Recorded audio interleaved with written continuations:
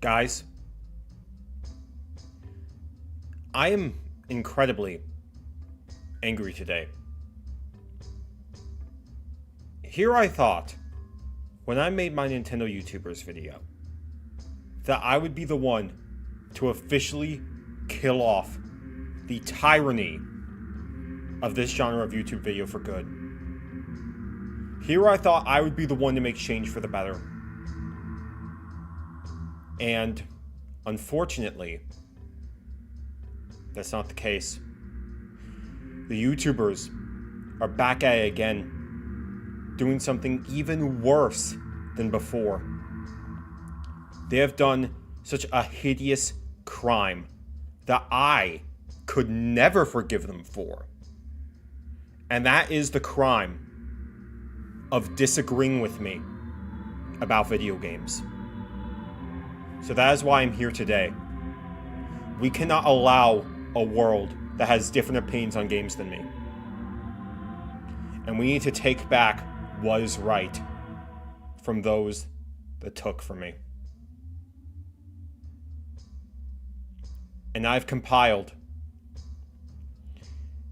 a collection of YouTubers who have made this grievance, this destructive, disgusting error.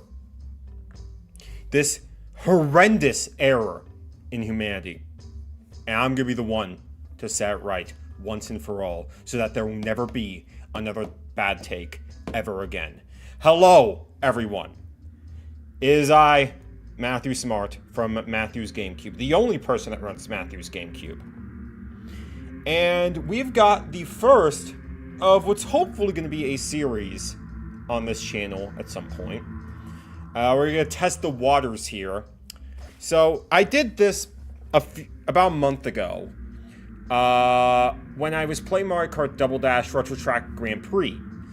And I was doing a reaction to my buddy Frying Pan Sam's Mario Kart Double Dash video, and I thought that was really fun. So we're going to do it again with people that I didn't ask for permission to react to.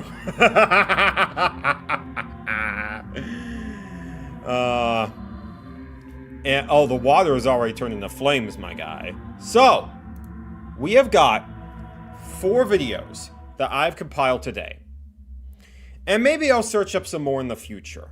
But for now, I got 4 videos that we are going to get to today.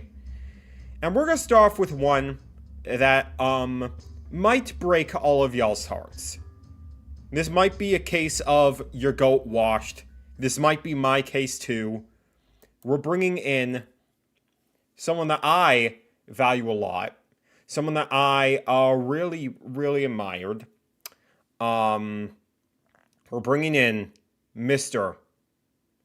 Scott the Blood Clot. Now, I want to make it very clear. I love Scott the Waz. I really do. Like, to say that he's an inspiration for me is a massive understatement. I'm watching him for like nearly a decade now. In fact, as you're going to see, once I pull up my reaction cam, which is why I would have said if I forgot there's a different. I should probably remove this at some point. Here we go. I met Scott and the gang last year when they were doing the Wazies. Incredibly nice group of people. As soon as I stepped on the stage, Scott actually recognized me. And it was a really friggin' cool experience knowing that, like, he's been around doing this for so long to still think about little old me. He admitted that he even listened to one of my videos in the car, which was the highest honor that I could possibly ask for. But, sadly, this might be a case of when your goat washed. Because, he decided to step into an uncharted territory that only the most elite, people with most elite ball knowledge should be talking about. And he decided to do something Absolutely horrible. Cancel worthy even. Having the wrong take on We Play. The wrong take. A fate worse than death, some would say. On Scott's Dash. And I think it's high time that we see his ranking to see just how based he really is, or if he's going to be going down to Detroit and staying in those mines for the rest of his life. So before we actually do watch this video, I would like to very quickly make my own little tier list for the We Play minigames. Because I remember playing We Play quite a bit back in the day. I played it a lot, actually, probably more than I should have. And there's a lot of really... I would say some of these minigames do hold up pretty dang nicely, all things considered. We're going to just quickly rank through all the 9 minigames right here. And then we're going to do a little bit of compare and contrast. So, the first one is the shooting gallery minigame. I thought you were going to talk about this game price video. Like, the thing is, I'm not going to... Even if I was interested in that, I'm not going to react to videos that I've already watched before. Because, like, that would just be really uninteresting. It would just be incredibly uninteresting to do. And also, like, a lot of his videos tend to be very agreeable for me. I need to find something that I disagree with at last. So, starting with the shooting gallery minigame. I forget the name of some of these. But the shooting gallery, this one's alright. I wouldn't say it's like a must in Nintendo's history. But I think it's like serviceable enough. I think the shooting mechanics are really freaking fun. Yeah, I dig this one enough. Find Me is also pretty decent. Or like, again, I'm not seeing the names of these ones. I remember some of these all too well. Forgive me for my nose itching a little bit. This is yeah, there are thousands. Yeah, it is basically the Where's Waldo of the package. It's all right. It does a decent job at being a little bit of a cute little find and seek thing. It's serviceable for what it is. The ping pong, the table tennis minigame, this one's really fun. It's fun to just get like a decent rally going with you and your friend. Just the constant back and forth. I think this one's really solid. Pose Me, I'd say this one's also really good. Trying to fit all your Miis in all the bubbles as fast as you can without letting any of them go down. I think it's really solid. I think it's a really solid one. Laser Hockey, I think this one's also pretty fun. It's one that I think is really just having the Wii remote be your what you use to like move the paddle and everything. It makes something a little bit janky, but something where like you could pull off the most insane maneuvers and have a good time. Billiards is awful. I've never been able to figure out how to do billiards properly in this game. It was just it's just the mechanics is just moving the Wii remote back and then just flinging it. Like it just never worked for me properly. I could never figure it out. And then fishing, I would say this one's a little bit clunky, but I would still say it's pretty fun. I would put this in like B tier. It's very relaxing for sure. I like the paper stack. It's just satisfying to like yank out a fish with like the right bite. I think this one's decent. Charge is fine. It's just a slow cow game. It's really easy, all things considered, just knocking through the scarecrows and everything. And Wii Tanks is Wii Tanks. Wii Tanks is like freaking phenomenal. It's like, if you disagree with this one, like, if you don't like Wii Tanks, I think you need to revoke your gamer license immediately. This one is just like doing all the missions, like just going through all of the... I agree with this list as someone who has never played Wii Play. Exactly. This is why I'm just the correct person all the time. Yeah. You're in the clear. No, I mean, like, I'm not gonna be a contrarian just for the sake of, oh, look at me, I'm so quirky. No, freaking, no. Tanks is just so freaking fun. I love Wii Tanks. So I'm gonna save this tier list. I'm gonna put it on the top left of the screen. Okay, and then, okay, let me just save the image right now. We play minigames tier list. Now, Scott has made a video about We Play way back in the day, 2019. And he did do ratings of all the minigames there. But it's been about 7 years since then.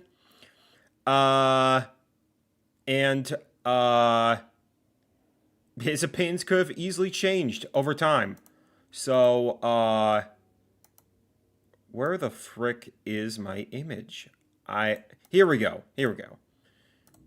Okay. Let me just put that right here.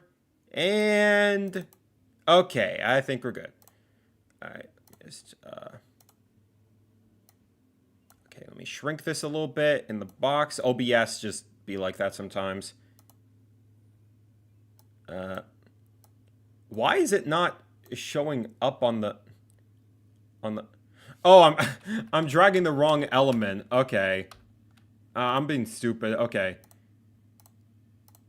Oh, where the frick is this? Okay. I might have to move YouTube out of the way for a sec. Alright.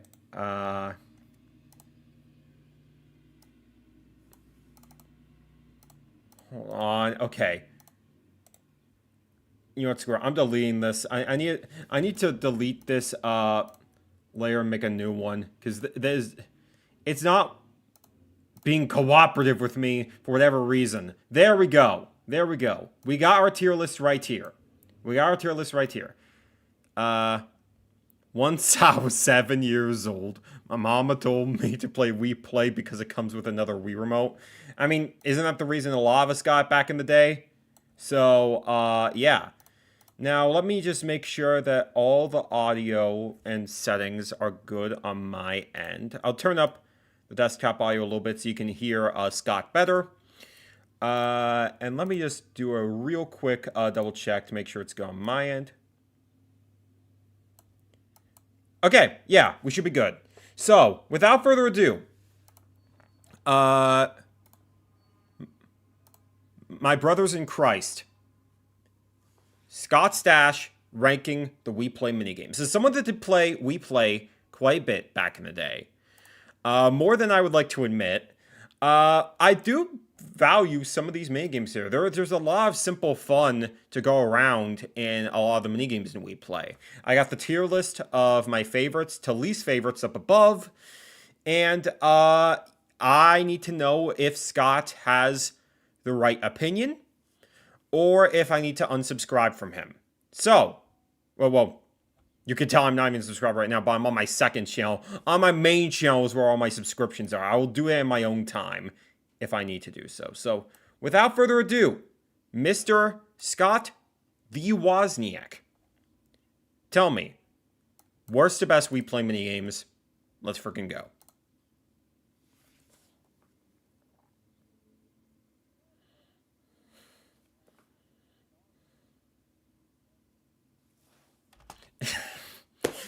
I don't know how I can possibly respond to that.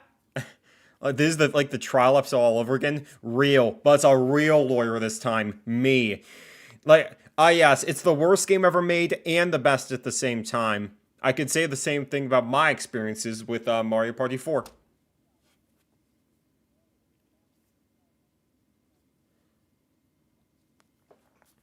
I accidentally forgot to turn my desktop audio on. Let's start that over again. Okay, whoops. You know, everybody, it's pretty strange for how absolute dog shit the original Wii Play is. It's pretty damn perfect. This thing got raked the best and through worst thing ever made back in 2006, 2007 when it released. Every single review of this game out there pretty much called it like one of the lamest game releases of that time. But even with all of these professional reviewers calling this game the fattest 5 out of 10 in all the land, this thing sold nearly 30 million units. Now, of course, there's Crazy. a very big reason for that. I mean, yeah, I imagine he's gonna explain this in a little bit, but like, yeah, like, the fact that the game came bundled with a Wii Remote when those by themselves were already $40 at the time, to get another game with it for $10, I think that was just, there was no reason not to buy it, especially considering they already had the Wii name, like, packed down thanks to Wii Sports. Like, I think it just made perfect sense for, like, people to buy it. I know we definitely got it back in the day, and we definitely had our fun with it. Like, there were much worse games that could have been packaged with a Wii Remote, like Fling Smash or something.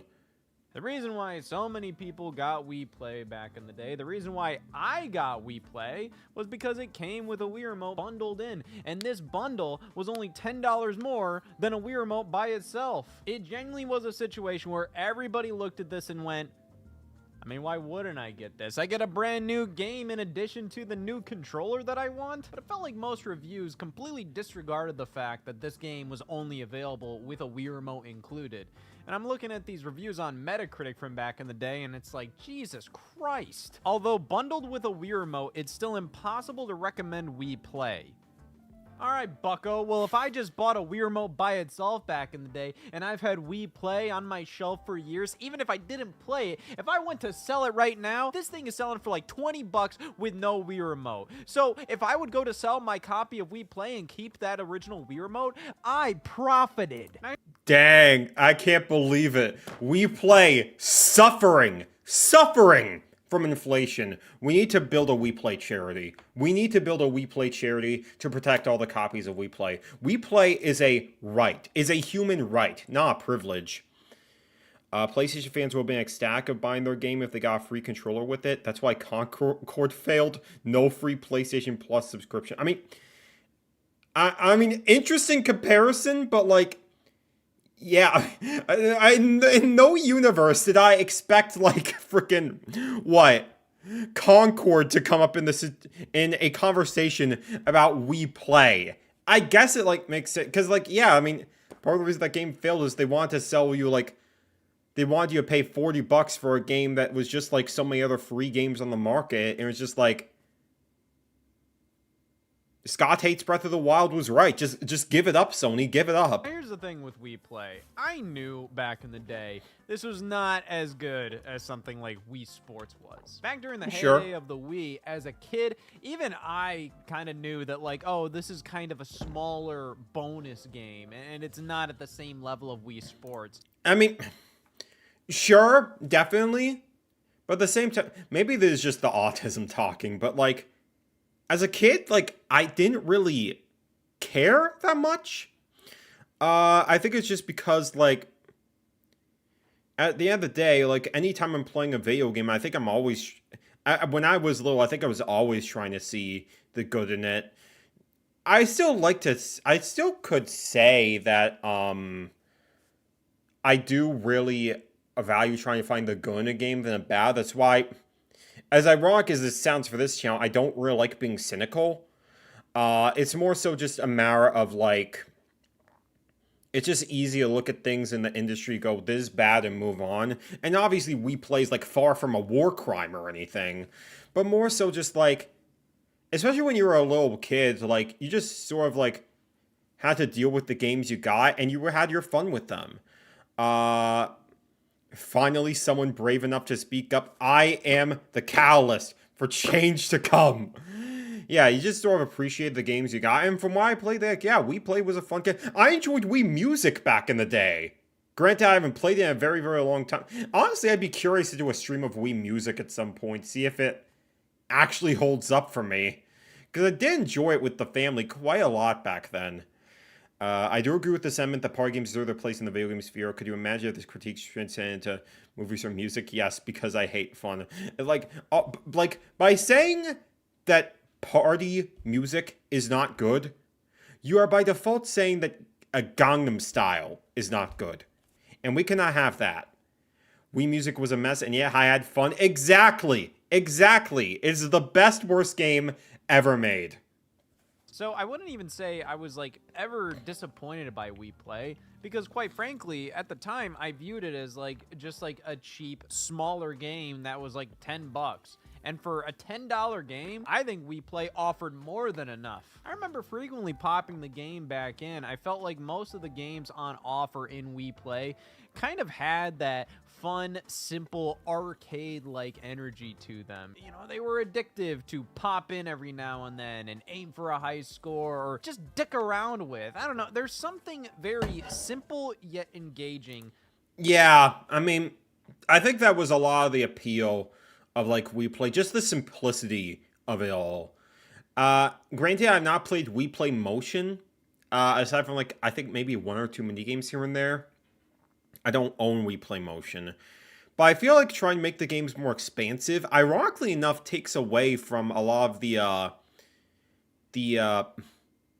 going to use the buzzword here, charm, of what made a game like Wii Play so special. Because, yeah, these are really basic mini games, but you could get a lot of time out of them because they're just so easy to infinitely replay again and again. And I think that's why it ended up sticking around for as long as it has.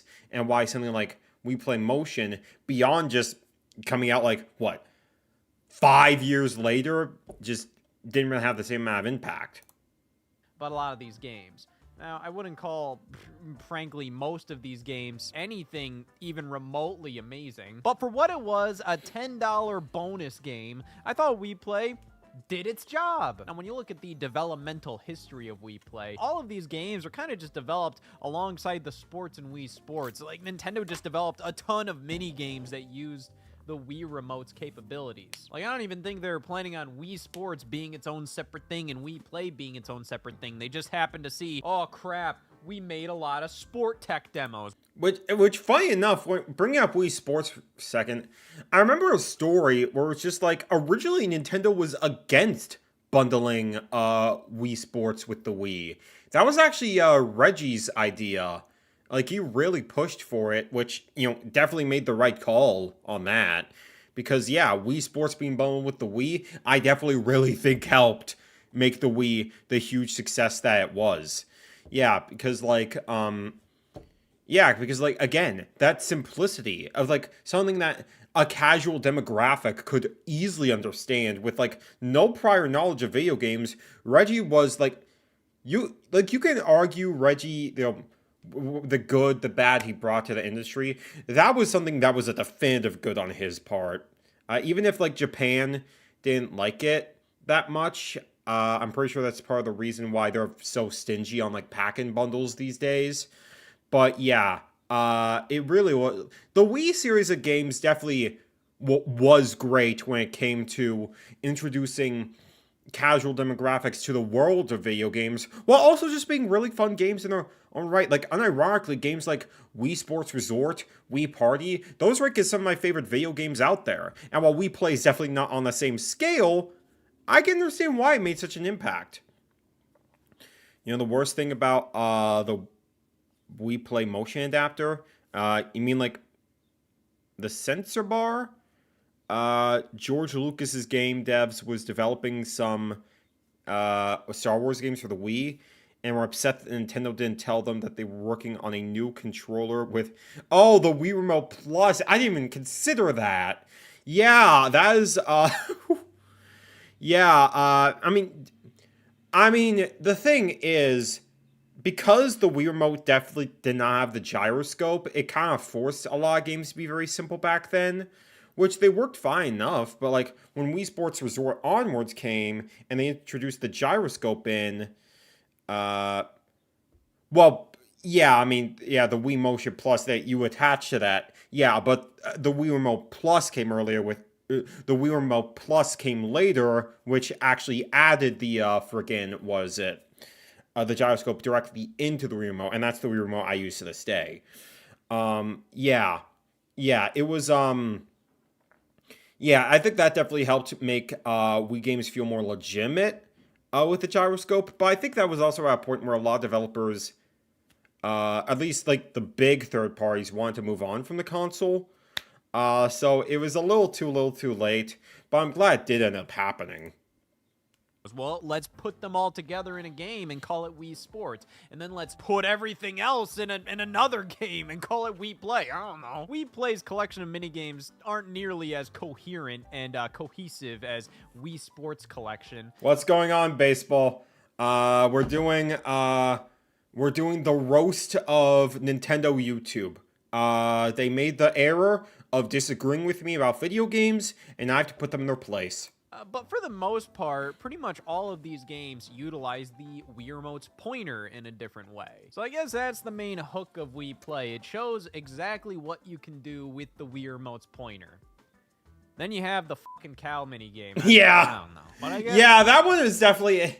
When it came to the pointing functionality, and arguably, like, the cow game and arguably the billiards minigame, too, it didn't really use the pointer all that much. It was more so just... And you could argue table tennis did, too, but I don't think that matters that much, since it was mainly just dragging just the Wii Remote left and right.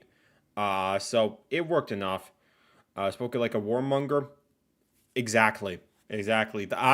I'll be the catalyst for change, dang it. Yes, that's what makes Wii Play. It's pointer-based Wii Remote games. And then you have Wii Play Motion, the sequel to Wii Play, and it doesn't really focus on pointer control. The cow game feels so out of place. That was a pointer focus. Yeah, it feels like it should have been like a standalone like side mini game in Wii Party years later. And yet, funnily enough, they chose that song of all things, like the charge mini game, to put into Super Smash Brothers. Of all the songs in the world, you choose that? Sure. My experience with Wii Play is non-existent. Well, don't worry. I'm here to okay, let me put it this way. I am here to make my opinion your own. That is my purpose. What makes a Wii Play game Wii Play? It's just on the fucking Wii. I don't know. Well, I'd be lying if I said, oh, I play Wii Play all the time. Like, if I want a little bit of a nostalgia You're trip, telling me you don't do that on Sundays? And Shame. playing one of the Wii series games, I'm probably going to go for Wii Sports Resort, long before I go for Wii Play. But Wii Play wouldn't be, like, one of the last picks for me. I would honestly pick playing it not too long after the first couple of games that I would play, just because of how simple and quick it is to jump into Wii Play and just play a mini game and have a fun little time. But today, I would like to discuss said mini games. I want anybody who doesn't fuck with Wii Play out of here. This is between... You heard that, baseball. You heard that shooting films. You gotta go. You don't mess with this game. Therefore, we're gatekeeping the stream now. We're gatekeeping. Me and the real ones. And I want to rank every... You hear that? I'm a real one. Thank you, Scott. Mini game in Wii Play. The original Wii Play, not Wii Play Motion. I do enjoy Wii Play Motion. Maybe someday we'll go over all the Play Motion mini games and rank. I have nothing to say about Play Motion since I haven't played that one. Mini games in Wii Play. Those were the days, weren't they? Man, they don't make them how they used to. Most of the Wii Play mini games suck ass, so they don't make... Correction, only the billiards one sucks. Okay? Games suck ass like they used to. First up, we have Shooting Gallery, which is a bit of a spiritual successor to Duck Hunt on the NES. Funny story about Duck Hunt, actually. When I was like, what, 15 years old? And I went to my very first video game convention, and I got myself an NES, an actual NES. It was the action set, and it came with the NES Zapper with, like, that dual cartridge of Super Mario Brothers and Duck Hunt. And I really wanted to play Duck Hunt, and I was just like, why is the Zapper not working on this TV? And then I eventually, I tried so many methods, I just could never get it to work. And then eventually I learned that the NES Zapper only ever worked on CRT TVs because of all the technology that I don't understand that was in like the back of the TV. It does not work on flat screens, and it hurts me every single day. Honestly, I'm kind of surprised that they haven't put Duck Hunt on NSO, to my knowledge anyway, and just allowed you to use the gyroscope for the Joy-Cons. I think that would be like a perfect fit for NSO, but they never did, which is unfortunate.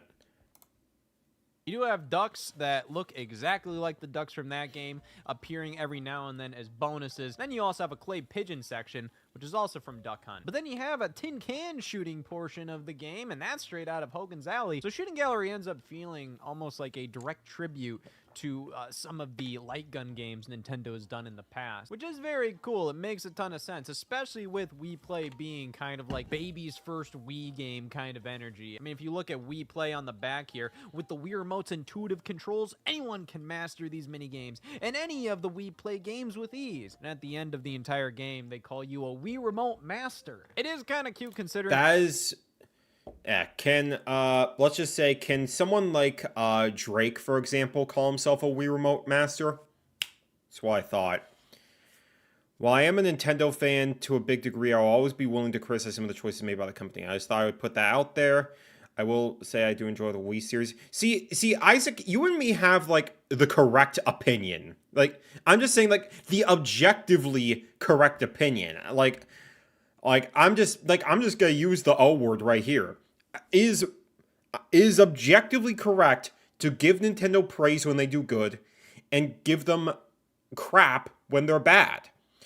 And I will say the Wii series, you know, a lot of it was pretty good, all things considered.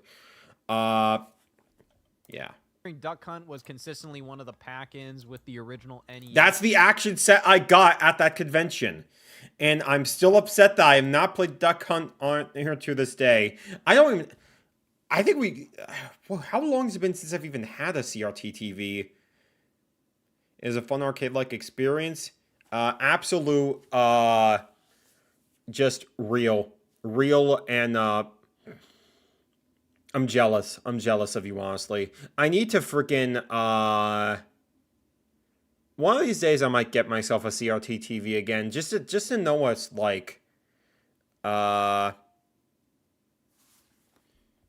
yeah. You know, kind of meant to show you what the NES can do and teach you how to use the NES Zapper. And this does feel like an upgrade in the sense that, like, oh, now you can see the crosshair. Doesn't that make things simpler? They definitely do a hell of a lot more with Shooting Gallery than they ever did with the original Duck Hunt. But, you know, I'm not the biggest fan how there's just a certain amount of levels. It ends with the UFO section. I think that is what is holding the Shooting Gallery back from being higher for me. Just because, yeah, there isn't really much to it beyond, like, the 3 levels. If it had, like, more variety and much more randomization in how things were set up, I could definitely see myself bumping it up to A. But as is, you know, right down the middle of the pack, I think that's where it should stay.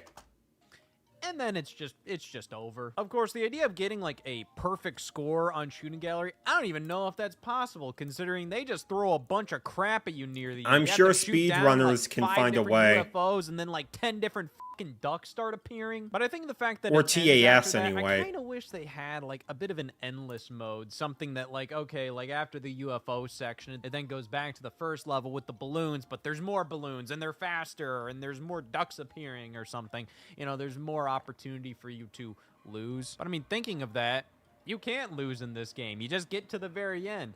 I guess you can lose with the UFO section if they capture all of your Miis, but you know, that doesn't happen until the last level. So and also, like, who's gonna lose, like, every single Mii? It feels like it'd be easier. It feels like it'd be harder to lose all the Miis, honestly. I would have appreciated if they tweaked this game a little bit to have it be a bit more replayable. Because, you know, like, I do play this game almost every time I boot up Wii Play. But after one playthrough, I'm kind of done with it. So I think Shooting Gallery is going in the middle of the pack. Right where I put it. Oh, wait, no. Oh, wait, no, I'm stupid. No, I put this in 6th. So 5th place, you know, so far so good. So far so good. Almost no one I know actually gave Face. I completely forgot about Face Raiders. Yeah, it was a very unique experience for the time. I do miss some of that stuff a lot. Anyone that's like, oh, the Wii U was, like, so much better than, like, the Switch, like, you're a freaking cornball. I'm telling you that right now. One thing I will say I generally do miss about that era were those little, like, pack-in, like, little small games that use, like, the console in, like, unique ways, like the camera and stuff. Face Raiders is definitely one of those examples. It's a strange game, but a really neat one. Anyone remember freaking Photo Dojo on like DSi, where you could like make a fighting game and take pictures of yourself to like put yourself in the game, I would fight Luigi as myself all the time in that game. For now, I wouldn't necessarily call it the best Wii Play has to offer, but it's far from the worst. It's definitely a fun enough game, but it's very much a one and done kind of deal. You play it, and then you move on. You don't go like, oh, wow, let's keep playing this. Next up, we have Find Me. Not Find Me, Find Me. And you know what, Find Me fans? Oh, now that is a jump cut if I've ever seen one. Find Me sucks. Are you kidding me? Are you kidding me? Diabolical! Diabolical! I am with them every day of the week. We have to cancel him. We have to cancel him on Twitter now. We have ignore the fact that I have Find Me at seventh place right here. This game is in B tier, okay? We cannot let this happen, okay? Okay, let me see. The Wii U era is one of those eras where people only look at the good despite the immense amount of issues that era had. There is a reason why people will say the Wii U is so good, and yet every picture they have of it is just the menu. They boot up the console to prove a point, and then they don't play a single thing on it. That is what the Wii U era is. The simplest damn games in the collection. It's not that it doesn't work or anything, but I'm just kind of like, man... Why? Yes, a video game version of Where's Waldo isn't like an awful idea, especially when you have a pointing device. You know, it makes things much easier than how they did fucking Where's Waldo on NES. I think this is an okay inclusion in the collection just because literally quite everybody understands what to do here. I think this was definitely one of the easiest mini games for me to understand at the time, but I do get where he's coming from. It's like, it's a fine minigame on its own. It's just, there isn't really much to it. There isn't really anything that is going to be like, oh, there's such a hook compared to the rest of the minigames here, or most of them anyway, where I'm just sitting here like, okay, I have to play this one every time I boot up this game. I'm a huge Nintendo fan, which is why I'm this close to finally playing one. In case you don't know what he's talking about, this is in direct reference to, where is it? So, the final part of the Wii U retrospective is coming out very, very soon. And,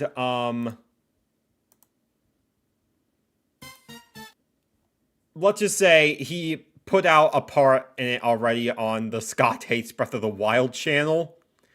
And, for all we know, this might come out today. But, here's the bit he's talking about. Hey Nintendo fans, just another Nintendo fan here. I love Nintendo games so much, I'm this close to finally playing one. Today we're reviewing Mario and Sonic at the Rio Games on my Wii U. The only game that matters on the console. Right back to my childhood. Memories of playing Super Mario Brothers on my Nintendo 64 rush back as I see my favorite characters pop up, like the Bone Bowser and Styx. If you're a Mario fan, you'll love this game. There's Bowser. Mario to go around and so many Easter eggs to spot. Hey, look at that.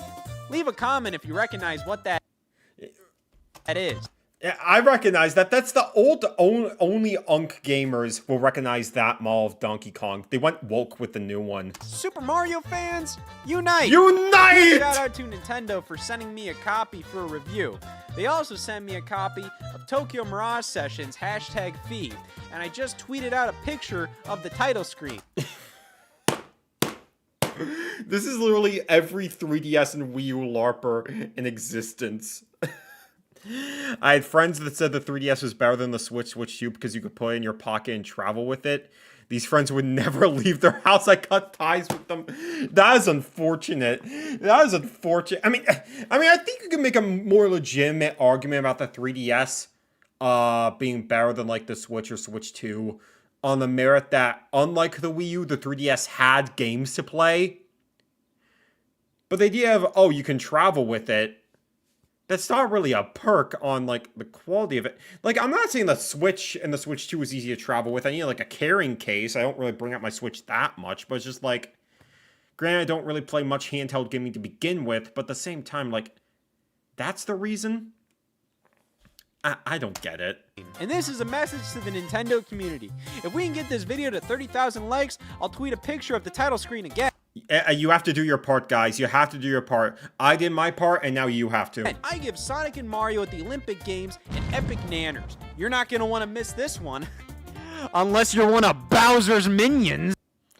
Is this a Mario and Luigi Superstar Saga plus Bowser's Minions reference? Real. They didn't want to admit they play Kirby games on there. What's there to be upset about? Kirby Triple Deluxe is fire. Granted, I haven't played Planet Robobot yet, but Triple Deluxe is fire. Real 2016 game on Wii U is very expensive on the secondhand market, actually. I can imagine, yeah. Like, that was one of the last games that released on the Wii U, and barely anyone bought it. I never bought it. I had no reason to. It's just like, it's Mario and Sonic at the Rio 2016 Olympic Games on the Wii U. Do you think I bought it? I mean, maybe you could assume yes, because I bought a Wii U, but regardless, yeah, so, yeah, that's a part that's gonna be in his Wii U, his finale in the Wii U retrospective. It might even come out while I'm doing this stream, but I'm not gonna stop it for that. We have more important business to attend to. Ranking We Play minigames, dang it. For very casual players, you know, like old fucks. You know, my grandma, grandpa back in the time, they could definitely play Find Me. Also, hi, Zom. And this thing does get tricky over time. I do think the timer element of things definitely makes it interesting, especially when the Mii's start moving around and you have to find, like, 3 lookalikes. And a lot of times, they are all not on the same screen at once. And sometimes they're swimming, their face is obscured. Like, they definitely do a lot of stuff to mix things up. And yeah, like, I think for what they do with the concept, they do enough to keep it interesting. The only real issue with Find Me is just that the main game is just not as good as the rest, sadly. Make it kind of a bit more exciting than it is in the first, like, 10 rounds or so. But I wouldn't say I'm really having a great time with Find Me. If anything, the first dozen or so rounds are so piss easy, it's kind of like, what am I even doing here? But then you get to the later rounds where it gets piss hard, and it honestly gives me anxiety. Like, I'm just like, am I going fucking crazy here? Where the is the me I'm looking for? Where is Vsauce? Where is Vsauce in here, okay? He was the master of Where is Waldo. He did an entire analysis on it. You can never find him. He's amid that. The fact I own Mario and Sonic Rio is a miracle. Take that, Snoopy's Grand Adventure. Real. Did anyone remember that one tweet the Sonic account posted during the release of Tokyo 2020 games? They jokingly said that that was the final Mario and Sonic installment, which, I mean, they're kind of right. They kind of ended their partnership with the Olympics after, I think they tried to get into NFTs at some point. And I know they actually delisted the 2020 Olympics from the eShop, which is unfortunate. I never picked up that one just because, like, it just looked uninteresting to me. But it's always unfortunate. Anyways, I'm going to try my best to ignore chat messages that are, like, a bit unrelated to We Play from this point forward, just so we can get through this a little bit faster. Because I got many more videos we're going to watch today. I avoid calling Zom when Lewis is more natural. Yeah, whatever, Zom. I kid, obviously. I would definitely put Find Me kind of in the lower half of the package, so it's going under Shooting Gallery. And yet still higher than I put it. Like, freaking... What? Number 7, yeah? Next up after Find Me, we have Table Tennis. Now, this Here was we one go. that I was super interested in back in the day. When I saw We Play had Table Tennis, I enjoyed a ping pong as a kid. So seeing that he became Macaulay Culkin in real time. There was a ping pong game in We Play, oh boy, you knew it was one of the first ones I wanted to try. I think this was one of my biggest disappointments back in the day. The fact that it isn't really ping pong, it's literally just rallying the ball back and forth, and you don't swing anything. Which, yeah, to be fair, like, I mean, they did eventually add ping pong to Wii Sports Resort, but I always just thought trying to get the rally, there's just something very addicting about trying to get a simple high score from this and working with a teammate to actually, I mean, It's like just playing a sport in real life where you're just bouncing like a basketball back and forth to see like how many times you can like pass it off to your mate before like eventually the ball gets out of reach. I think that sort of same amount of appeal applies here, and I really like this as a result. You just point the Wii. Where is he gonna rank bowling? Nothing, not here, because this is Wii Play, not Wii Sports. And you move it left and right. Of course, if you did play this like actual table tennis, you know, how much different It's all about would this flow be state, from, exactly. like, Wii Sports Tennis, you know? Of course, when you look at something like Table Tennis and Wii Sports Resort, that's quite a bit different from Wii Sports Tennis, but that had the benefit of the Wii Motion Plus functionality, which made it different. I'm thinking with a normal... I definitely wasn't nearly as big into ping pong and Wii Sports Resort than I was just regular tennis and Wii Sports. I'll give it that. Yeah, I mean, I guess it makes sense to do something a bit different, just to, you know, give this more of a reason to be played compared to Wii Sports Tennis. But yeah, this was a bit disappointing to me. But while I would probably want to play this before Find Me, just because, you know, it's just simple, quick, jump in, try to get a high score. That's fun. Yeah, you could go into Find Me just being like, I just want to try to get a high score, but some of those rounds just last too fucking long, man. Table tennis, it's kind of you're in and you're out. And I will say, just because this is a much simpler, high-score, kind of endurance-based game, it's much easier for me after losing this game to just want to jump back in immediately. Exactly. To playing, like, exactly. It's a very addicting game. It's a very addicting kind of game to play. Where compared to like Find Me, yeah, what Isaac is saying is just too easy when starting up. The fact that I don't think, correct me if I'm wrong, I don't think there's a level select in any of the games aside from, I think, tanks. I think that would have helped to make it much easier to want to jump back in to certain games for returning players, which sort of makes Find Me a bit difficult to want to come back to. Whereas, like, just the table tennis rally, I just think it's just addicting. It's really freaking fun to come back to any time. I guess it's a little more replayable, but I don't know. I mean, I think Shooting Gallery is just more entertaining overall. I don't really find table tennis and Wii Play to be all too entertaining. It's kind of like the lowest common denominator form of like video game entertainment that I find enjoyable. Like, you're saying that when Subway Surfers exists. Maybe that's the secret I need in order to get more people to watch my streams. Just have Subway Surfers gameplay on, like, the right, while I'm just talking over the video the entire time to keep people's eyes on something super engaging. I think that's what I need to do. You're wanting to make enemies with popular YouTubers? Exactly. I hate this guy specifically. We need to send him to Detroit. All right? Basic stuff, aim for a high score. Types games are always a score on the go. Problem is, this is on a home console. Yeah, at the same time, considering the game uses motion controls, which are obviously much harder to do on, like, a handheld device, sure, you could use the touchscreen, but I just find, like, waving a remote around to be a bit more simple to understand than, like, holding a stylus on a screen the whole time. I think this works for what it is. Action-packed trip to Detroit with Rustler's microwave burger. I don't know what that means, but I'm sure it's horrifying. there is something with it that gets my brain kind of cooking where I'm just like, oh, wow, I'm engaged in this. I want to try to get a super high score. Probably because it starts off very easy and the concept is so simple. You're just like, well, obviously. Nah, man. Subway Surfers is mid. Sonic Dash is where it's at. Spoken like a true person with autism, right? let me stop. I can get like 1,000,000 points here. Why shouldn't I be able to? And then you don't get 1,000,000 points, and then you go, fuck you, Wii Play. I'm better than you. You can't do this to me. But it doesn't make it a good mini game or even a great showcase for what the Wii Remote can do. It's great. I think you're just boring and skip. As much as I like dogging on Find Me, like Find Me has a bit more of like actual things going on with it, you know, even if it's not as exciting. You know what? I'm going with my gut here.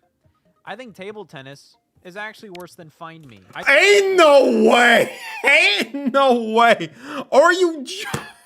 There's no... I put in second! I put in second, Scott! I can't believe... I knew you would do this. I knew you would do this to me, Scott. I knew that you would do this to me. I cannot believe that. I trusted you with my life! And you gave me this garbage! Come on, man! I can't... Table tennis in 7th. Worse than Find Me. Worse than the shooting range. 2nd place. 2nd place. The second best minigame, and you... We have to cancel him on Twitter. I don't even use Twitter anymore. We have to cancel him. What was it? Oh, I wasn't even expecting the Fire Temple music to come back on, but somehow this is perfect for this. You betrayed me, Scott. You betrayed me on this fine day. And I'm telling you, if you don't put tanks in first place where it belongs, I am sending you to the mines of hack fraudery.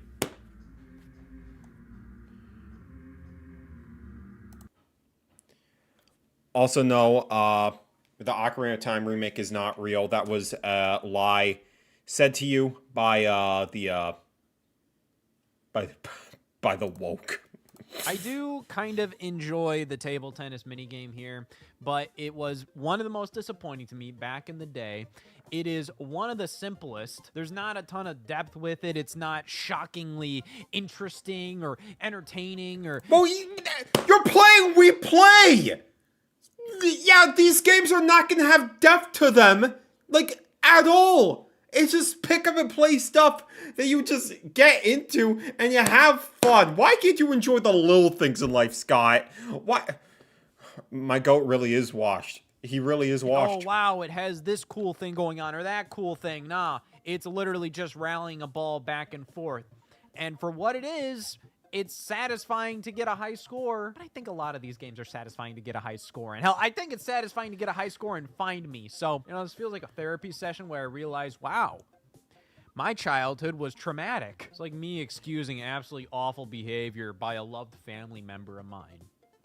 Table tennis is that loved family member. But by comparison... Matthew and Veos, don't go bother these YouTubers. Matthew in the stream, cancel Scott for putting table tennis below Find Me. See, here's the thing. Here's the thing about that. When I put out... Okay, here's the thing. Let me actually make this an actual conversation, right? When I am making a video, an actual video that is more deliberate than a live stream, right? Because the videos that I make are obviously going to be more deliberate than, like, the live streams I do, where they're very, very off the cuff. In my videos, especially a video that got as popular as the YouTubers one, I know that there are going to be choice people who watch the video and assume that I am genuinely trying to start a lot of drama, right? And I just try my best to be like, hey, I do not condone this behavior.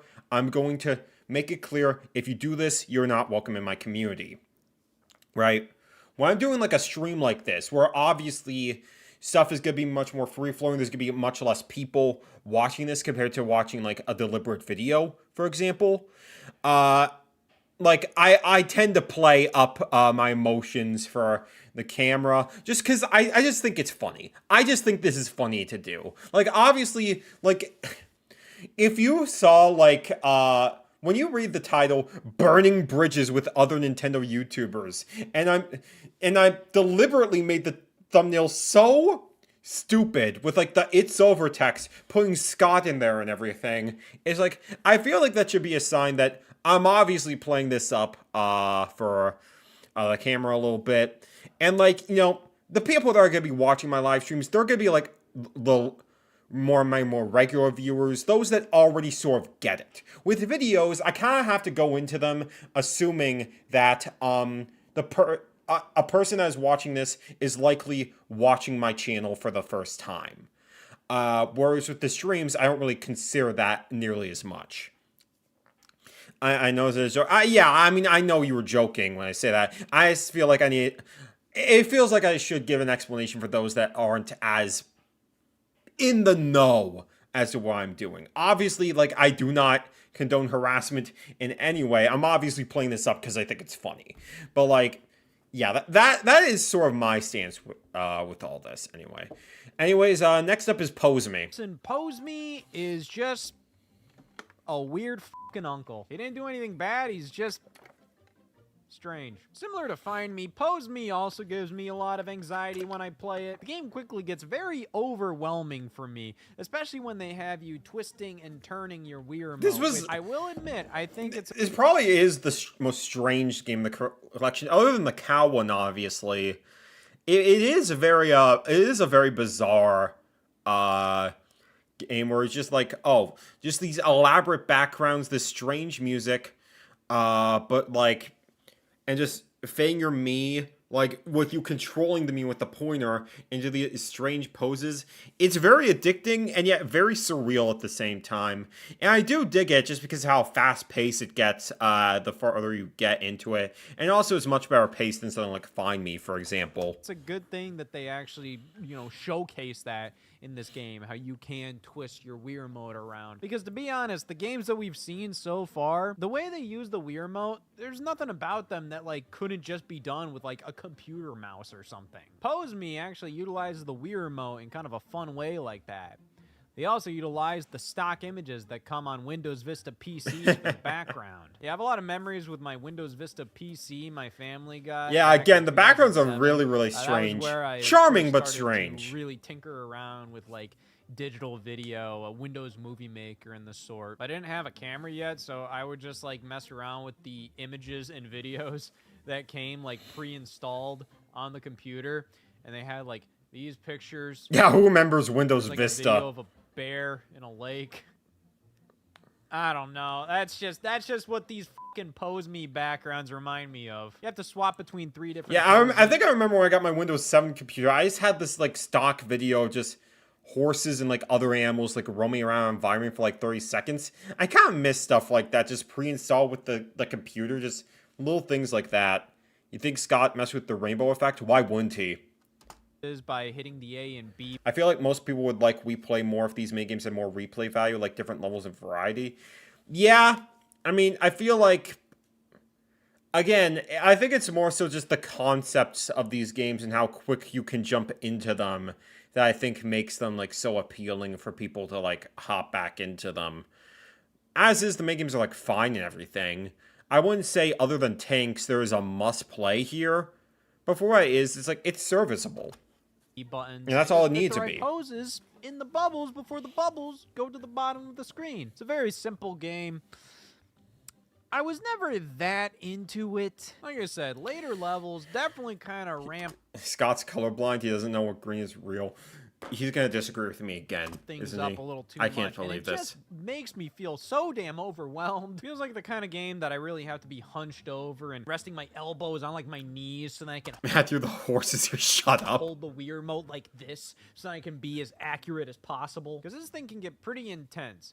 Like I said, it's not really my favorite, but I feel like I have to rate it. Oh my gosh, you actually bring up a great point. Baseball. Oh my gosh. Clubhouse games. I feel like that is like the perfect way to like try and like modernize like we play, honestly. Because Clubhouse games on the Switch is legitimately like really good. Because you get 51 different games to play. Most of them are like classic board games and card games and like sports that are like so freaking timeless. I genuinely think that is a great evolution of like sort of like the Wii Play formula in a way. The simplicity of wanting to jump back into a game, super easy to set up. Yeah, I mean, Clubhouse games definitely gets my Matthew seal of approval of I don't hate this. Yeah, definitely. If you have a Switch and you haven't played it, you absolutely should. It above. Maybe I'll stream it at some point. That'd be fun. Me, just because it is the most unique game in the package thus far, and it actually utilizes the Wii remote in a way that showcases kind of a more unique attribute of it, that being able to. We play walk so Clubhouse games could run. Shooting gallery, so Pose Me is going right above Find Me. Oh, we're doing shuffling. Okay, so It's not set in stone. All right. Okay, pose me at 5th place. Again, I'm not going to get mad at you for this one. I put in 3rd. Still a little bit low for my liking, but we can change anytime. We can move table tennis back up. Ludo is straight up where me and my friends get 50% of the enjoyment from the game. Yeah, some of those card games can get really, and like board games, like all those stuff, like, again, it can be so freaking addicting. Pose mid, shut up. Below shooting gallery. Now, laser hockey. This one is very tricky because I always really liked laser hockey, and I think it's because of the vibes. Oh my god, it's so cool. It feels like I'm in the fucking future. Yeah, no, I really like laser hockey. It's just like, for me, what makes laser hockey so freaking appealing is, yeah, I mean, the vibes, just the neon color palette. I just think with all the colors in the background on like a black surface, I think just looks really cool. I think the music helps with it. And yeah, just having your Wii remote be like, you know, your little guider that you use to like hit the hockey puck per se. I just think makes for a really interesting way to play hockey that I don't really see many other games doing. I think it's really freaking neat. I love this one. Playing Pong. That's interesting. A lot of these games have parallels with Atari 2600. Gotta get rid of this cushion. It's you know, this a little bit Pong, too tedious for me to use table right now. tennis and Pong. Play around with tanks. That's like a direct spiritual successor to Combat on the Atari 2600. But this ain't the 70s anymore, Grandpa old f***. We have Wii Play now, where things are worse. Laser hockey is strangely kind of unsatisfying for me to play. I think the sound... He just hates everything, doesn't he? He is actually a cynical uncle. Oh my gosh. We need to go back in time to make sure that Scott actually had, you know, a good group of friends to play with, to ensure that we play and its mini games like laser hockey or stuff that he genuinely admires. Like, oh my god, he is just a nitpicking Andy today. Sound effects and the look of it makes it seem like it would be more satisfying than like Pong or something. And again, I will give it credit. You know, you can twist and turn the wheel. Yeah, the twisting is really cool. Turn your paddle, which is quite a bit different from Pong. It's also different how you have free range wherever you go on your side of the arena. Of course, having more freedom does open yourself up to, you know, screw yourself over. I have done that plenty of times. But like I said, the controls feel very unsatisfying. His least favorite games from the 80s. Number 2 is table tennis, and number 1 is Pong. Oh, yeah, it's the actual Scott the Watch. Wait till he says Wii U. Satisfying for me. The fact that I have free range of wherever I want to go on my side, it makes it so then this ain't just regular Pong. I mean, you can like really whack your ball. But I don't know, there's something about it where it just feels like there's not a lot of impact. And I think one of the reasons it just feels kind of bad sometimes is the fact that they have a very harsh cutoff in the middle there. When you hit that middle, you don't really feel anything. It's just telling you like, no, you can't go past this. I almost feel like instead of going for the laser hockey aesthetic and making us control these like flat paddles, I almost feel like just straight up going the air hockey route would make for a more satisfying experience. But yeah, I don't know. Maybe in like Wii Play sense, sure. Because like this is very stylistically different from the rest of the mini games here. But I think it's also what helps it make it look more interesting. I like the whole neon look of it. And yeah, just the idea of just being able to move your paddle wherever you want, like on your side. I think it's just a matter of like it's different than regular Pong, therefore it's not as good. Which like maybe you could argue, but it's just like I don't know, I find this to be a cool take on the formula and uses great use of the pointer. Well, laser hockey seemed like it was going to be really cool when I first saw it. Then playing it, there was always just something about it that's like, man, this just feels off. I feel the overlapping your panel on the side might make the game too easy. It also makes it more funny. Have you considered that? Like I'm hovering between below or above table tennis. Oh my gosh. Oh my. He hates everything that I like, and he's gonna like everything that I don't. I can't believe I think I'm this. gonna put it above table tennis. Okay. Okay. And pushing up shooting range to 3, yeah.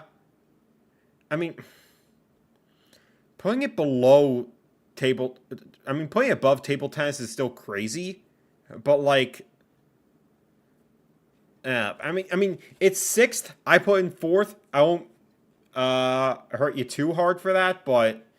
Yeah, this is not looking good for me. Just because there's more going on there, there's a bit more strategy. More or less the retro game geometry wars. Yeah, sure. Bit more interesting, even if the controls Scott aren't the as Moss. responsive or feel as good. You know, my guy. Give me a second. More like Scott the Moss. I can't believe it. You have destroyed his career. Based in real. As they do in table tennis. There's just more to do. There's more skill involved. Like, I would rather take laser hockey. I said it. Next up, we have... Brave. Yeah, billiards is billiards. It's hard to go... Oh my god! No, we're done. We're actually done. Frame 1!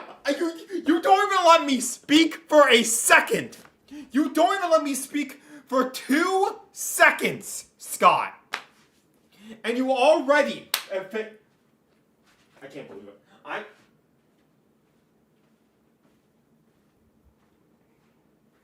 am going to process this moment. I am going to process... You're telling me...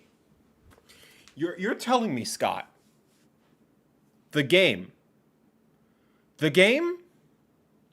where pulling back on the Wii Remote barely works. The game that arguably has the least amount of functionality, at least from my experience. And you're putting it in second. You're putting it in second, Scott. On top of the fact that it's just billiards. Which maybe you could argue, sure, that would work with the Wii Remote, but like, it's hardly a unique take on the concept.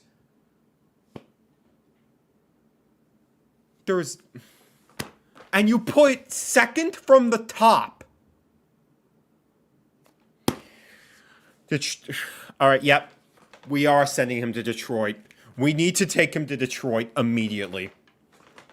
Fate worse than death. Wrong with it. I will say I've consistently had problems with billiards reading my pushing motion. Yes, it sucks! It's terrible! It sucks, dude. Like, oh my god. Yeah, it's just like, it feels like I have to, like, pull back so many times in order to freaking actually... in order to freaking actually get to read my motion. It's so tedious and clunky to, like, actually get us going. It's so clunky to play this version of billiards. I cannot stand it. And you're putting it second from the top. Correctly. I mean, it's probably my fault, but am I really going to change myself to make Wii Play better? This has been a problem for me for over 15 years. It is what it is at this point. I'm never going to change. It is what it is. And he's... Oh my gosh! Oh my gosh! Are you serious? That's literally all you had to say about billiards. That is all you had to say. You literally were just like... Oh, yeah, it's hard to read my motions, like, with, like, the Wii Remote, and it just feels, like, very clunky because of that, and I'm never gonna change that, It's just so hard to get, your, like, your pool stick in order to, like, actually do the motion. It's so clunky, it's so hard to control this game. Second from the top. Yeah. Oh my... Guys. Do you think that Scott is actually a Wii Play LARPer? Have you considered that? Have you considered that he might not have actually played this game? And he's just hearing what other people have to say about it and taking their opinions and making them his own? Have you considered that? Did he mention why it's good? Exactly. That is exactly what I'm saying. Even when Scott's being justifiably negative, he still denies it. Being self-aware is not helping. I can't... Like, you gave us... It's like, yes, give us nothing.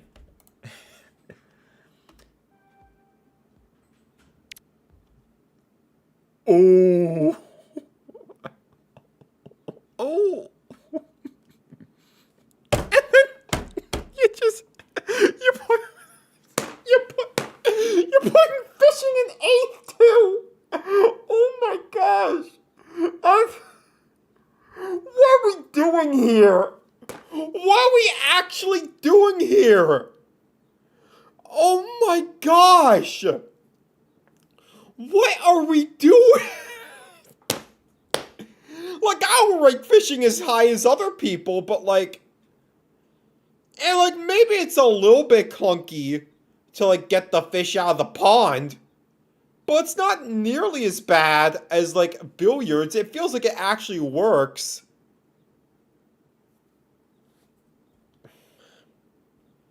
Guys, I hate to be the one to do this. I hate to be that guy. But it has to be done.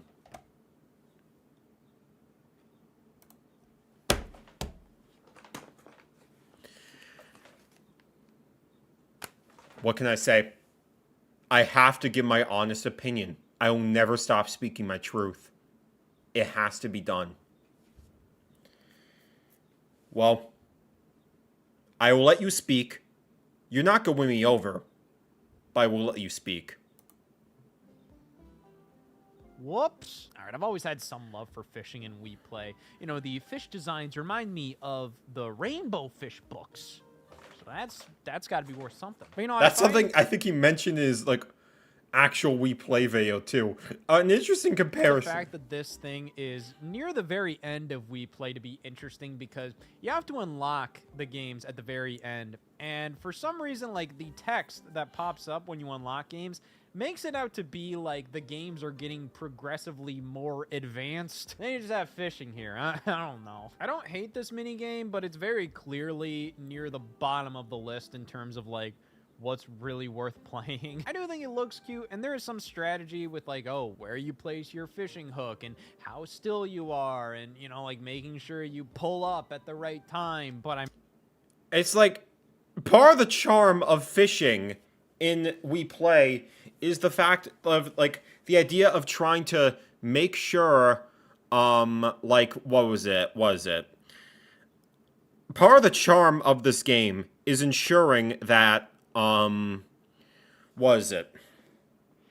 just trying to catch as many fish as you can within like, you know, a time limit, or like getting a high score from like being as like subtle with your movements as possible.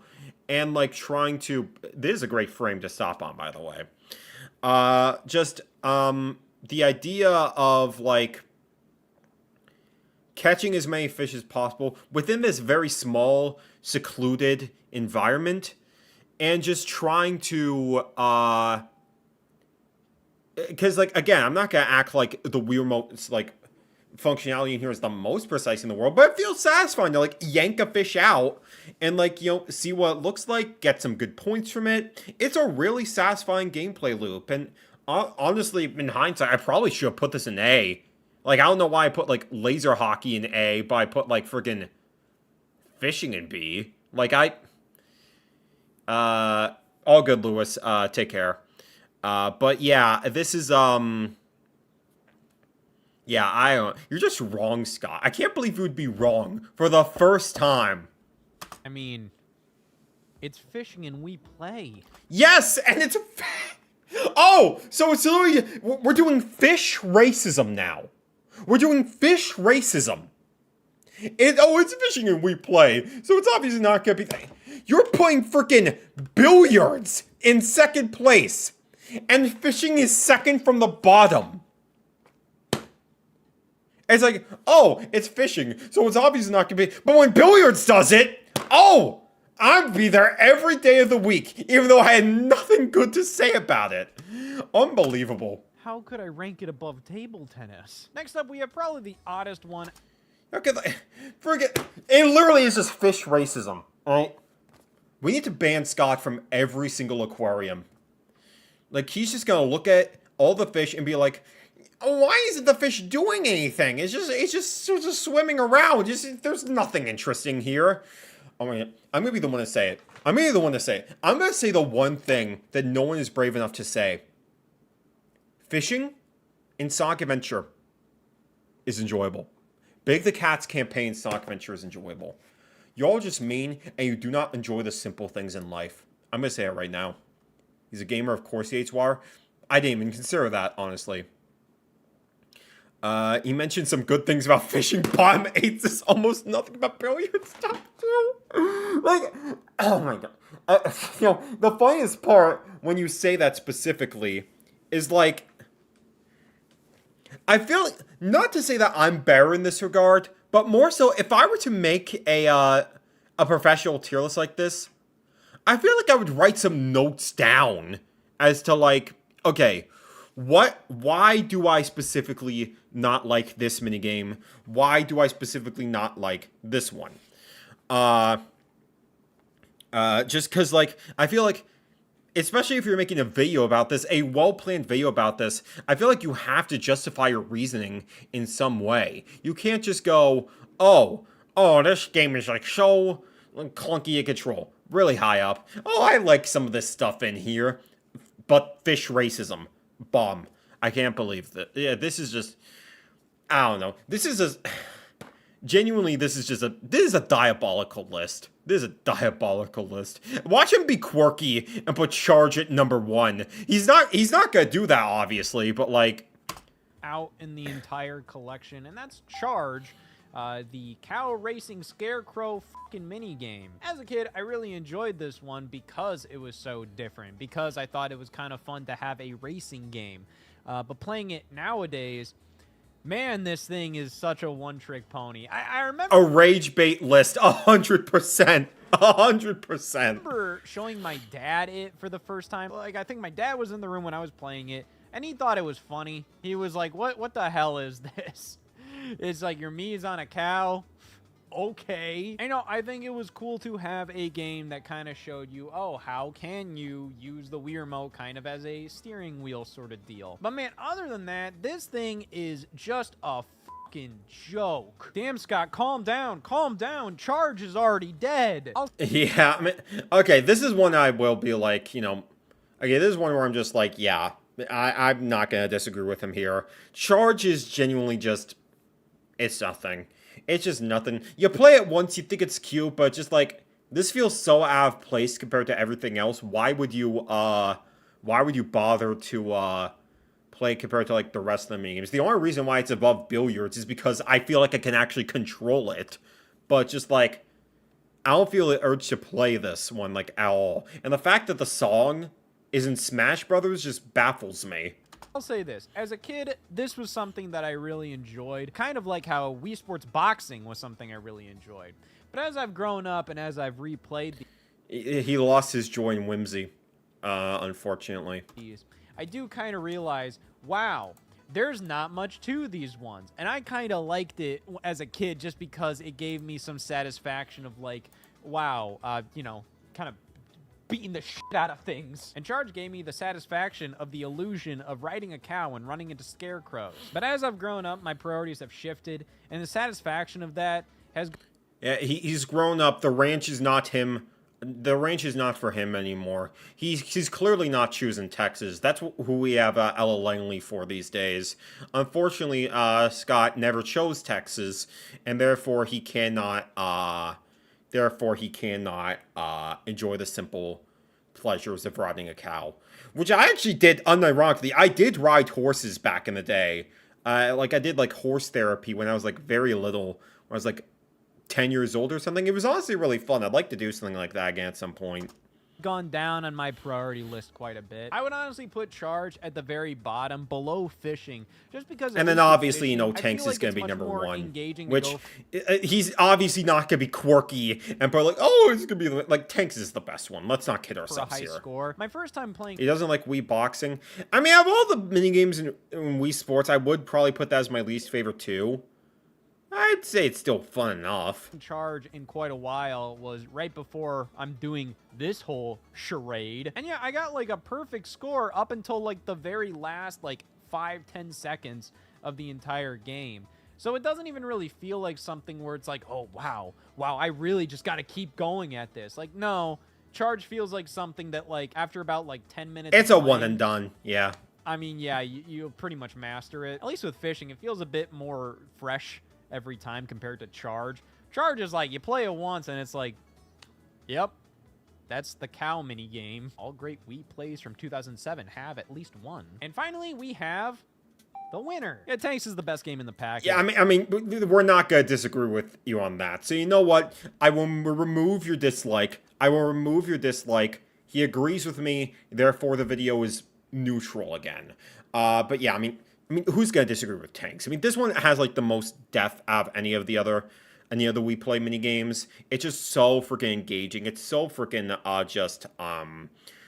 going around all the levels and trying to make sure you don't get hit by the enemy tanks. Playing co-op is freaking fun. There's a reason why I've seen like a lot of Steam games taking direct inspiration from Tanks. It's just such a simple gameplay formula with actual depth that makes it interesting to want to replay again and again. He's not getting sent to Detroit, but rather Texas. Real.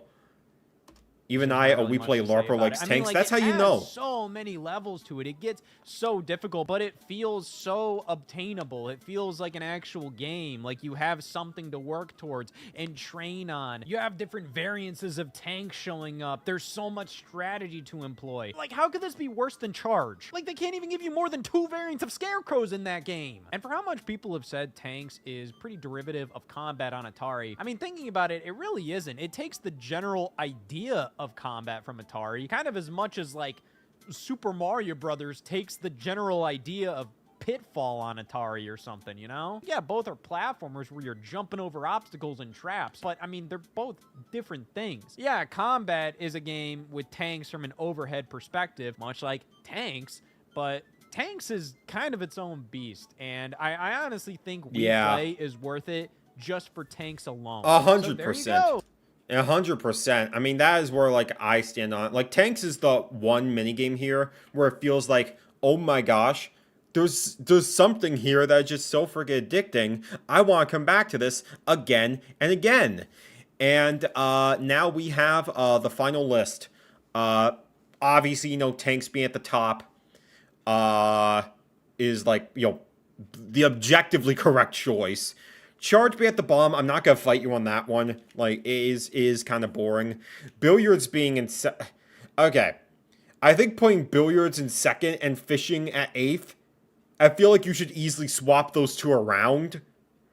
And honestly, if you did those things, I could say this is a very fair list, honestly.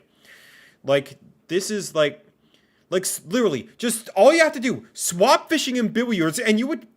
Actually, no. Okay, swap Fishing and Billiards, bump table tennis up to like 3rd or 4th, and I would agree with you. But you've made the error of disagreeing with me. Therefore, the video is bad. You should be ashamed of yourself, and you'll be in contact with my lawyers very, very shortly. But yeah. Overall, an interesting list. And if someone were to share this list with me and say this was their opinion, I think I would ban them from my community, genuinely.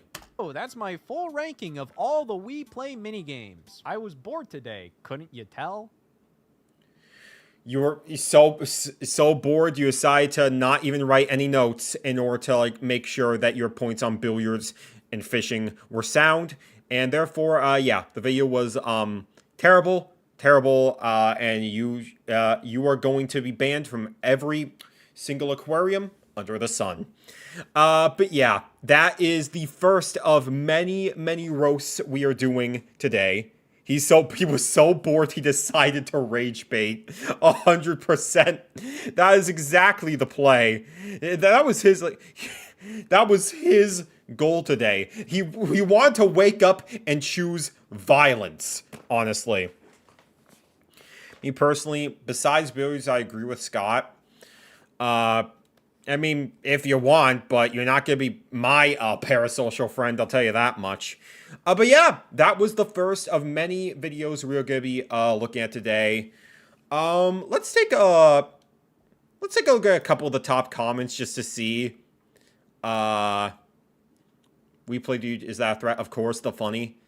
The intro is basically what defines the entirety of Scott's stash. Real. Tanks alone would have been worth $15 at least. True. The fishing slander will not be tolerated. Yes! Yes! Finally. He agrees with me, therefore I like the comment. Fishing was goated. Yes! 100%. Yeah, I think most of these comments are just going to be like him complaining about the fishing placement. Did you get all the... Of course, the wee guy is going to be here in the comments, Poofisher. I've never watched this guy's videos. I've heard they're good. Maybe they could be fun at some point. I don't know. Of course, reference. Scott stopped threatening us. Real. Although bundled with a rear remote, it's still impossible to recommend we play. Would really love to hear this guy's thoughts on the current state of the U.S. economy. Oh, the economy! Well, how about the economy and my patience watching this stupid video? Honestly. Waiting for Scott to do a ranking middle school bullies tier list. Real. Number one would be Greg Heffley from Diary of a Wimpy Kid. The OG We Play video was the first Scott vid I ever watched. 8 years and I'm still watching. Keep up the stellar work. I hope you don't keep up the stellar work because you disagreed with me and made an atrocious We Play minigames tier list, and I am going to telepathically cancel you in some way. I don't know how. I cannot say because the haters will sabotage me. But either way, you'll be hearing from my lawyers shortly. So, with that being said, we are going to get to... We are going to get to the rest of the videos very shortly, but I'm going to take a short break. I need to use the bathroom, fill up on some water. We got a few more videos we got to watch today that hopefully won't make me nearly as angry as the pressing matter that is We Play. So I'm going to take a short break. I'm going to turn on some video game tunes that you can jam to in the meantime. And, yeah. I'm also let an ad play. And we'll get to the next video very shortly. See you guys in just a little bit.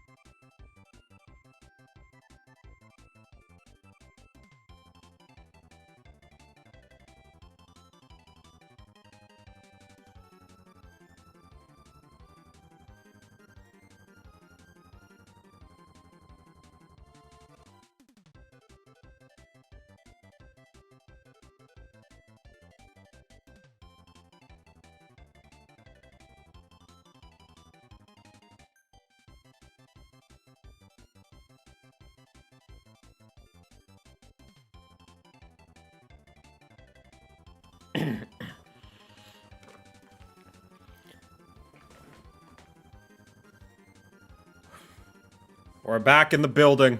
We're back in the building. Multiversal Jam, you just missed, some quality,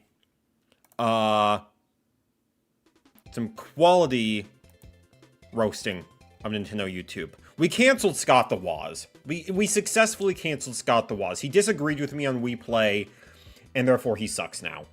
But with that in mind,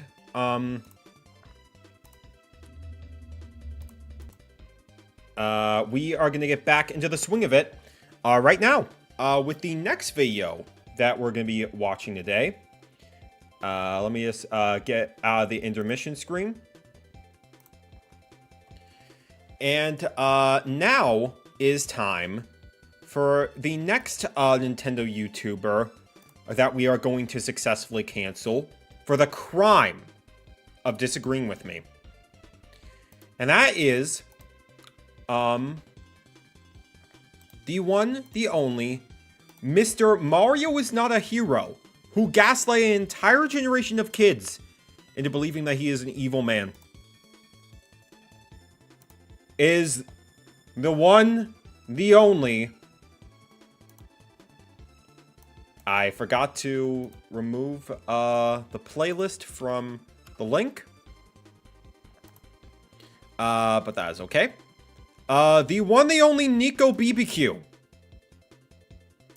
Mr. Nico himself. You might remember this guy. He's been around the YouTube game for a really, really long time. I've been doing this for, what was it? So freaking long. I remember watching this guy back in the day. A lot, actually. I watched a lot of his top 10s.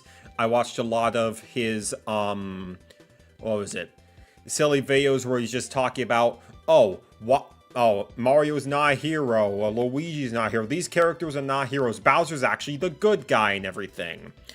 And yeah, I'd say he's a decent channel, all things considered. But he decided to make a video a couple years back. I have not watched this. Top 10 reasons why Sonic is evil to them, or EXE Tails. That would do it. That would do it. But, it's time for him to suffer the challenge of correct Mario Kart takes. And if he disagrees with me, he's gone. The best course in every Mario Kart game by NicoBBQ. And as someone who has pretty definitive stances on each of the Mario Kart games and like what I think is the best track from each of them, I'm very interested to see like what he is going to pick. Now, for the record, this video came out in 2023, middle of 2023. So this was before Mario Kart World was a thing, so we're not going to consider that. And also, this was like in the middle of the booster course pass, so Mario Kart 8's selection is going to be particularly interesting. Yeah.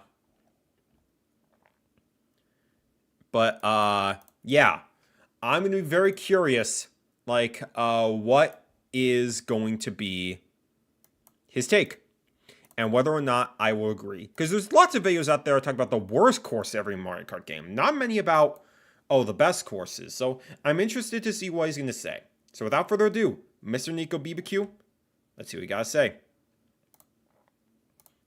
Which is what I would have said if I forgot to unmute the site. My mistake. Gamers! How dare you call me that? How dare you call me such a slur? He's using Mario Kart Live Home Circuit to record this. Oh my gosh. Also, I forgot to unmute the desktop audio. My mistake. Now you can understand why I'm angry at. Gamers! There we go. There we go. Yeah, he called me a gamer. That's an offensive term, alright? How dare you call me a slur? Today, I broke my camera, so I'm stuck using this Mario Kart Live Tour.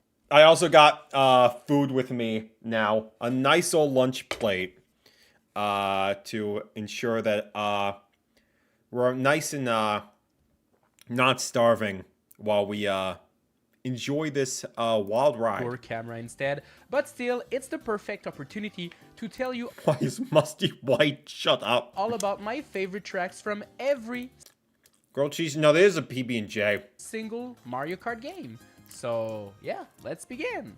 You know, most I do like... Okay, I admit, I like how he's just getting into it right away. Just no preamble, just get into it. tracks I in enjoyed. Super Mario Kart Okay, Super Mario Kart. Okay, let me just double check the Mario Wiki real quick to ensure that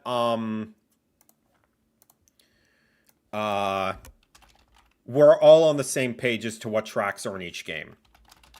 So for Super Mario Kart, we've got... Honestly, with Super Mario Kart, we don't really have many great options. With Super Mario Kart, let's see right here. Is it showing all of it on the screen? Yeah, okay, we're fine. Okay. It's like pick your poison between some of the most boring tracks out there. Like, I would say... If I had to pick one... I don't know... Because some of these tracks are just either really frustrating or really boring. Very few of them are actually interesting. I think my choice would go to,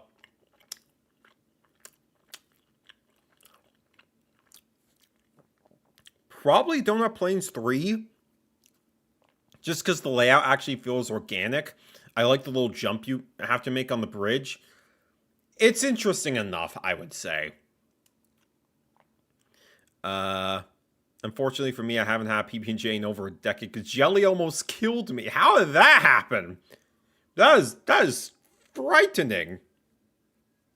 That is a frightening thought. Oh my gosh. But yeah, I'm going to go with Donut Plains 3 for this one. What about you, Mr. Nico? What do you have to say? are pretty simple, consisting of a few turns here and there, but it's still impressive what Nintendo managed to achieve with the technology back then. Mario Circuit 2 is going to be my pick for the list because it's just... I mean, Mario Circuit 2, I mean, the only real... the fact that Mario Circuit is considered, like, we're picking that as the best track, and honestly, it's kind of hard to disagree. It kind of goes to show just how lame Super Mario Kart as a game is. Like, I get it, you got the big jump. It just sort of, like... Yeah. That's really the most interesting set piece in the entire game. super fun to play. You'll be driving left and right, avoiding oil spills, until you get to the big jump at the end and go, whoa, in the air. Now this is epic. Oh, this is epic. Actually, shut up. I'm gonna bust a gut. Like, I know he's doing that ironically, but oh my god, I think that just gave me psychic damage. Oh my gosh. Mario Kart 64. Another game where it's just like, what do we have to work with here? Like, because again, Mario Kart 64's track list is just so uninteresting. Because what we have here that's good. What we have that's good. I haven't heard that since 2018. He's using that in 2023, my dude. We're so far gone. We are so far gone. Mario Kart 64 just has an uninteresting track list. If I had to pick one, I would probably say Koopa Troopa Beach. Just because, like, I'm biased towards beach things. I like the vibes. I like the music. It's playable enough. It has enough going on with that's interesting. Like the crabs, the shortcuts, the water tides. There's enough interesting here that makes it fun. Okay. The jelly stories, when I was 5, I had PBJ and a bunch of jelly squirted into the back of my throat. How in the world? And you also moved away from that area and you have been able to get jelly sticks. I haven't heard that be a way for someone to nearly die. But that is... you can only get that in the stream chat, let me tell you. Yeah, I'm going with Koopa Troopa Beach on this one. I could also see an argument for Choco Mountain, Royal Raceway, Bowser's Castle, I'd even say DK's Jungle Parkway. Most of the tracks here are just really boring, really long, or just like, there's not much to them. So Nico, what do you gotta say? I played Mario Kart 64 so much as a kid. Of course he did. Of course he did. That's what all the unks did. Mario Kart 64. I played this game to death when I was a child, and I still love it to this day. He's suffering from Nathaniel Bandy syndrome. And my favorite track always was Bowser's Castle. I just feel like this track is I won't one argue big with this adventure one. As far as Bowser's Castles go, this is definitely one of the better ones. through a castle built by a madman. You start off by exploring a garden, which then leads you inside the castle walls where you'll see this trapped thwomp behind bars. What did he do to deserve jail time?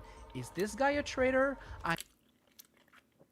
He did by playing billiards in second place on We Play and fishing at 8th. You can't do that. I need to know everything about this dude. Anyways, you'll then have to dodge more thwomps only to cross a wooden bridge above lava to then leave the castle through another garden, and then you'll go on top of a tower to then repeat this 2 more times. Isn't that amazing? Okay. Admittedly, I'm just gonna say this. I was not expecting much analysis from this video, just because we have like 8 games to get through. And like, this video is only like 10 minutes long. He literally just described the track. That's literally it. What you do for like the rest of the track is if we don't have eyes to see them.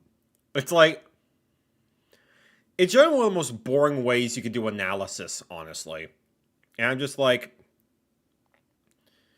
but yeah, I mean, Bowser's Castle is a good track. I won't deny it's good. It's just like, I feel like you could get into more genuine reasons as to what specifically you like about the track instead of like you did with a thwomp a little bit for like a joke, but like going into more specifics, that's what I really like. That's what I really like. Mario Kart Super Circuit, let's go there.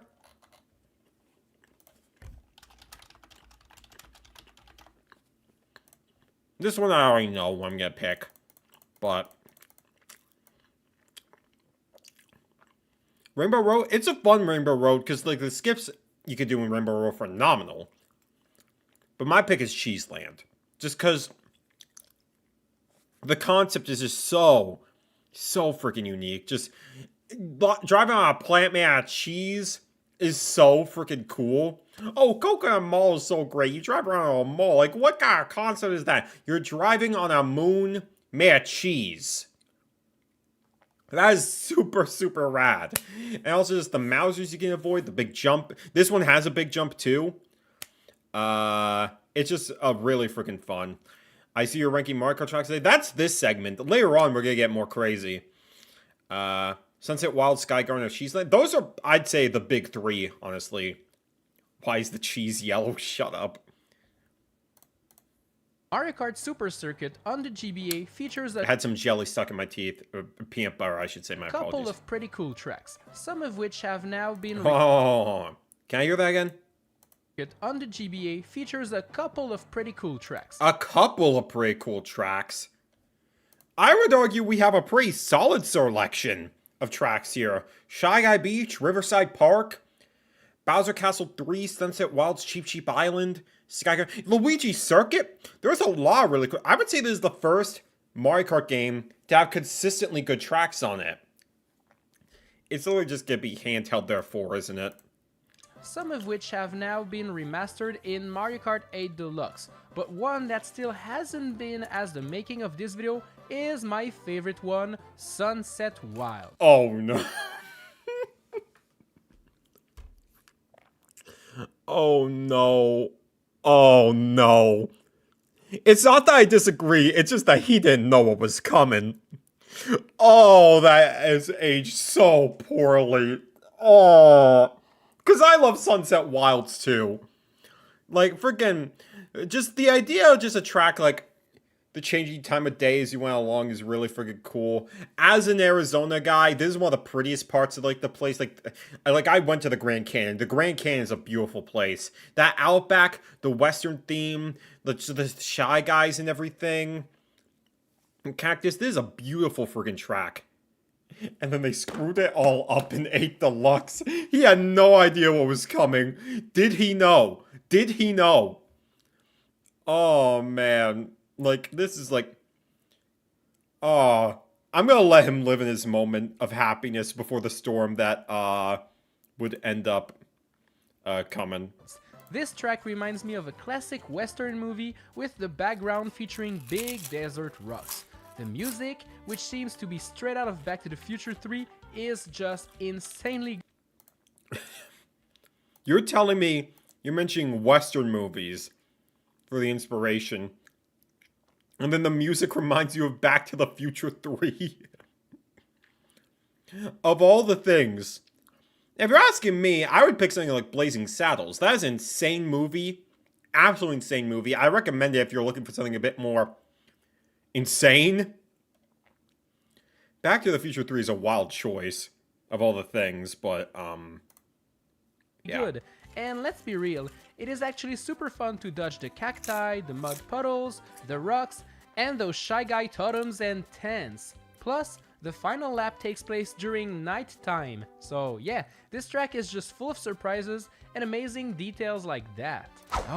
I mean, yeah, I mean, at least it gave more actual reasons this time. But, yeah, I mean, Sunset Wilds is great, but I'm just gonna be like, one day, you will rise again as you should. That's more of a parody of Western movie. Well, even then, it's not based on a franchise that never really was Western before. But, like, granted, I haven't really watched many Westerns myself, so I can't really say for sure. Blazing Samurai, I don't think I'm familiar. Shy Guy totems. Yeah, they're tents, my guy. They're tents. Poor guy. This is why he should have grown up in Arizona. He should have suffered the heat like me, so that he would know those are tents. Double Dash. You already know this if you watched my, Frying Pan Sam reaction. But my favorite track in Double Dash is actually Sherbert Land. This one is just like pure whimsy and vibes. The ice aesthetic, which like it just feels like you're going to a theme park with like the ice skating Shy Guys, dodging the freezies at the end. The music is just pure joy and whimsy. We know he's miserable because he drinks milk from a bag. Real. But yeah, I love Sherbert Land. He's obviously not gonna pick that, but like, if he does, I will subscribe to him forever with notifications on. Oh man, Mario Kart Double Dash has so many banger courses, it's gonna be difficult for me. Not a single bad one in this game. Rainbow Road's a good shout You too. can just pick one. Am I gonna go for Yoshi Circuit, Mushroom Bridge, Dino Jungle? Absolutely not Mushroom Bridge. That's one of the weaker ones easily. All of them are in my top for sure, but you know what? DK Mountain is dead. Expected choice. Expected choice. Boring, but the correct one. DK Mountain is freaking great. Going down the mountain with like the weird physics and the boulders and everything. It's so challenging and so thrilling. Definitely my favorite one. This track features everything I like. You go up a mountain, you get shot out of a giant DK barrel, and you cross a dangerous bridge at the end. Okay, those are not things I actually do in real life, but you're catching my You should, honestly. It'd be a fun survivor challenge. drift. In a Mario Kart setting, this track has Get Jeff Probst on that for the next season. it all. Going to the arcades to play Mario Oh, okay. He actually is bringing up the arcade games. Okay. I'm gonna be so real with you. I don't really have much to say about the arcade games, all things considered. Since I barely played them, I haven't played all the tracks in the game. I feel like most of us haven't. So, if you don't mind, I'm just gonna go ahead and skip ahead of this part, since I have, like, nothing I can really say about this. He chose the Pac-Man one, which is like a fair shout. But next we got Mario Kart DS, which, let's see what we got here. Okay. So this one's a bit of a challenging one for me. If you asked me back in the day, I would have definitely told you Waluigi Pinball. Just the theming of that track is freaking phenomenal. And I still like the track. Just the lack of shortcuts and its sort of basic layout does sort of hurt it a little bit for me. Still a great track, but nothing I would say I would go back to right away. If you ask me, I would actually... I forgot until now how annoying I found Nico. Okay. Okay, I joke with the whole freaking thing about the YouTubers, everything. We're being nice to them, okay? I'm gonna remove your comment, okay? We're being nice to these guys, okay? Look, I don't have ill will towards these guys at all, okay? I'm being exaggeratory for the funny, okay? Calm down a little bit, all right? Also, welcome David Dumbed Down, all right? All right, Mario Kart DS. Yeah, I think these days, this might be a bit of a boring pick. I would actually pick Shroom Ridge as my favorite these days. Which is funny, because I never really found it special, considering it was literally after Waluigi Pinball. I think the fact that this track got new life in the Booster Course Pass after the incredibly boring Tokyo Blur, I think helped make it more interesting for me. And I like the fact that it does remind me of, like, the road trips I would go on, where you would just be on, like, the edge of a cliff, just driving across, like, the mountains and everything. It reminds me of that really nicely, and the track is very curvy, with lots of fun opportunities to drift, some good shortcut potential, and, yeah. You know what else got new life in the Boosted Course Pass? Sunset Wilds. But the thing is, Shroom Ridge actually is still Shroom Ridge. Sunset Wilds is, like, nothing. There's no sunset. And the Shy Guys don't even really do anything interesting. They just dance, so it's not even wild either. It's nothing. It's space. See, I'm going with Shroom Ridge. He's obviously not going to pick that, but... Favorite thing about Mario Kart DS is definitely snaking. You know, that technique where you keep drifting left and right to get an So he's a filthy cheater. I knew I couldn't trust him. infinite boost. Anyways, sneaking aside, I really love the Airship Fortress track because of how... Airship Fortress would probably be my second choice, so I'm not going to fight him on this. Airship Fortress, theming-wise, is freaking phenomenal, and actually has a pretty interesting layout. Like, dodging the Monty Moles, like, doing, like, what? Going through, like, the fire and, like, inside directly of the airship, and then going to that tower part, doing that long drift down. I think it's really cool. How cool it is! It's based off those airship levels from Super Mario Bros. 3 and features everything the original game has. Airships, bullet bills, Monty Moles, and flames. Plus, you start in a castle, move to the airship, and then go back to the castle. This is quite the adventure. And here I am, back again at the arcade for... Okay, again, I have nothing to say about the arcade game, so I'm just going to skip past this. Next is Mario Kart Wii, right? Best game in the series for Mario Kart LARPers everywhere, right? Mario Kart Wii. What we got for Mario Kart Wii? If you ask me, I'm a big fan of Grumble Volcano in particular. I love the fact that the track actually crumbles down every lap. And just the fact that it's like a lava theme that doesn't have a character attached to it kind of makes it more scary because it's just Mother Nature just doing its thing. But if I were to pick a favorite track in general, I think I would go with Maple Tree Way. Just because I love the autumn aesthetic. It's my favorite season. The colors are really nice.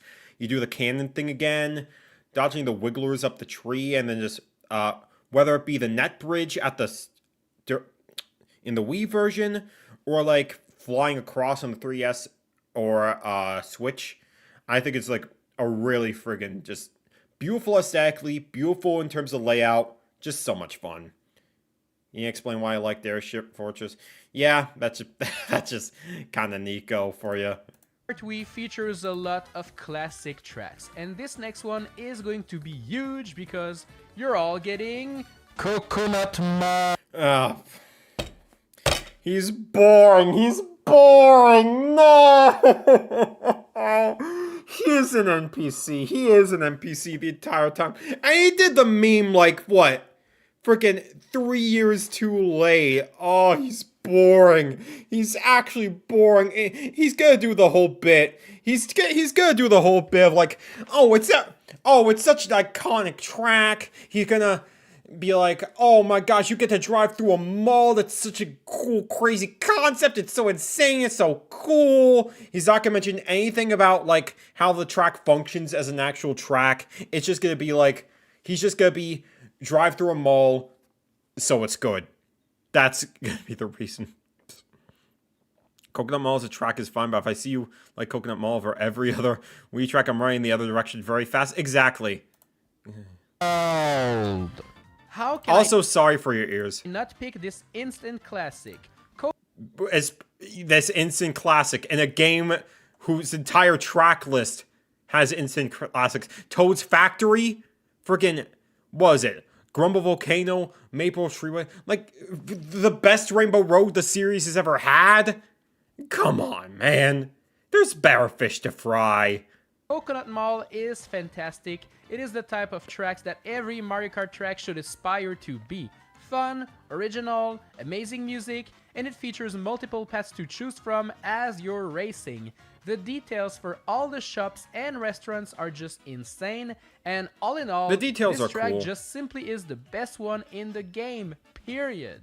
Mario Of course, we get the best type of analysis we could have possibly gotten.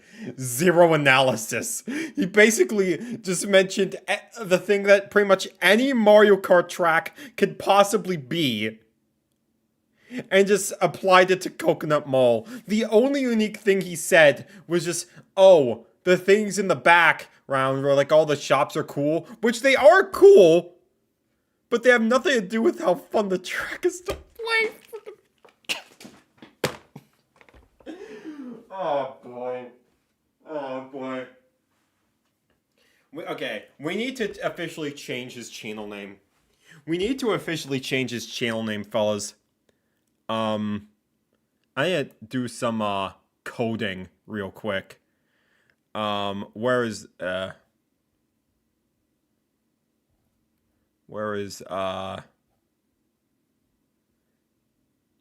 okay, I'm not gonna take the time to do this because like I'm figure out specifically. Coconut Mall is the best track in the game because it has things in the game. And it's the best track in the game. Real. Yeah, I was gonna change his name from NicoBBQ to Nico NPC because that's how it feels watching this right now. All right, Mario Kart 7. What do we got? What do we got here for Mario Kart 7? He drank too much milk in a bag. He lost a few coconuts. Hold on. Hold on. Fellas. Hold on. Give me a moment. He drank too much milk in a bag. He lost a few coconuts in the mall. Fellas, is Shakespeare really dead? Honestly. Alright, in terms of Mario Kart 7, we got some good ones here. Ah, boy. If you're asking me... If you asked me a long time ago, I think I would have said Rainbow Road is the best one. Just because... Scott upload... He literally dropped part 3. Crazy work. I'll watch it on my own time eventually, but right now we're focused on drama, okay? We're focused on drama. He gave no nuance to Coconut Mall, therefore this is more important.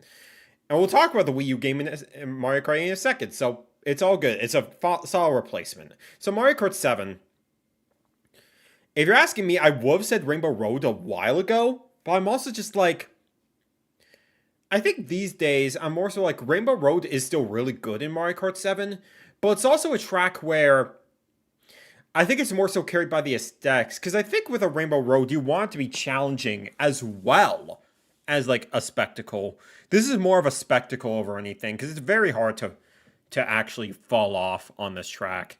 It's a very easy Rainbow Road, a nice celebration at the end of the game, but I wouldn't say it's like a super crazy fun track to play on. If you're asking me, I would say Piranha Plant Slide is my favorite here. Just because going underground in the sewers is like really fun, just dodging all the Goombas. The water rapids, as you're going through like the underground area and then going underwater directly. And I would say this track improved quite a bit when it came into Mario Kart 8 as well.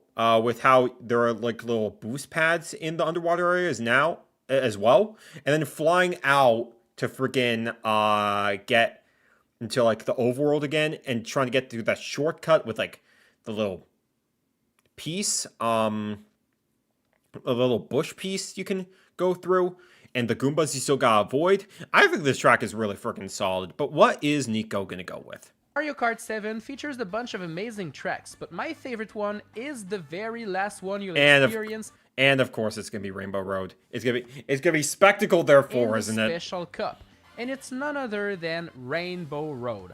I don't know why, but this one is my favorite version of Rainbow Road they ever made.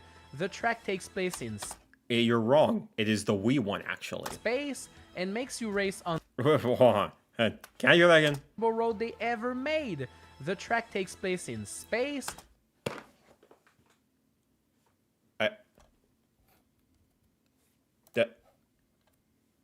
Oh my gosh. Guys. Did you know that? Rainbow Road takes place in space? Shut the front door. Shut the front door. Oh my... No way! I can't believe this! I can't believe... Guys, did you know that forks can be found in the kitchen? This is a stunning revelation. Honestly. Rainbow Road Interstellar. Real. Oh, I can't... Absolutely insane. We're learning a lot today. Friggin' Vsauce could never. And makes you race on the rings of the planet Saturn, and then you go down and drive on the frickin' moon. You drive on the frickin' moon! That's an inevitability. This is something a lot of people I've noticed do. You drive on the frickin' moon! The frickin' moon! This is insane, guys! Oh my gosh, diabolical. Okay. Admittedly, I'm being wild for the fun. This is a really solid Rainbow Road. I'm not gonna fault you for putting it at number 1, but just like... I think there are better Rainbow Roads out there. In just tracks in this game in general, I would think, there are some more interesting ones, I would say. Music Park, Rock Mountain. I'd even say the Woohoo Island tracks. Moon Kingdom was one of the worst in Odyssey. Real! This is my favorite track. Let me tell you what is on a surface level instead of why I actually like it. Which, I get, this is 10 minutes, so I'm obviously not expecting an in-depth analysis. But I was expecting, analysis. There's also this giant rotating tunnel, which you can exit from using your... I remember he did this too, when he was doing his Mario Kart retrospective series back in the day. He was making individual videos on, each of the games. And it was just, the most basic overview of each of them. It's not a retrospective, it's just you explain the game to people who've likely already played them. Which is, that doesn't count as content. It's just... You could read this on the back of the box. I thought 3DS Rainbow Road was the best track ever, but Mario Kart World Rainbow Road just topped it. I can definitely see it. Again, it's a big spectacle. It's a huge celebration. I think World's Rainbow Road is great in terms of that. In terms of the challenge that I look for, I would sooner go back to Double Dash and Wii by comparison. Your glider, or simply not. It's up to you. Seriously, this track is insanely good. I'm pretty happy they brought it back in Mario Kart 8 Deluxe. Hey, we're back at the arcade. And again, I have nothing to say about the arcade games. We can skip past this. So, Mario Kart 8. So, we're gonna... Okay. So I'm guessing it's just gonna judge Mario Kart 8 by itself for the Wii U specifically. Guys, we're watching the final part of the Scott the Woz Wii U retrospective right now. He's talking about a Wii U game. No way. It does count as content. It is flimsy and sexual. Like, okay, yeah, I mean, I'm being harsh for the sake of it, but like, yeah, it just feels like a nothing burger, honestly. But yeah, Mario Kart 8, where is it? Mount Wario, easily. It has the sauce, it has the spectacle, it has like the 3-section gimmick that 3DS Rainbow Road does, and it has the challenge. It's such an exciting track. Honestly, there really aren't many tracks I would consider from Mario Kart 8 as a genuine, like, great track. Mount Wario is the one I think is, like, genuinely great. It's just driving down the mountain and just freaking, you know, going across the dam, the forest and everything. I like the forest parts since it, like, messes with your controls a little bit, just going off the logs and everything. It almost feels like an Olympic event in a way. The Flower Cup doesn't miss? You mean the Flower Cup where Toad Harbor and Shy Guy fall? The Flower Cup that's the definition of it's over, we're so back, it's over, we're so back. Crazy. Surprise to my viewers that Mario Kart 8 is my favorite game in the franchise, and the track selection has a lot to do with this. A fair Picking choice. only one track is very difficult for me because there are so many bangers on this list. But you know what?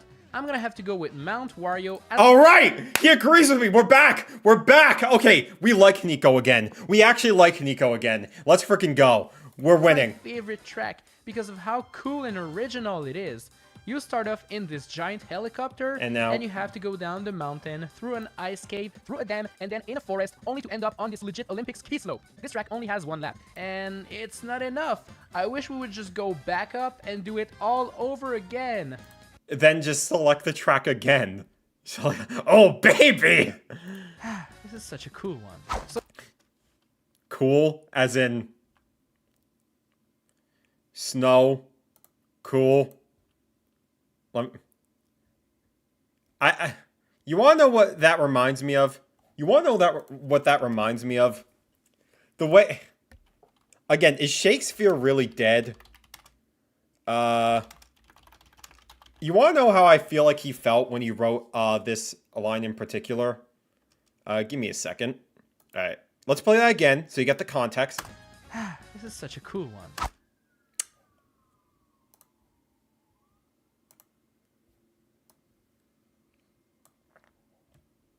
That was cool. Pun entirely intended. Sonic is Nico. Sonic is Nico right here.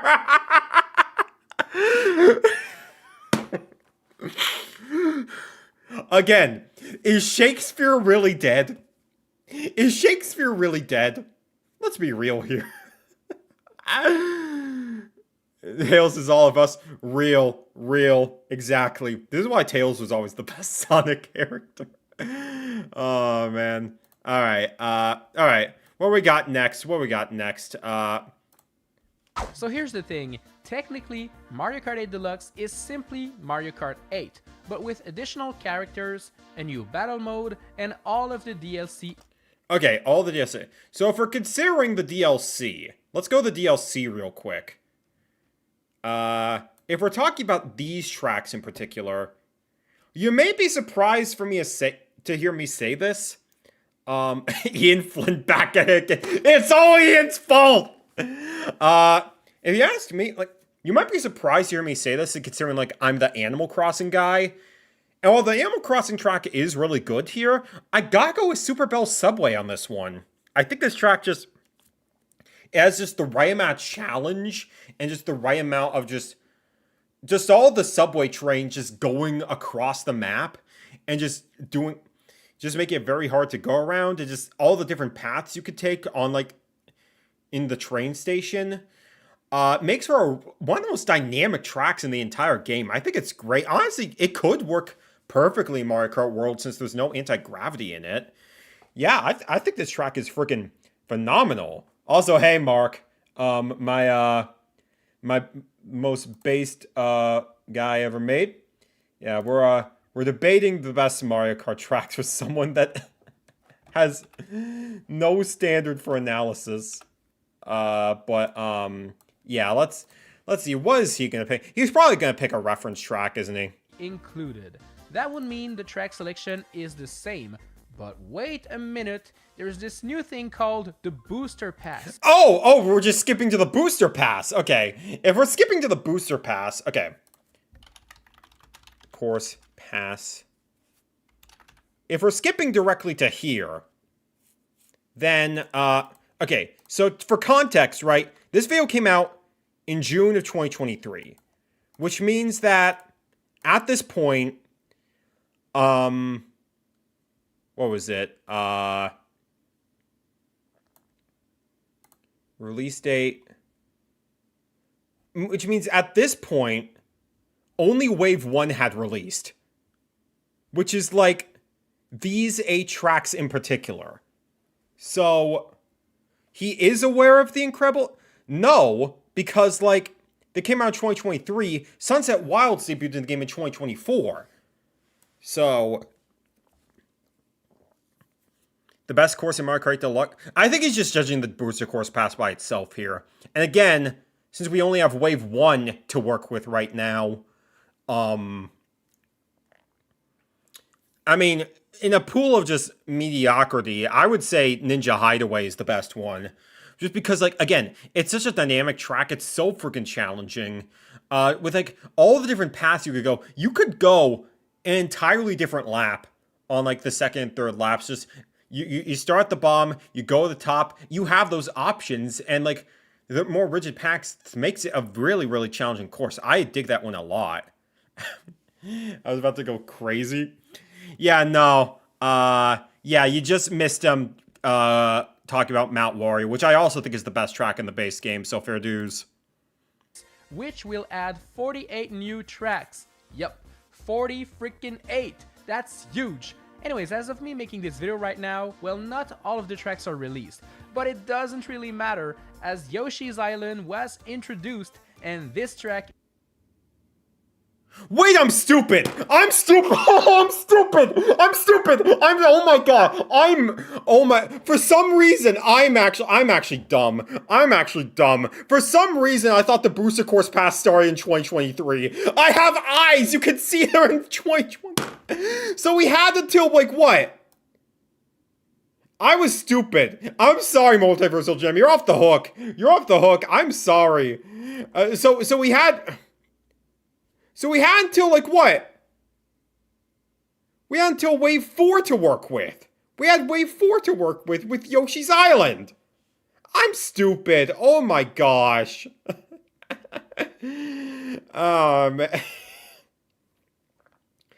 Oh my gosh. Send me to Detroit at this point. I mean, if we're going up to Wave 4, I would still say Ninja Hideaway is the best of, like, the new tracks here. But, like, yeah. I mean, Singapore Speedway has a lot to say as well, but, like, yeah, Ninja Highway. Yoshi's it's literally just gonna be referenced, therefore. It's gonna be, he's literally just gonna say, oh, I love Yoshi's Island. It's one of my favorite Super Nintendo games. I played so much as a kid. It's, like, the best Yoshi game ever. I love all the references. The music is so nostalgic. He's not gonna mention how the track is just so freaking easy to get through. He's not gonna mention how there's not really many interesting shortcuts to take, or just the pure simplicity of it all. It's literally just gonna be Yoshi's Island is Yoshi's Island. Is all that was needed. A track based on the legendary SNES game deserves to be here. It features so many details and Easter eggs. Enemies, items, coins, the end music, everything is themed around the original game. And the track is also fun as heck. I seriously doubt anything can beat that track, but with 2 more ways. Well, squeaky clean sprint, be it for one. You want to know something? I think Nico's the type of guy to love the Super Mario Galaxy movie solely based on the fact that there's tons of references to Mario. I love Mario. I love the references, Charlie. Not considering a single thing about about the fundamentals of a good movie. Let me actually check. Did he make a video about the Mario Galaxy movie? Mario Kart 7. I mentioned this before. I'm more of a piranha plant slide guy these days. Okay. Okay, I don't think he made a video about the movie. I know he has a podcast with Nathaniel Bandy these days, and from what I've checked out from the podcast, it actually seems to be like pretty decent. Oh, I forgot about this. Yeah, his appendix decided to go boom, boom. Well, I'm really sorry to hear that. And this was a month ago, so I'm sure he's doing better now. But, like, yeah, that's unfortunate that anyone has to go through that. Yeah, did they do anything regarding the Mario Galaxy movie? Okay. We'll check that bit in the podcast out in a second after we're finished with this video. And we're going to see if he is just referenced therefore. Waves to be released, we never know. So yeah, my local arcade doesn't have Mario. And there's more arcade. I don't think anyone really played this one, honestly, since it's such a niche thing. I don't even know if you can emulate the VR one. Okay, Mario Kart Tour. Mario Kart Tour. If we're talking Mario Kart Tour, if he's going to mention a city track in that game, then I would definitely say Singapore Speedway is the best one. Just because there's actually a lot of stuff going on in it for a city track. Going up, like, friggin' the conveyor belt for one, flying through the rings at the end, all the marketplace. Yeah, there's a lot going on in Singapore Speedway in particular. If he's gonna talk about that anyway. A lot of Mario Kart Tour when it first came out, and I had a blast playing it. Oh my... He's not a Mario Kart Tour hater. We might actually be back. A lot of people just write it off because mobile game bad. But, like, I don't know, for a Mario Kart game, I think they did the best job trying to make it work on a smartphone and, like, actually doing interesting things with it. Yeah, it's a really solid conversion, especially with, like, the mission structure of it. I think they did a solid job on it. I love all of the new city-inspired tracks. Okay, we might be over again. We were so back it might be over. We're talking Tokyo Blur? Or like London Loop? You love all of them? If you... Please, for love of God, pick the right choice, or else we're gonna cancel you. And I do admit that Singapore Speedway... Okay, we're free. We're safe. We are safe. Okay, we are safe. We are safe. Oh... Okay, he made the right choice in the end. Never spent a cent on it. Yeah, I never spent a cent on it either. I think maybe like $2 at one point for like a small thing, but that was about it. Is actually my favorite one. You get to fly and drive on top of the Marina Bay Sands. He's invited onto the stream now. He picked the right choice. Amazing resort hotel that just looks fantastic. You also get to see Chinatown, as well as a bunch of other landmarks from the city. Most of the tour tracks are actually pretty decent, but this one is just amazing. Here we are, the latest game in... How are you gonna judge freaking Home Circuit? Like, it's literally just, you're making the track yourself, it's just, the theme is different. I'm just gonna let this one play out, because I'm just curious. Franchise. Mario Kart Live Home Circuit. And to be fair, I don't really know what to make out of this game. The track is yours to build using those cardboard thingies. So yeah, I guess anything you build will be the best or the worst track, depending on your imagination and skills. The game does feature cups and themes that you can apply to those tracks, and they will add or remove obstacles from the game area, but I feel like I like it when I get to add my own real-life obstacles instead of dealing with the fake ones added by the game. So for that reason, I will pick the live circuit as my best track, as it doesn't add anything crazy. You just build the track you want, just keep it simple, and you have the time of your life. I mean, I guess it's just I feel like with Home Circuit, it's just like, since it's obviously you don't want to have to keep resetting it up every single time you want to play like a new track and everything. But I think the variety and the themes makes it interesting enough. I want Nico to reenact the brown... Shut up, dude. Shut up, okay? Alright, I think that's it. Do you like my list? Do you agree with my choices? Let me know in the comment section down below. And as for me, I mean... well, I guess I'll go play with this Mario Kart thing. So, yeah, have a good one. I mean, overall, I will say, like, in all seriousness, I do think the track choices he made in this video are fine. Like, you know, Mario Circuit, you know, there's nothing really crazy here or anything. It was just like, I think the track choices he made are, like, fairly, like, solid picks and everything. It's just that the analysis is, like, so surface level that it never feels like he's justifying his picks, honestly. That's where I have my issue. Like, cause, yeah, fundamentally, there's nothing wrong with the tracks he picked, like Coconut Mall, Sunset Wilds, Airship Fortress, and stuff like that. It's like, I'll tell you why with Deft and Home Circuit than any other. That's the funniest thing, actually. That's the funniest thing. But yeah, overall, like, I would say, like, should Nico make a video of this style again? And maybe he has. I would hope he went into, like, a bit more details, like, why he likes a certain thing, like, talk about, like, track fundamentals a bit more. I'm not expecting, like, competitive level analysis, obviously, but more so just, you know, I just expect something. I'm expecting some meat on the bones, and we didn't really get that here, which is unfortunate.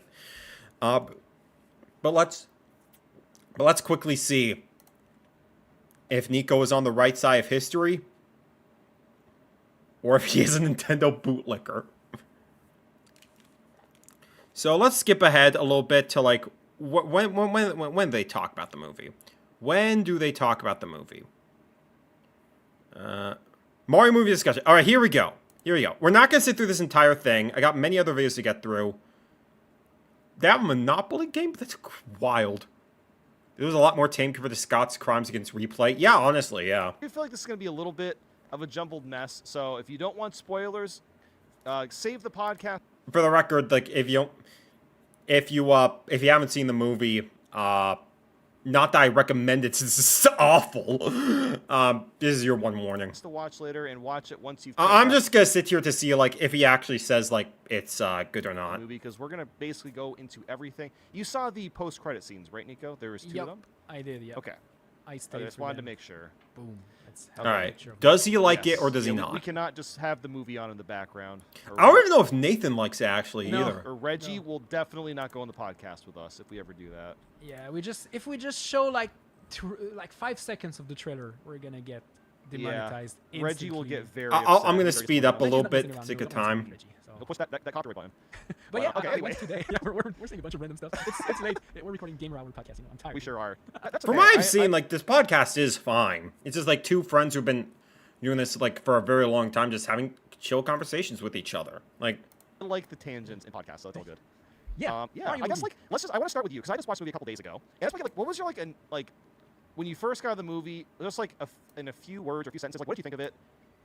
Yeah, and then okay, is he on the right side of history? Will he be invited onto the stream? we'll go into detail, I guess. Okay, let's see how I can put that into words without getting canceled. Oh, he's gonna have the spicy. Is it? Please tell me you didn't like it. Please tell me. No, dude. Like, a lot of people don't like the movie, so just be honest. Whatever you're thinking. Yes. Nathan, encourage his evil ways. I think this movie was the same thing as the first one, but this second time it didn't hit as well. Okay. I don't The know novelty kind of wear off. All right. That's what I noticed. Like, for me at least. Like there is no Okay. plot, there is no story. Basically, Yes. it's just a bunch of Keep it going. action Keep it sequences going. that have nothing. Like, oh man. Keep it Nothing is going. connected together. I know, is- that's, I think like- that's what you're trying to say. Yeah. Exactly. Like there's a lot of Let 'em Easter cook. eggs, a lot of fan service. The soundtrack is amazing. The Uh-huh. animation is perfect. The characters, they're alive, they're expressive, they're really The cool, fight they're- scenes were a lot better than the first movie. know. I will say that. The fight scenes were freaking awesome. But- the cinematography on some of those shots were just incredible. They did a great job with those.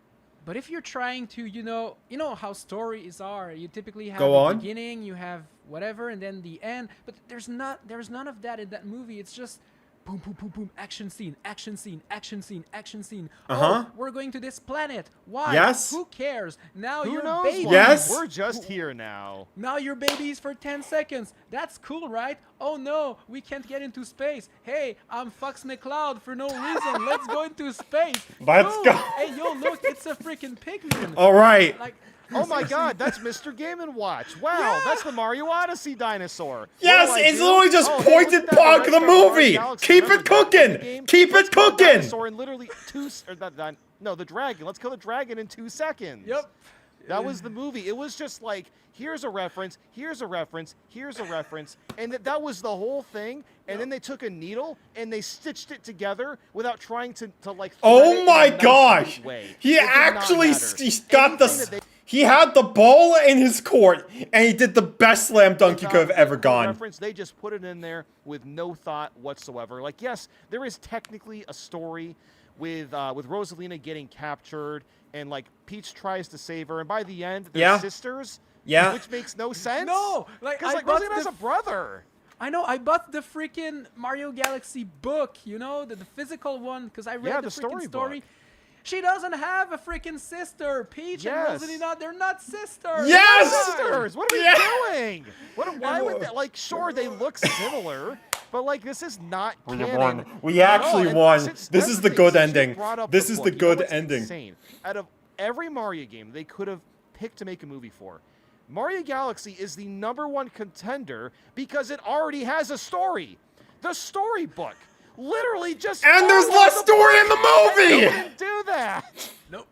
They're They just sisters didn't now. do and it. When they touch hands, bada bing, bada boom, there's magic. Yeah, then all they're over the place. powerful. Yeah. I mean, I can't be mad. I mean, it's a family movie. It's a kid's It was a movie. fun- No! Okay, no! It might be over. It might be over. Oh my gosh. Oh no. You chose the worst possible argument you could use, Nico.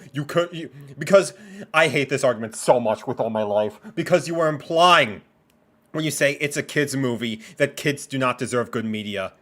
I saw you wrote, we are so back, and then you delete the message. Oh no. Okay. I'll let him finish his statement, but what I will say is like friggin' just the idea that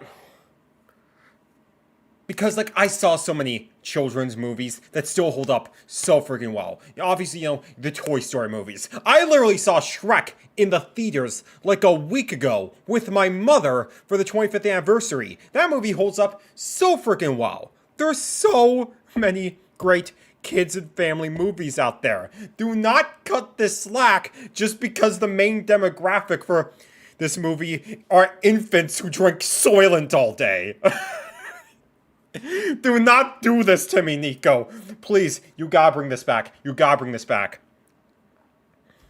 It was. Of course. That's the thing. Like it's one of those things where like anyone can say that. It's like, yeah, this is a kids movie, but Okay, okay, Nathan, you can turn this back around. I always believed in you, Nathan. at the same time, you can have kids movies Yeah. that tell coherent stories. Yes! They're not human Yes! Stories. They can still tell stories. Like a great example I always think of is like Puss in Boots the last. Oh my gosh! Yes! This is a perfect example! Oh my gosh! Yes! Nathan, you are actually... Yes, please, Nathaniel Bandy, save me. Save me, Nathaniel Bandy. Oh my gosh, save me. Yes. Oh my gosh. Puss in Boots is the last which is such a good movie. It's such a good movie, dude. It tells like so much. It's such an engaging story that tells like actual life lessons regarding like death and everything and the meaning of it. And also just having 3 different villains with 3 different personalities that so many of us like can detect, and like they're all super engaging in their own way. The action sequences in that movie were phenomenal. The writing was top notch. If you haven't seen Puss in Boots: The Last Wish and you claim that animation is cinema, I think you are genuinely doing yourself a disservice. All right, like listen, maybe Nico, if Nico stands by Nathan here, we won. That's a kids movie, but it also is a extremely compelling story about death and Yes. learning to essentially deal with it. Mm-hmm. It's like every time I watch that movie, I just get like all of these like really like powerful feelings about like existentialism, Yes. And it still feels like a kid's movie. Or I watched it like on a How to Train Your 22-hour Dragon. flight, That's and I another had really to. great kids movie. How to Train Your Dragon's a great example too. I watched it on a 22-hour flight, and I had to watch it mute with closed captions. And despite that, I still loved it and found it compelling. That is. Did it not have headphones on the flight, or could you not use Bluetooth? That's unfortunate. But the fact that you could watch it mute and still love it, I think that it says a lot about the quality of it. That tells a really compelling story. And I know this is Mario, but they could have at least, at the bare minimum, just told a complete story, and they just didn't. It just didn't happen. They didn't care. They just wanted to, put as many references as they could fit in Like 1 you hour and called 38 it, because minutes. like a week or two ago, you said this is going to be a TikTok movie, and you were 100% correct. Oh my! Yes, it is a TikTok Nico's based, actually. Nico, is that what the B in BBQ stands for? Nico based.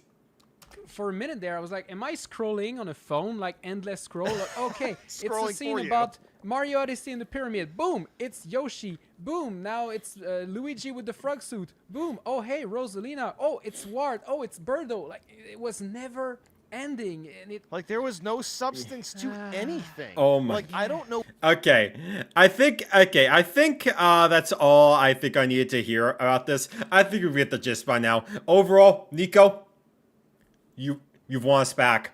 You've won us back, my best friend. Is Nico on the grill with this one? Is he cooking? That's why BBQ's in the name.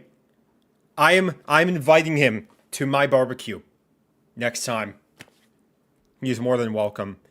Yeah, but yeah, genuinely, but yeah, I'm sure like Nico's a good dude. Like him and Nathan have been doing stuff for like over a decade at this point. You could tell like the vibes on this podcast. You could tell like genuinely know how to bounce off of each other and have a good time.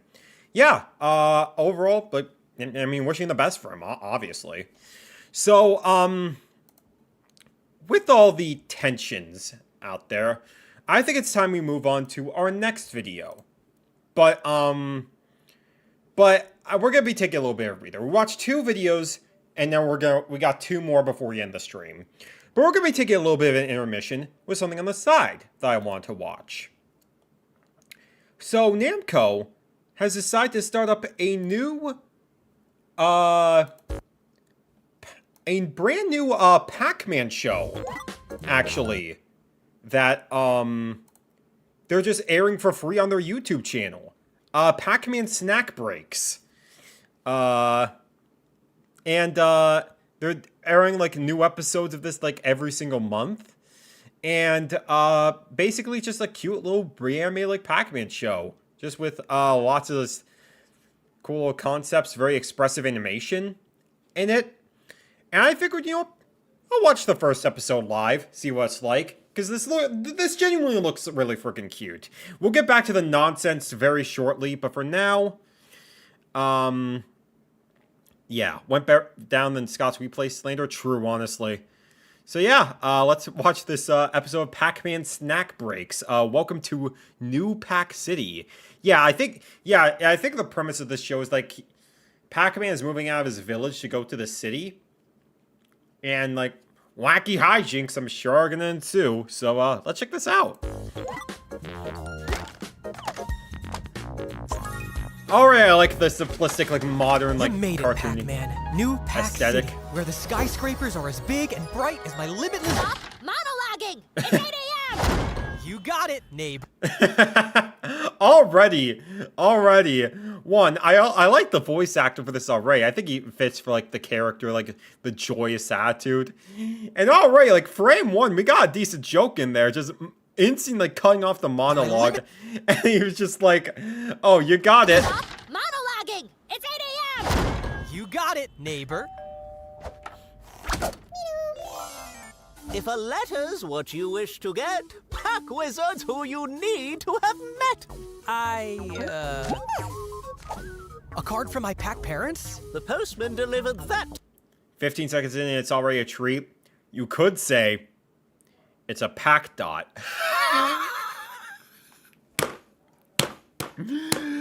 Oh, To me by mistake. Packety poof. Stop speaking in riddles! It's 8 a.m. I should use that every time someone annoys me. It's 8 a.m. Even if it's not 8 a.m., I should just use that. For your first birthday in the big city, here's a recipe for Pac-Land's biggest cake to share with all your new friends. But I haven't made any new friends yet. Unless that's what the cake is for. Oh. Confections and camaraderie, here I come! Hey, he's using the move from Pac-Man World. It's 801! It's 801. Scrapbook moment. Hashtag cherry on top. Oh, Do you have to photograph everything? they're using hashtags. It's already gone. It's already gone. Blinky, in Team Ghost, we support each other's special interests. I did heads for Figars. Not you, Clyde. You know, considering how Clyde's AI in Pac-Man was just him being like very, very freaking dumb, I'm not surprised he's acting like that. They had everything I needed and more. A grocery store I do adore. Pac-Man in New Pac City? I think my special interest just became ruining his day. Pac-Man in New Pac City, fork found in kitchen, diabolical. Whoa!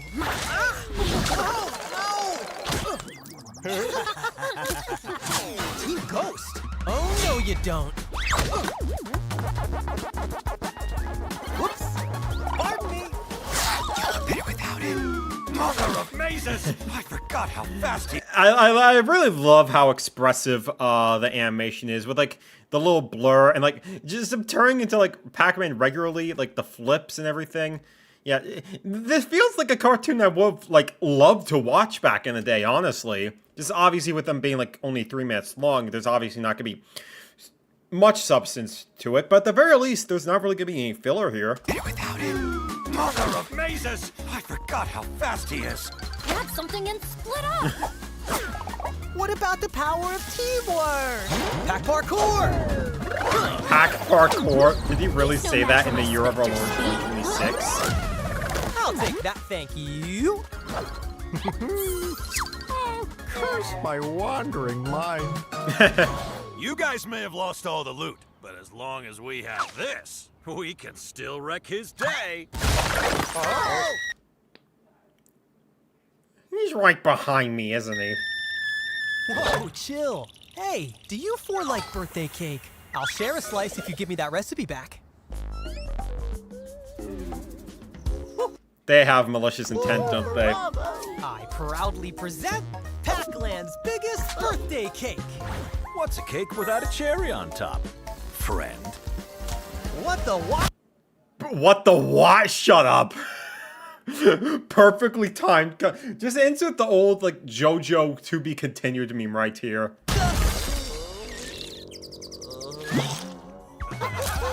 Hey, more cake, pieces for everyone. Stop putting a positive spin on things. It's 8 p.m. for Glob's sake. Yeah, stop putting a positive spin on everything. Don't you remember there were children starving in Africa? Yeah, that was really charming. I like that a lot. I have a feeling I would like this based on, like, the teaser trailer right here. But, yeah, I really dug this. Like, I'm excited to see more of this. It's really a really cute way to, like, expand on, the world of Pac-Man a little bit. Also, if you're curious, it's 542 over here. A good Pac-Man cartoon. Yeah, you love to see it. I feel like this would absolutely be something, like, I think kids would, like, absolutely adore if they got to see it back in the day. Well, also, like, I was still thoroughly entertained by that. I would watch it if it was, like, a full, like, 10-minute episodes of this. I would love to see more of this. But yeah, I think we're going to get more episodes every month for the foreseeable future. And I'm down to watch more of it. It's really freaking fun. But with that in mind, I've been happy for... Actually, you know what? This person was right. Hold on a minute. Stop putting a positive spin on things. You still have more YouTubers to roast and cancel. So let's do that right now. So, next up on the docket... This one might be a bit of a nostalgic one for a couple of people out there. This guy has been around for a very long time and is doing his thing. Someone that I watched a bit of back in the day, honestly. Some of you might remember this group of people called the Countdown Community. basically people who made gaming videos that were, the primary focus was they just made top 10 lists and everything. And one of the more popular ones in that group was none other than a guy known for, like, the biggest chortles in the world. That being, as we wait for this page to load, Fawful's Minion. Fawful's Minion. Right here. I used to watch this guy quite a bit back in the day. And I was thoroughly enjoyed a lot of his countdowns back in the day. He had a very eccentric personality, almost theatrical, to the point where it became, like, a bit too much for me. But I'm willing to see, like, how he's evolved over time. It's been a long time since I've watched him. And so, we're gonna watch. So this isn't a countdown, per se. This is an episode of his review series called Blessed or Messed, episode 17. Remember, you have to watch episodes 1 through 16 in order to get the lore. I think I used to watch it, but I can't remember. I discovered him when Wamboom made an April Fool's video about him ordering a Sonic takeout meal on his countdown persona. That's cool. Yeah, so, I don't think I've watched a single episode of this series in particular.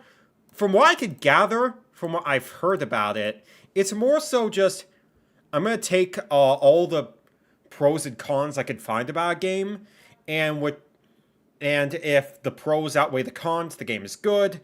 If the cons outweigh the pros, the game is bad. And a lot of the episodes he's done, from what I've noticed, are games I'm not really familiar with all that much. Yeah, but we're going to be covering his episode all about Sonic Forces, Blessed or Messed by Fawful's Minion. And as someone who did play Sonic Forces back in the day, I got it from a Humble Bundle many years ago for charity. I got a bunch of other Sonic games on Steam for like $12, right? I remember playing Forces. It was just one of the most underwhelming nothing burger games I ever played in my entire life. I felt nothing when I played that game. It was just like, felt like some of those automated, uninspired, risk-free, just boring games out there that I have played. And as someone who wasn't really big into Sonic Generations that much either, playing Forces immediately afterwards made me want to go back and play Generations again, because that just felt so much better. It felt like there was a vision there.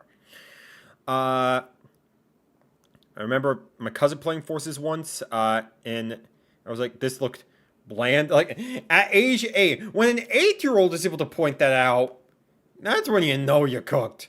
So, is Fawful's Minion, who I think his real name is Logan, actually, is Fawful's Minion going to be on the right side of history with it? Is he going to defend it on behalf of, it's a Sonic game, it's got all these cool characters and stuff?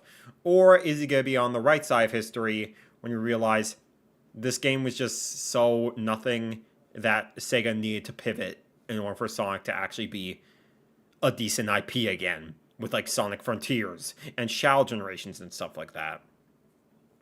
The meta era mostly hurt Sonic in the long run. In hindsight, from what I've played of like that era, just like, it just feels so uninspired and just so...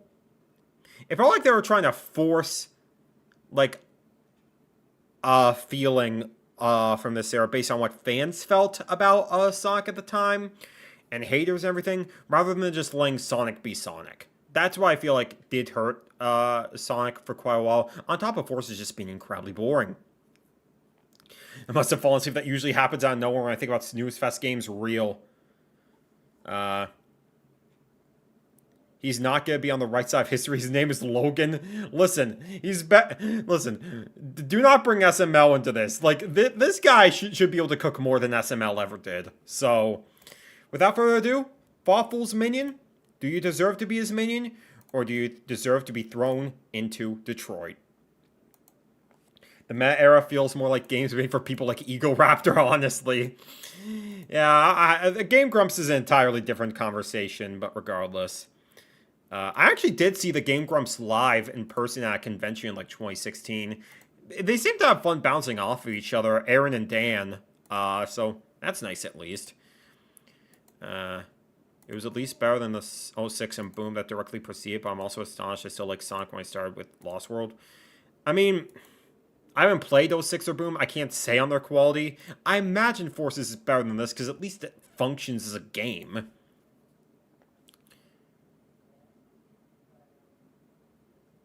Oh, Logan. Are you talking about Logan Plant for the Brothership review? But regardless, I like to make fun of Ian's writing. He did. I don't even make fun of Ian's writing all that much. I just do it because it's funny. He kind of put Sonic on the map slowly, but surely we're getting back to what Sonic great to begin with. If the next mainline Sonic game is really good, I could definitely say it's back. But for now, proceed with caution. But we're going to look back on Sonic Forces nearly 10 years after its release, and we're going to see if Mr. Fawful's Minion is able to give us the correct opinion. And co-edited by the Master Showman. Go show the Master Showman your support. This is the Mentio icon, so that's how you know it's cool. So yeah. And let me unmute real quick. Let's go.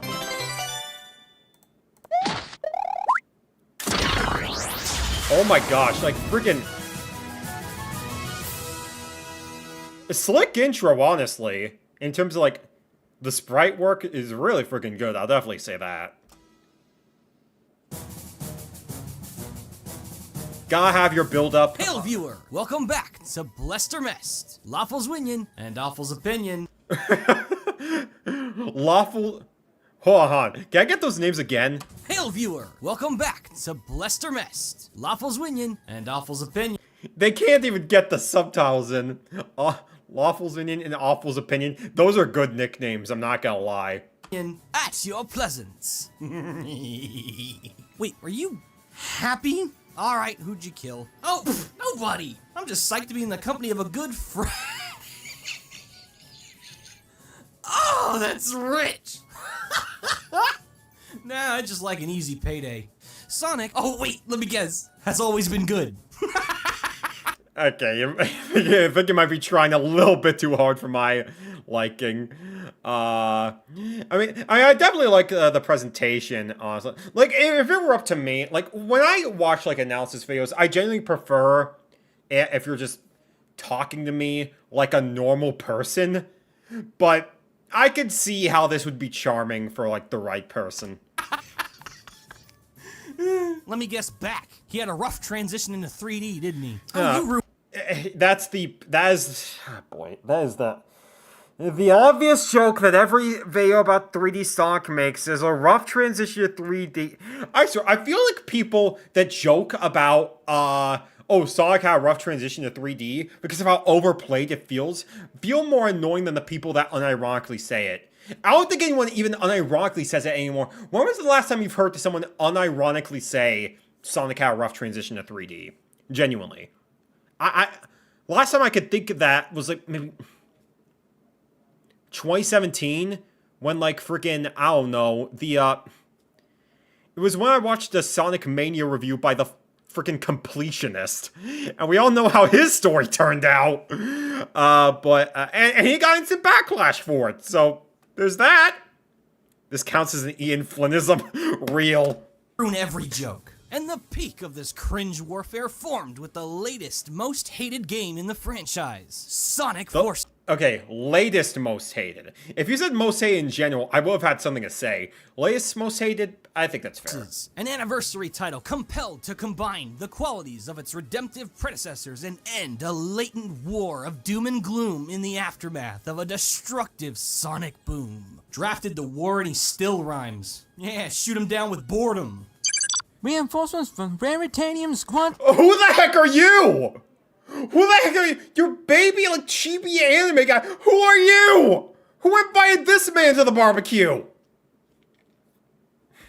I gotta appreciate the elaborate bit leading into the point. It's sure, fair enough. Dr. Dark 7. Bro just picked, like, a random number generator and, like, here's what we got from it. Is this a collab that I ran into on accident?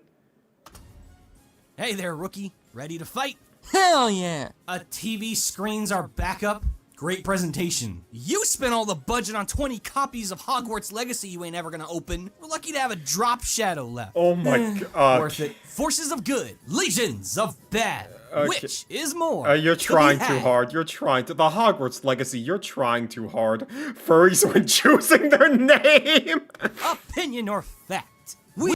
The fact is Sonic Forces Here sucks. on the attack. I never equated a pissing contest between the Flash's mascot suit and Teddy Roosevelt and Yu-Gi-Oh! Drip as particularly high concept. But Forces is one of the highest this series has ever climbed, escalating Eggman's animosity for Sonic's superheroism to the point of definitive victory, overwhelming the world and its defenders through an all-new cut of Empyrean Gem. Okay, so obviously I know he's talking about, like, the story of, like, oh, how it's cool that Eggman actually won and took over the world. In concept, I do genuinely find that, engaging. Or, I mean, like, because, yeah, like, the concept of the villain actually winning, genuinely really compelling. But the fact that they basically do nothing with it other than, oh, the world is just, like, there's more flames going on. Green Hill is actually Sand Hill right now. It's just like, there's nothing here where it's like, they don't develop the story in any sort of compelling way to make it, like, interesting to witness or be told. Especially with how milquetoast the dialogue is, there's nothing here to really be engaged in. There really isn't. The Phantom Ruby, empowering the arcane mercenary Infinite with a replica of it to blitz Sonic with animated illusions of bygone enemies. And Infinite also in general is like,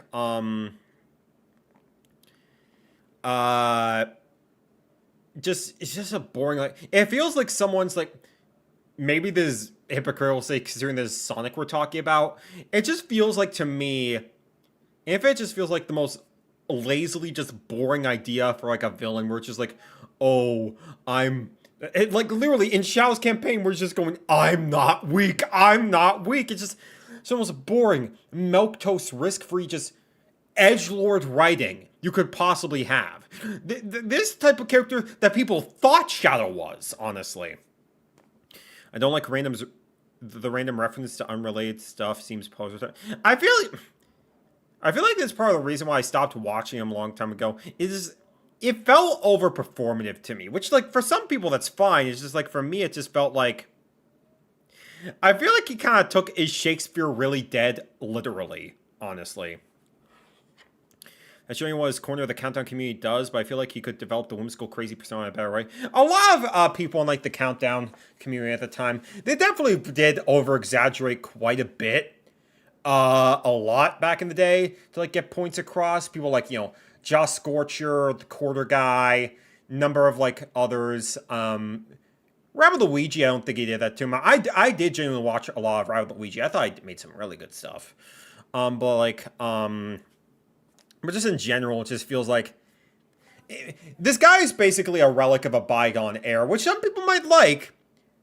I feel like there is a bit of a reason why he doesn't get the views that he used to, though. Because it feels like he's sort of stuck with the same style for so long that just sort of like,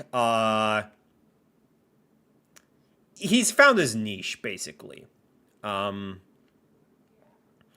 yeah.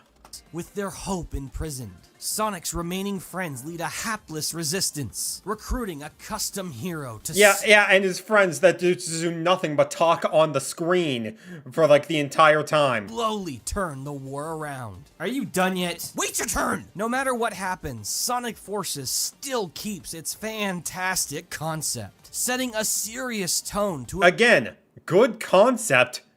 The execution, they gave us nothing. They gave us nothing. Eggman-led narrative has never happened before, and introducing a brand new counterpart to the Chaos Emeralds, so powerful that it stirs multiple games in multiple dimensions. Feels like a lore evolution, a decade in the making. A lore evolution? As in, just the same worlds you've experienced for so long? the same characters doing absolutely nothing and getting no development. The game that made Tails basically act like an infant. I would say there's a lore de-evolution. And don't get me started on classic Sonic coming back. Okay, we need the Mr. Awful opinion to get back in to set the record straight. Yeah, I do agree the concept does look promising, and the fact that it has a serious war going on after the defeat of Sonic makes it sound so fresh and new. With the new enemy Infinite on board, and Eggman conquering nearly all the planet, it brings out the big guns and has you be a part of this war. I also love how the Phantom Ruby is tied in after the events of Sonic. I will say, I definitely like how this guy is, like, explaining it in a much more straightforward way. But yeah, it's like, again, conceptually, I think, you know, a lot of this is fair. It's just, again,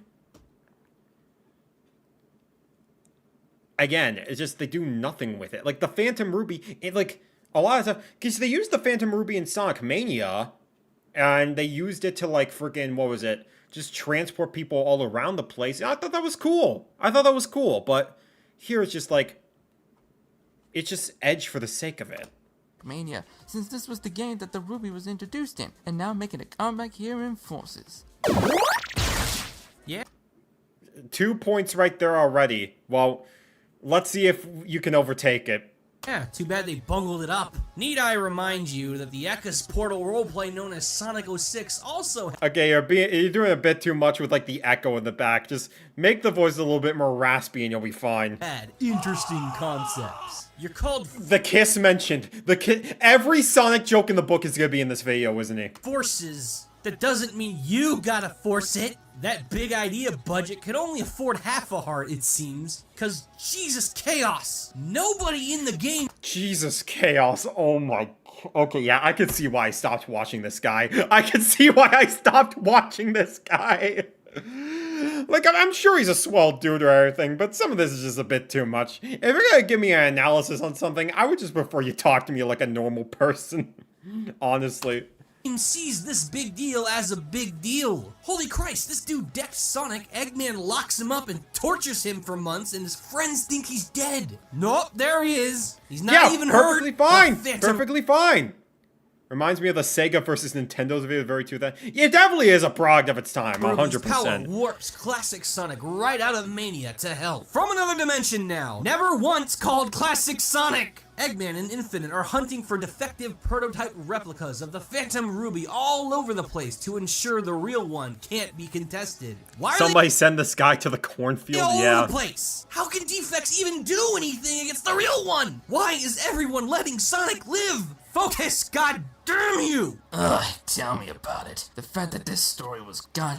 Oh, this guy's doing the bad voice too. Oh my gosh. We really...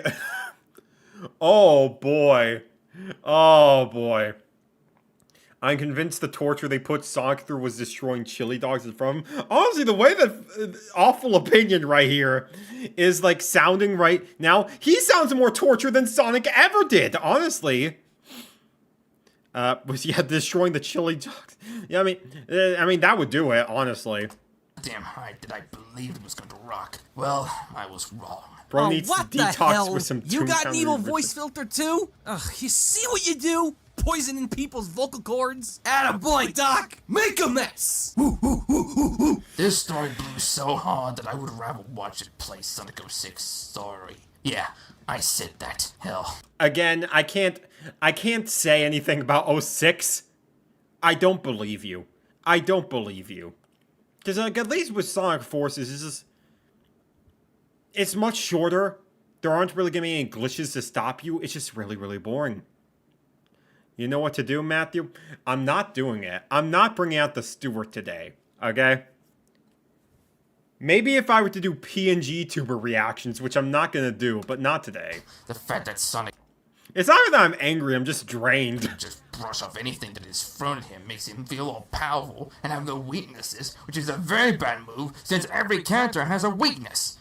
06 slander twice for... What do you mean that for no reason?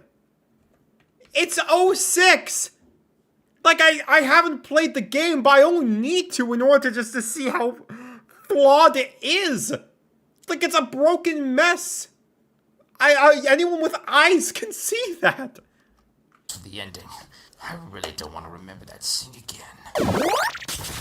Okay, admittedly, more points on the evil side than the good side, so we may be cooking. I love it when companies can take a joke in... Oh no, he's gonna praise the meta era, isn't he? I love it when companies can take it. He's gonna praise the meta era, isn't he? He's gonna praise the meta era. Oh my gosh, I'm about to bust a gut, isn't he? He's gonna praise the meta humor, isn't he? He's gonna praise the fact that they put the Sonic shirt in. There are plenty of other Sonic videos to watch that are more composed than this. I'm wondering with that. I joke a lot, but I'm not saying, like, this video is structured. It is structured, like, well. Honestly. But, like, we know, like, again, the pro and con, but, like, it works well and everything. Like, he knows what he is talking about here. It's just, the presentation is just doing things to my mind. It looks like he's slandering 06 as a reference instead of using that to support his argument. Again, it's playing up for, like, the evil bit. I'm willing to give him a pass on that. I like Sonic Forces. Tragic. Tragic. I'm so sorry for your loss. No place in the multiverse can doing so not make you stronger. Congratulations! Your cardboard evolved into food. Seriously, here's your pizza, sir. Fox the Red OC, donut steal! How about we do? Oh my... Do not OC! OC! Oh, original character! Do not steal! Oh boy. When did this video come out? 2023. 2023. Your opinion is valid? It's not valid to me. You're not welcome here. Like, 2023. How long has it been since I've heard a do not steal joke? Oh my god. This really is a product of the era. Say we did. In literally... Maybe this is why he's going to praise the meta humor. Because he's literally doing so much meta humor himself. Every commercial? Yes, praiseth be Father Blahnik for grabbing one of the biggest Father Blahnik! Okay, I'm gonna be so real. How do people watch this guy in the modern day?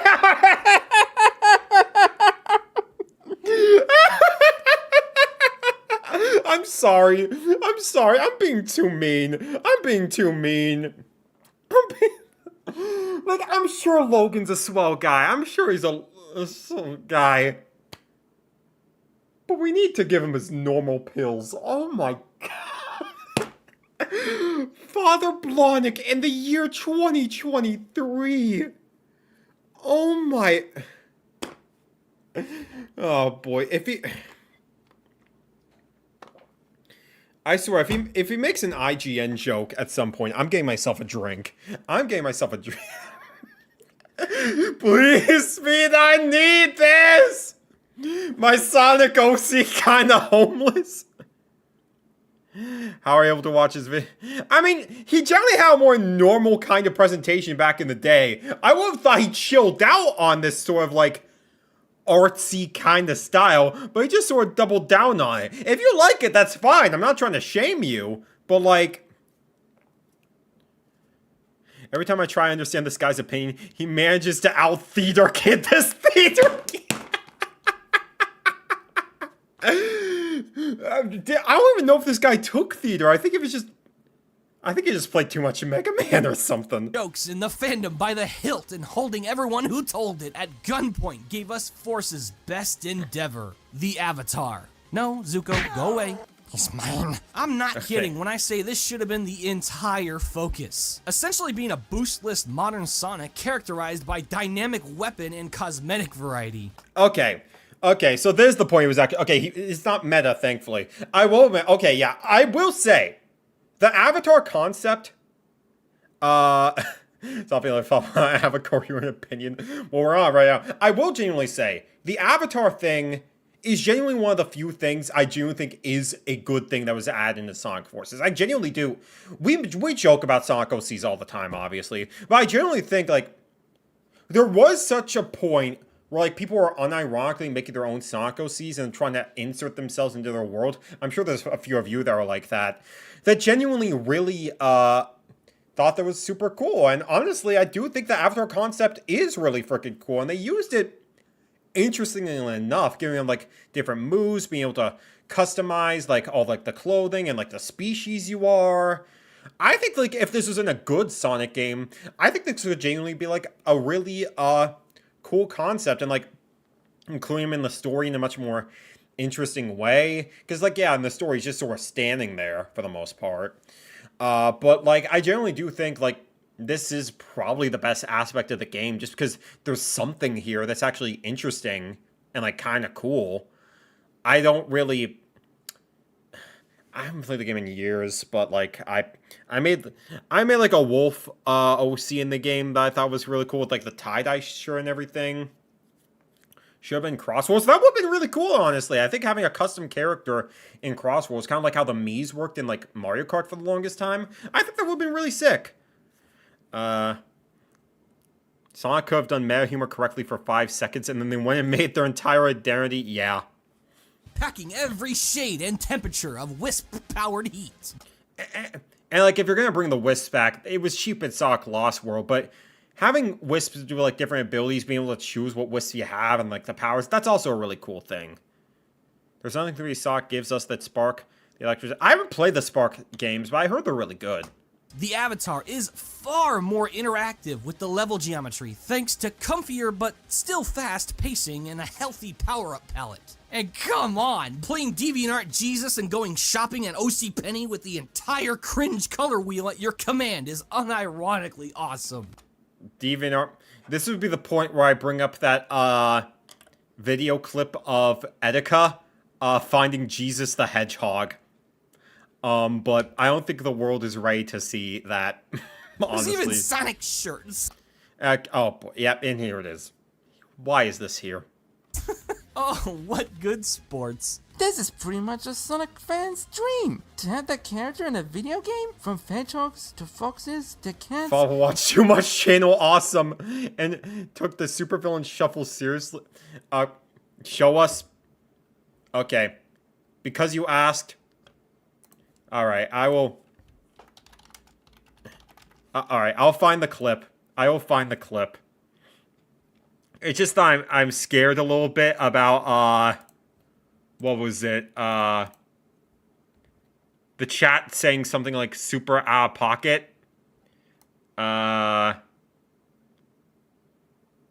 me see. Give me a moment.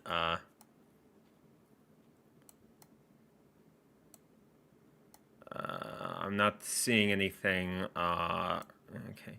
I was just scrolling through the chat to make sure there's nothing, like, horrible being said in there.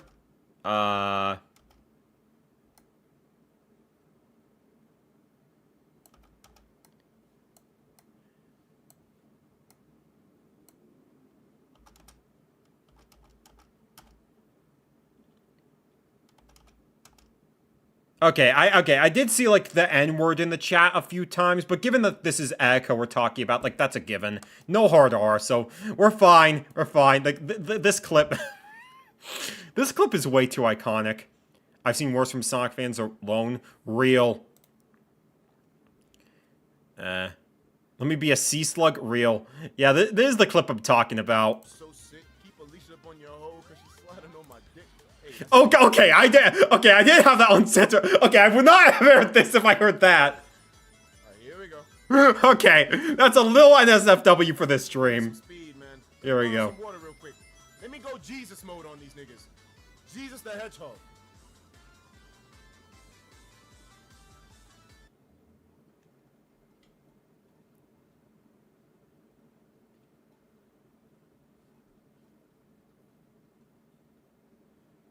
This can't exist. This exists.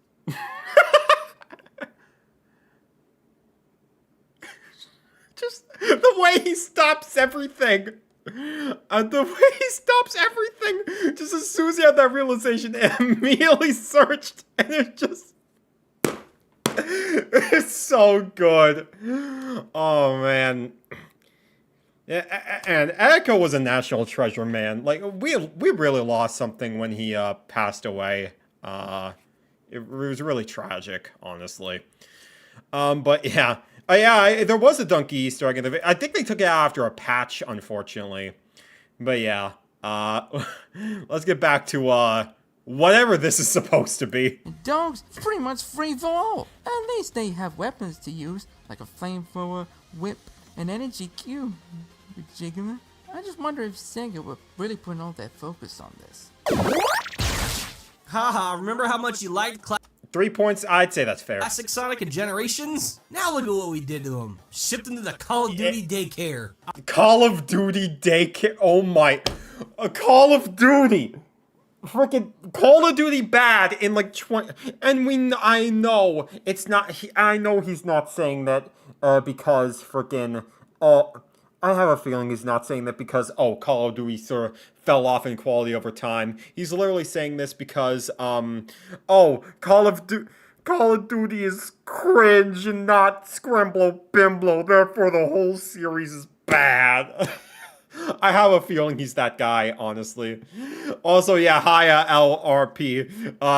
You came in at a strange time. We're in unholy waters right now.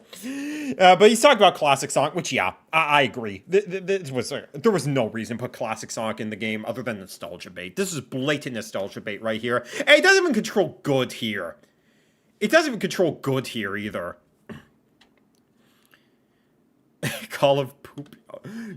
Thank you for giving me psychic damage, Luke. I really hate that this happened. You can only suck off fans so many times before you live. Whoa, okay, hold on, okay, calm down, buddy, calm down, all right. This is family-friendly territory right here. Off. I get wanting to rekindle some of that sweet goodwill, but you gotta be willing to make it good. It's bad enough that he's functionally a cameo in the damn story, but his yeah, he doesn't do anything. There's no point other than freaking nostalgia bait, because so many people, they were listening to the people that were like, 3D Sonic cringe, 2D Sonic good.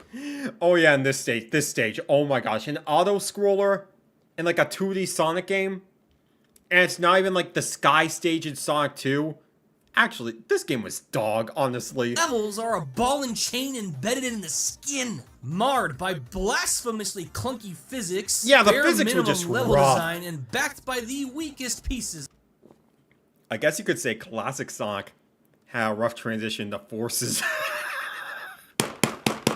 The soundtrack. This should have been a Forces-themed level pack for Mania with Jimmy Timmy Power Hour style story framing, not a demake of Generation's main selling point. I still don't understand why Classic needed to be here. He doesn't even contribute to the story at all. Doesn't have a boss fight with Chaos, has a small number of levels, and overall, just a complete waste of space. The only reason why he's even in the game is because Sega just loves to milk the nostalgia to death, to the point of drying and shriveling up. Thanks, Sega.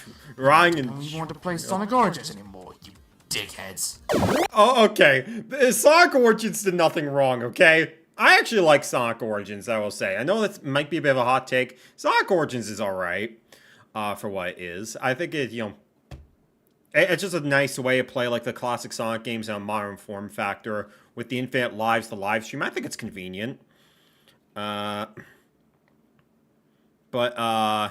Yeah, this was, yeah, there's no defending Classic Sonic here. It was washed. Perhaps chalk it up to numbing overexposure, but it's hard for me to recall a Sonic game where Sonic himself is the most entertaining character. Ooh. I mean, I guess he probably had the most memorable lines in the game. I'd say some of the jokes work pretty well. But I would say in terms of, like, he almost feels a bit too sarcastic and mean-spirited. Not as much as, like, Lost World in that regard, but almost feels a bit like a Flanderization in a way. Silver, I get... But you're acting like all the characters other than Sonic and maybe Tails have, like, anything to do. And even then, Tails is just a big baby throughout most of the game. So it's just, like... You're not wrong when you say this. Sonic is probably the most entertaining, but, like, at what cost? Spicy take? Are you even allowed to have those? I don't know, are you even allowed to smile? Oh god, it's learning. Seems the hex behind the hedgehog are too, in some ways. Namely, giving their meal ticket the best dialogue and strongest characterization like they probably should be. I really enjoy Sonic in this game. He's like a Build-A-Bear Spider-Man, a prototype taste of what we would see in the movies. Except in the movies, I think he was characterized a lot better and more genuinely. It had some sort of vulnerability, but still kept his spirit. Whereas with Sonic here, it feels like there's no off switch, honestly. I feel like Infinite could have been an okay villain if they completely wrote him and also gave him a total redesign and changed his name and basically just replace him completely. Real. Just yeah, just redo the entire thing. Entirely new character. Oh, that is okay. Striking a great balance between Movie Sonic is not Sonic? What are you talking about? Like, are you just sad at his character flaws or something? You need to explain. wisecracking Scrimblow and hometown superhero. Yes, he kinda always went for that, but his oft-bright dialogue usually camouflages into a tone just as bright. Can be a bit hard to see him in all that sometimes. His writing here just bounces off the screen real nice, popping out vividly in contrast to the grittier than average backdrop. This Sonic is what you expect from him. Even while in prison, he still has a positive outlook, but still not overly chipper. I mean, again, it's, yeah, a positive outlook because they did nothing to him. They did not... Hold on. Can I see specifically? I think he could have easily squeezed through, like, those jail bars super easily. No issue. And, like, they didn't really lock his, like... Did they lock his shoes? I don't remember if they locked the shoes, but, like, I'm pretty sure he could have found a way easily. Game Sonic isn't supposed to act like that. I don't know. I feel like... Well, the thing is, I think in terms of, like, movies and everything, you kind of have to work things a little bit differently to make things work in the context of a movie instead of a video game. Because the video games, you don't really need your character to be super in-depth because, like, the gameplay comes first. But when the story is all you have to carry, you kind of have to do a little bit more. And I think they did a decent job with it, giving Sonic more character like that within the movies. I feel like in the movies is more justifiable because it felt like he was written as a humble preteen, still cocky, but knew in certain scenarios to pull back. Yeah, definitely. If we want to criticize any movie character, Knuckles is right there. Sure. I mean, I would argue Knuckles was characterized pretty well. Definitely, he matches the vibe of like the classic and modern version, where you can get the seriousness and like the silliness pretty well. I think they made Knuckles fine. Retain some serious moments when they're called for. A nice balance indeed. Characters have never been Sonic's strong point. Oh wait, yes they have! They're awesome! That's why this series sold! Unique personality! Wow, stick it up for the friends? Show any more blue and you're gonna turn purple, my guy. Why not? I already want to kill something. Okay. Dang, this guy needs to take his normal pills. Oh my gosh, yeah. Yeah, again, the characters do nothing other than talk the entire time. Which, honestly, on my playthrough, I just turned off, because it's just like, the levels are so short, I do not want to hear all the characters just yapping about the nothing story for like 75% of the run through the level. It's only fair for Sega murdering literally every other character that isn't Sonic and maybe Eggman. The way each of the supporting characters adjusts to the latent apocalyptic conflict just does not jive with the established personalities we've frankly taken for granted. Knuckles, the aloof yet dignified and storied remnant of the Lost Warrior tribe, he's now a passive resistance general that talks like a preteen's last-minute book report on Sun Tzu's Art of War. Woohoo! All those awesome returning villains and I understood every word you just said. Havoc. Holograms! What a twist! Tails. Again, that just feels like nostalgia. Chaos didn't even do anything! You don't even fight Chaos either! He just goes to scare Tails and then Classic Sonic kills him and he's just like, what is the point? What is this? This game is so bad. It's so bad. Oh my gosh. The brave and passionate underdog inventor. He's a loser, crying in fear. He's literally board forward, bar for bar. Illusion of Chaos Zero. Am I being pranked here? And Infinite, goddamn Infinite! You were being pranked by the fact that you're playing Sonic Forces. One of the highest quality designs ever put into the series. Is it though? It literally just feels like someone's edgelord character. Just to spout out just a bunch of one-liners about how, oh, this world is imperfect. You want to know how Infinite feels to me? You want to know how Infinite feels to me as a character? Where is that video? Where'd my cursor go? Okay, where is that video?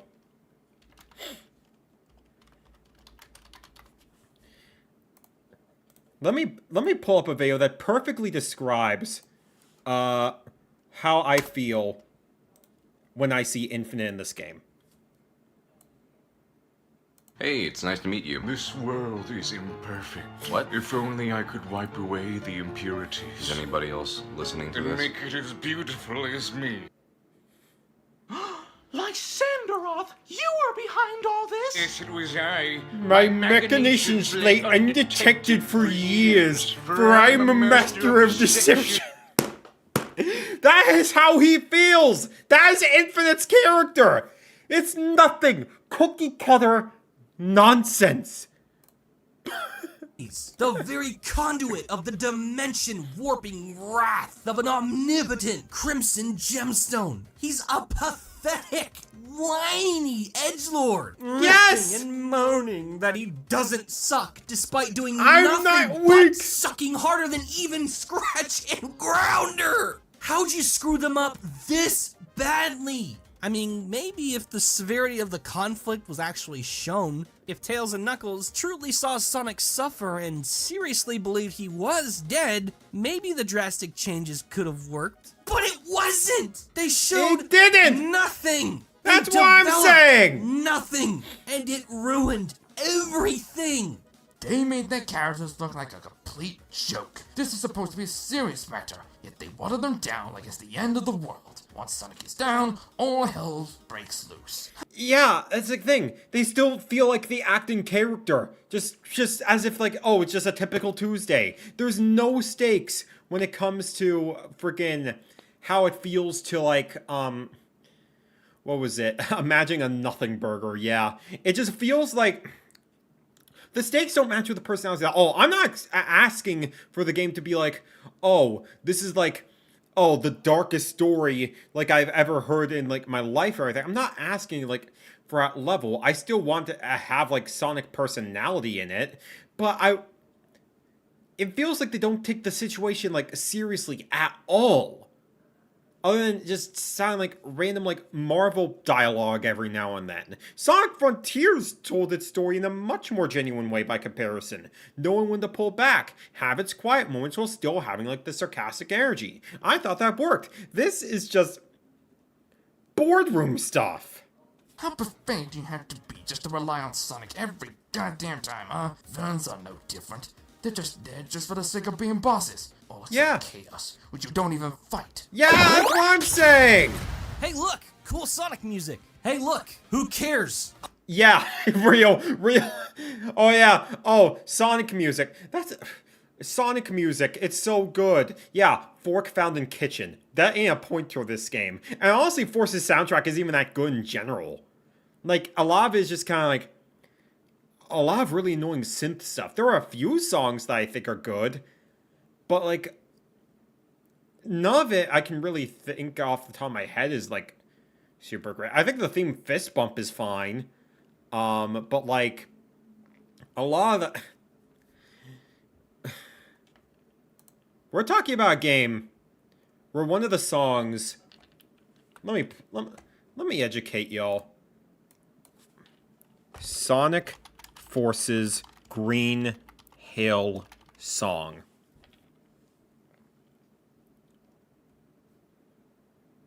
Where is it?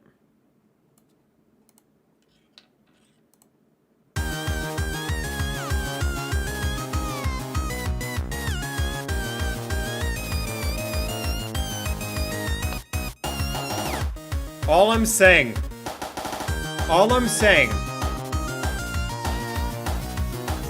is that if the Beatles were a good band, this is what we would be hearing. Am I wrong? We staying in the hood with this one. This is... Well, you see... Yeah! You thought you were onto something, Pendoodle! I've heard better synth tracks from NES Pictionary.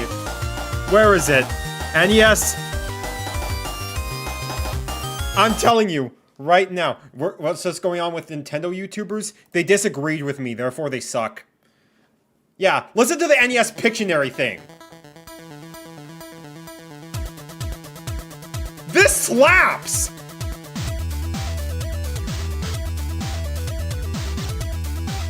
Like, my guy! This is... All you were doing was making a Pictionary game. Like, just... chill out.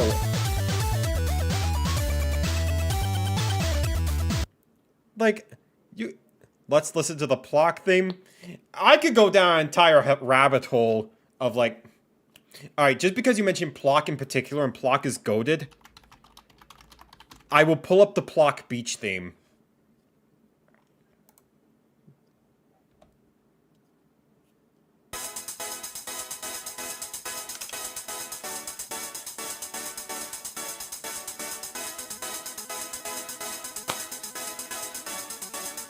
Mozart?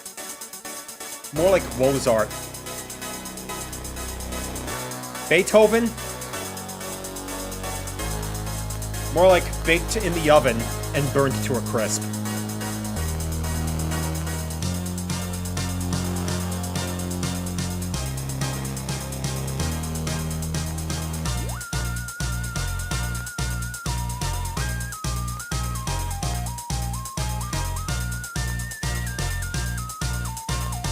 This is...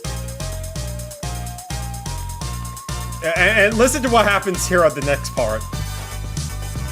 Just another beat? Kendrick! Oh! Some of the greatest video game music you ever gonna hear in your dang life. This was on the Super Nintendo for that matter. Like, holy smokes! What are we doing here?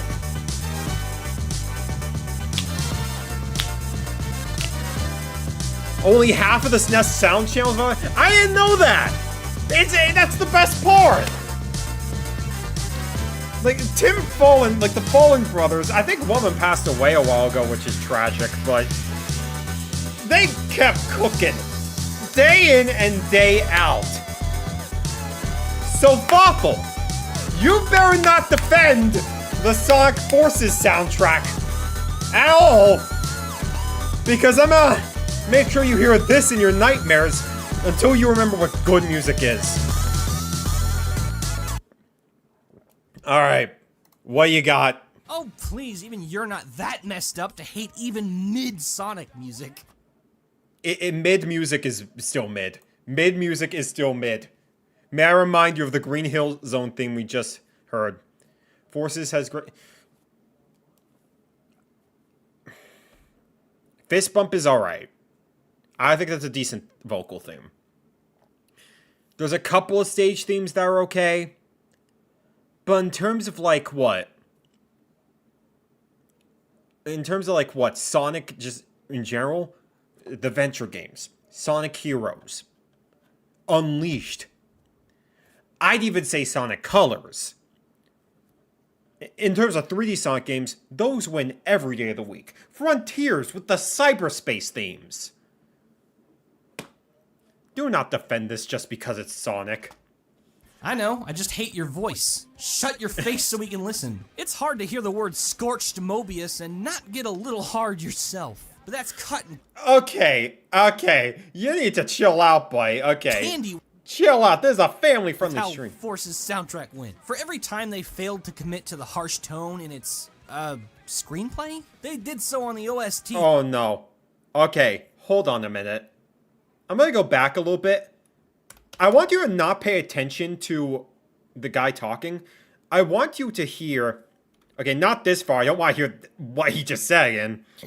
I want you to simply just hear the music in the background. To commit to the harsh tone in its, screenplay? They did so on the OST thrice over, splicing grungy, apocalyptic orchestra together with some... Okay. I hope you noticed what I noticed, right? He's playing a vocal theme in the back.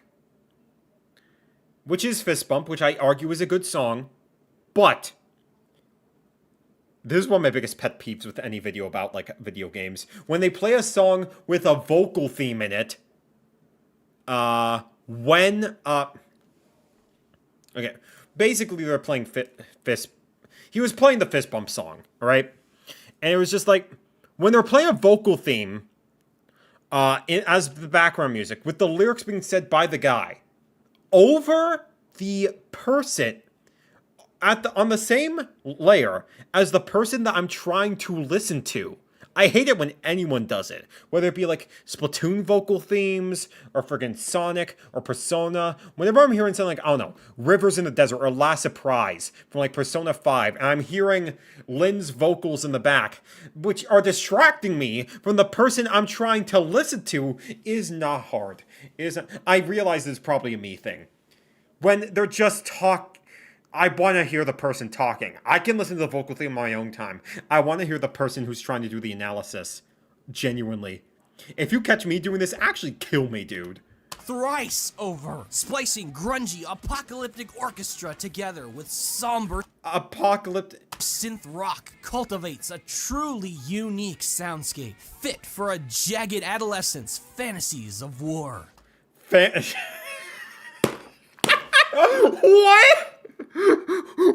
Fantasy. Hold on. Can I hear that again, please? Unique soundscape, fit for a jagged adolescent's fantasies of war.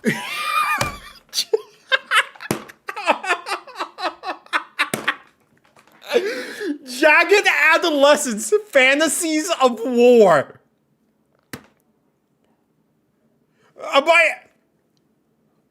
Why are we fantasizing about who's fantasizing about war, my brother?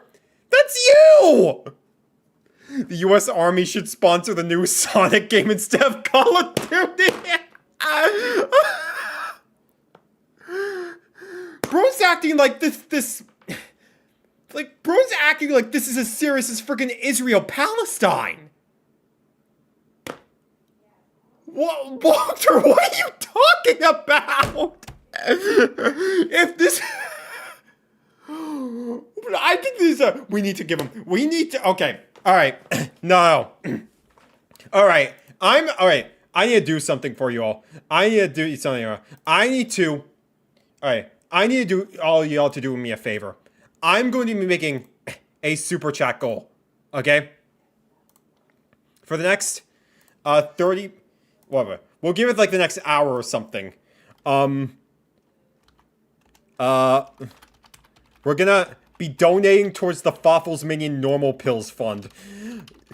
If you send me 10 super chats of like $1 or more, I will personally donate money to Fawful's Minion specifically to give him his normal pills. To give him I will unironically do that. I will donate to like his Patreon. I will donate to like his freaking Ko-Fi. I don't know if he has a Ko-Fi, honestly. I will donate your guys' money to make sure that he gets his normal pills. Cause what are you talking about? Alright, y'all got an hour to go. Good luck. Which is more serious, the Cuban Missile Crisis?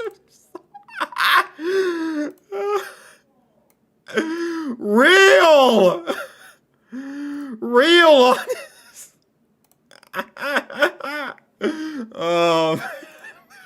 All the hardcore grandeur, with thankfully none of the realistic reckoning. Fighting onward, infinite. Okay, he did say thankfully none of the realistic. I'll give you that, but I have no money. Steal it from your parents then. This is our world. Death Crab Pursuit. Fist bump. Fist bump. My god damn god. But it also remembers to pair these OP bangers with more classical Sonic vibes in pieces like Casino Forest, Ghost Town, and Chemical Flow. Notice how you didn't mention Green Hill. Notice how you did not mention Green Hill. Indeed, a very strange soundtrack, but one that fights the never-ending battle against boredom with honor. I could go on and on for days talking about the music. It's... For days, yeah? Give me like 2 minutes. One by one, it's happening, baby. One by one, Jerry with the $2 coming in. Let's frickin' go. One by one, we will give Logan his normal pills every day. Let's frickin' go. All right. so much more memorable than the game itself. Again, there's so many better Sonic soundtracks that you can pull from. Let me pull up, okay. Smash Custom Music. This is I often go to when I want to search up just songs easily. Sonic Forces. We're just going to select some songs at random here. What we got? Like, Chemical Plant. Let's check this one.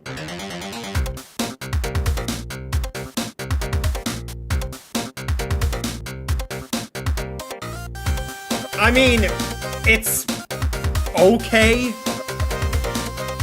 but it's also like, am I really gonna go out my way to listen to this? It's actually starting to hurt my ears a little bit. Let's check out Park Avenue. Again, it's okay. Like, are you really gonna tell me that this soundtrack is like really worthy of like, I like this part enough. It just feels like, actually no. Actually, I have an idea. Hold on. Hold on a minute. Give me a second. I have something I need to show you guys. I mean, this song is okay, but I would like to direct your attention to a remix I heard of this song many years ago. Was it taken down? Where was it? I think he took it down, actually. Oh my gosh, no. I found a re-upload of this, but, very strange, right. Okay, I guess I'm gonna have to go with the re-upload version then. Okay, so, oh, wait, no, he just posted on Twitter, but no one's using Twitter anymore. I want to direct your attention to a remix of this song I heard that, like, rearranges some of it a little bit by, someone you might know, Garrett Williamson. This guy cooked with this remix of Park Avenue.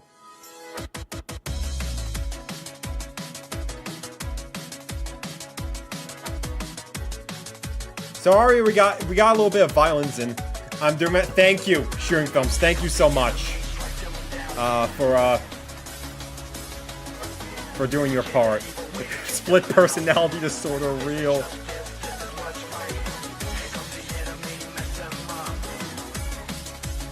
Wait for the drop after the vocals.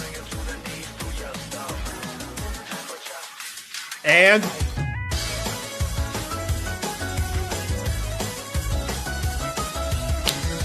now this is what I'm talking about.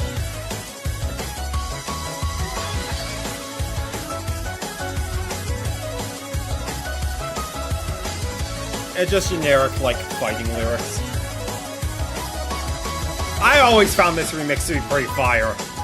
Maybe not fitting for the post-apocalyptic thing, but as a song on its own. Grant, the original didn't really fit well either, but like, yeah, this is slick. This is slick right here.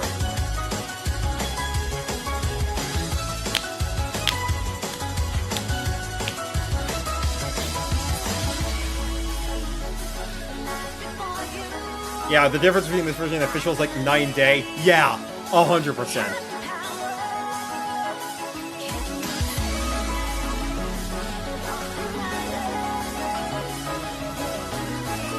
That's just Garrett for you. He makes phenomenal music. Check him out. Literally, listen to his album Middle of Somewhere. It's so good. But yeah, again, like, let's see. What are some other songs here? What was it? Eggate?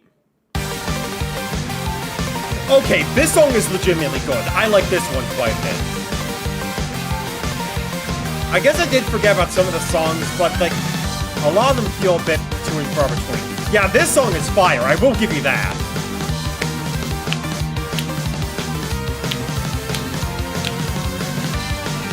I completely forgot about this one. Oh, null space. Oh, I think he's gonna mention null space earlier. I didn't even think about that. Oh, that's gonna be rough.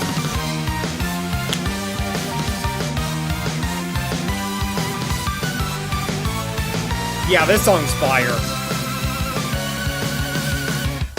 The only the power friendship is given 5 seconds. Give us nothing.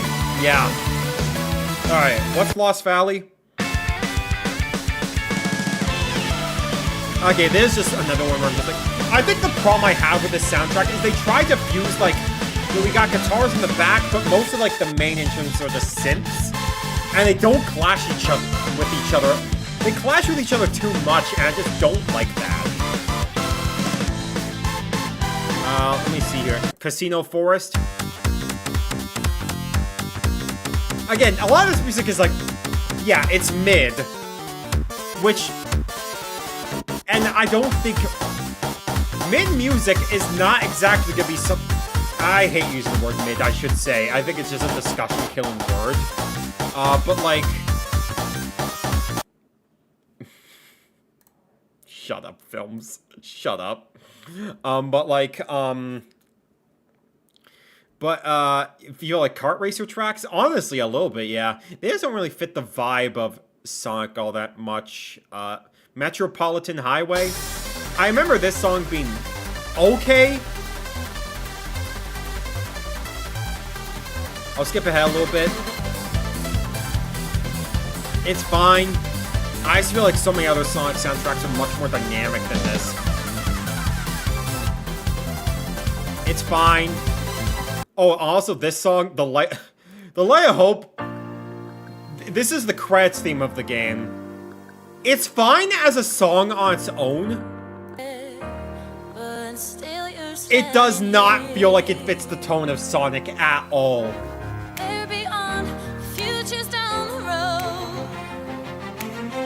It's like this is a decent song, it's fine. This sounds like something I would hear at what? Whitney Houston and Mariah Carey would sing at the end of Prince of Egypt, the story about Moses. Not in a frickin' Sonic game.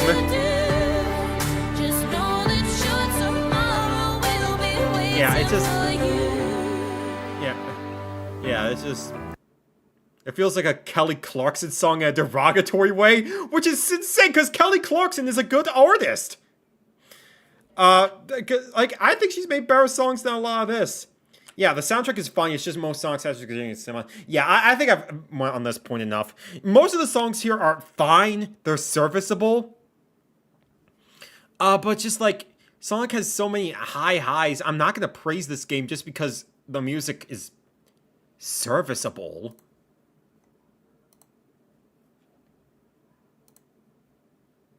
Also, I think I accidentally, set the wrong super chat thing. I think I set for, like, yellow, stuff only. I think I only set for, like, the yellow dollar signs. I thought it was supposed to be for all. I'm stupid. I'm gonna close that. I don't want... yeah, I don't want people spending that much money on me. Alright? I'll still find a way to donate the money to him. Just because, like, y'all were nice about it. Thank you so much, genuinely. But yeah, let's get back to this. We still have, like, we still got 8 minutes to go. Oh my gosh. The soundtrack's even on iTunes. Deservedly so. Yeah, and so is like every other Sonic game. That's not a compliment. Oh, by that logic, you could argue Drake's music is on iTunes. Therefore, it's worthy. No! Sea stages, especially, have it great, making up most of my highlights. Classic and modern Sonic respectively capture the flavor we know. The Avatar themes of the vocal stuff, sure. And succeeded. which can't be easy to juggle. 3 points for one of the most bare bones soundtracks in the series, sure. You know, I've conceded in the past that this series has a bit of a failed arranged marriage with boss battles. They finish faster than Sonic in bed. And yeah. Okay, chill out with the sex jokes. Chill Most of the time I out. call it an early night and fall the hell asleep. But here, I can't even stand to sleep in the same goddamn house as the TV playing these boring bosses. Not Yeah, only are they the as bosses are not autopilot-y great as Sonic either. can feasibly get, but I just don't care. Cause all the villains are just holograms of a Linkin Park Neopet. The Hey, don't go slandering Linkin Park. Linkin Park is my goat, okay? Havoc illusion in particular is just flat out embarrassing. At least you get some beauty sleep. God, I wish I'm gonna be uglier when I wake up from this. It's so boring. Yeah, the boss battles are like nothing special in this game. Isn't video game Sonic like... Isn't video game Sonic like 14 years old? Guys, all I'm saying... All I'm saying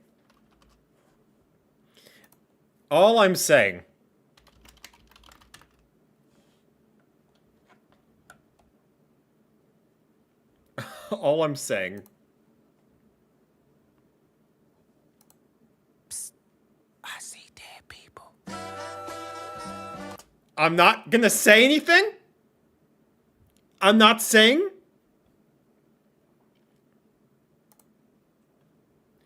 But I'm just gonna continue.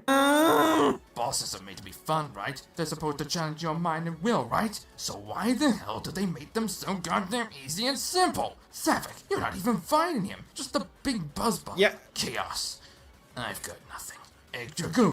Yeah, but like, yeah, these but yeah, like I'm just trying to say, those bosses are just not great. It's just mainly just it's either side-scrolling and just waiting for like the right time to attack, or just you're just auto-running in an area, or you're just in like an enclosed area that just like feels it either feels really automated, really slow, or really boring. In some cases, all three. This is so sad. Metal Sonic. Even sadder than the Dragoon. Shadow. Just like Chaos. Can't fight him. Infinite. The first time was Is simple. this an issue The with second time most was too quick and easy. But I mean, to be fair, I need to play more Sonic stuff in general, eventually, and you're like, get like a full grasp, but like at the end of the day, I would say like, colors, there's an issue too. I would say stuff like the adventure games, like in terms of 3D Sonic, they did pretty well. Frontiers, obviously, you got some cool spectacle here. Forces, this ain't no different than just all the other what a ones. carbon cop. Final boss. I hate it so much. With the sound of war, according to Sonic Team, essentially being the radio you hear in Hot Topic, what's that say for the look? Pretty cool, gotta say. Forces really nails the aesthetic of a post-apocalyptic world. Every stage and cutscene is painted the shades of Eggman's inner ambition finally touching victory. In some cases, you're not wrong. The city being destroyed like that, I mean, it's taking 6 months to, like, rebuild it and everything. Like, I don't think they did much with that. Green Hill just being sand, it's just, sure. Chemical Plant looks the same. The city, looks like no different than anything else. It feels, again, the concept is there. It's just that the full potential is just not reached. Metallic chrome accenting pivotal territories, Sonic's forever homes ruined under rubble, and so much of the planet infused with the red on his coat, in his eyes, and all around the Phantom Ruby. Not only am I personally a huge fan of that mixture, red's my favorite color and it's not even close. Says the guy who's not on the red team. Oh yeah, feeling the love over here, but it's also artistically admirable. You see? That's what I'm saying. And I'm tired of pretending it's not. What do you say? Here, but it's also artistically admirable. And I'm tired of pretending it's not. What's there to pretend about? It's not true! It's not true! The colors are okay, but I feel like it is either too much contrast, too dull. Exactly! Exactly! Like, is he talking about the way they made the environment? Is he unironically using graphics as a defense? Because graphically, the game is not special. It's just typical Sonic stuff, just on that new engine. In the big 23... I think this was when, that meme of I'm pretending it's not sort of got the rise. So I'm willing to give him a pass on that. But, like, I don't know. I don't know. Is he talking about the way they... But yeah, environmentally, it's just like... The concept is there, they just don't do enough with it to make it interesting. It visually reflects the entire power struggle of the narrative itself. I know the look won't please everyone, but I can't not applaud that type of atmospheric detailing. War in a Sonic game? Applauding for the bare minimum. Let's go. Man, that could give a fan chills down their spine, especially with all the trailers hyping it up. A world that's been taken over by Eggman, Sonic has fallen, and a new hero rises from the ashes. Aesthetically speaking, they nailed it. So credit for at least visually committing to your vision. Okay, what I will say about this guy, like Dr. Dark, is just... I feel like if you're gonna bring a guy like him on to your collab, I feel like collabs are the most interesting when the person is actually like... Because it feels like so far this guy's just basically been agreeing with what Logan's been saying, just in his own words. Just in the guy's own words. And it just feels like... I find disagreement far more fascinating. I'd rather just... I do not want to invite someone onto a collab with me just to have them basically agree with everything I say. Or if they do agree, at the very least, I want them to be able to be the one to say it sometimes instead of me. Because that's what makes collabs so interesting. You get to have those different ideals just clashing with each other in an interesting way. But it almost feels like this guy's just here just because he's like a friend or something. But regardless... applying the atmosphere, he says, as he plays the big fight cutscene where Xiao floats back and forth without animating at all and enemies just fly out of the way. The cutscene plays like literal Gmod, yeah? Literal Gmod, yeah? Literal... Excuse me, young man. Have you forgotten who you're talking to? The guy who is working on a freaking... Where is it? Where is it? Where is it? Where is it?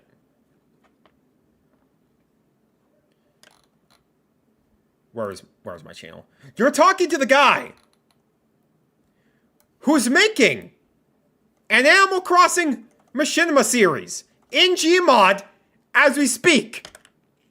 And I promise you, it'll look passable. Okay? It's gonna look good. Okay? All these colorful characters. You're gonna love it. Okay? You will love it to the ego's showing.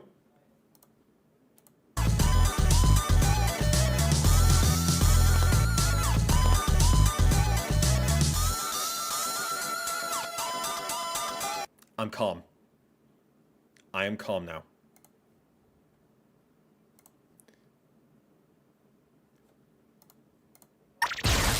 This game's advertising can rot in hell, licking the big red zit on Rise of Lyric's unwashed hairy ass. You're so out of pocket, dude. You're so out of pocket. My guy.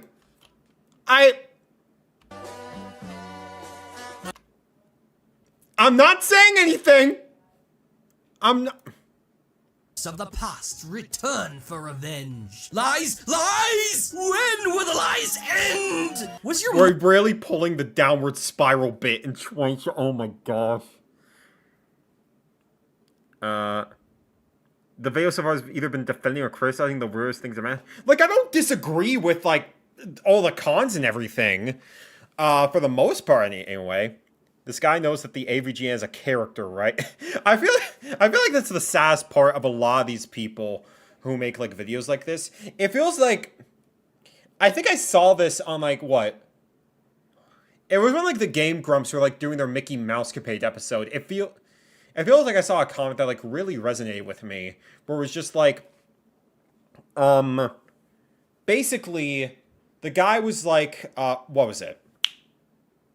We talked about how there was a lot of people who are cloning, like, AVGN. And the thing that makes the Angry Video Game Nerd so entertaining is that you could tell it's such an over-exaggerated character about playing, like, old, terrible games that don't matter. And just getting mad at it for, like, the sake of, like, huge entertainment and just being, like, really wacky with it. And just doing all these weird bits that just shows how a lot of this stuff is really silly. But I feel like a lot of people who were inspired by him and, like, the Nostalgia Critic and people like that didn't really get the idea that the character was a joke and simply just saw the getting mad part. And some people, especially a lot of people in the Countdown community, sort of took that literally. And in his case, I could definitely tell he's doing some of it. Like, I could tell he's obviously over-exaggerating it for, like, the entertainment factor of it. But, like, at some point it becomes a bit too much. And, like, and as far as this point, in terms of the advertising for the game, I guess, I mean, this isn't, like, an egregious part. It has nothing to do with the game itself, obviously. But, like, the fact that they introduced classic Sonic, like, right away kind of showed it was already just sort of... In fact, the most memorable thing I remember about the reveal trailer was that they confirmed that it would be coming to the Switch before the Switch got revealed. Like, it was like the first game where they had a reveal trailer, and it showed it would be coming to PS4, Xbox One, and NX, if anyone remembers that code name. So, yeah. That's sort of where yeah. It's just unfortunate that some people haven't really grown past that phase, and again, I get that he's doing a bit, but, like, for some, it's just a bit too much. Marketing agency for this thing, Dark Age Nickelodeon? This feels like that awful SpongeBob special that said he was gonna marry Sandy. Gosh! Are we really...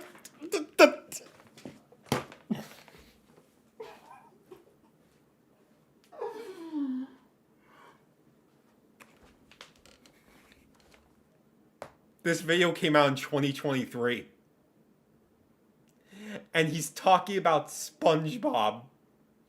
Modern SpongeBob bad. What does this have to do with anything? I'm back in the building again. I feel like I'm back in 2016. I feel like I'm actually back in 2016. Oh my gosh. Oh my god. This is...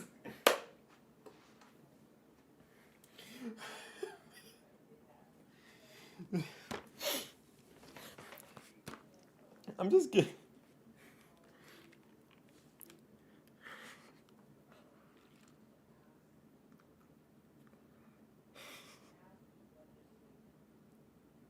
Guys.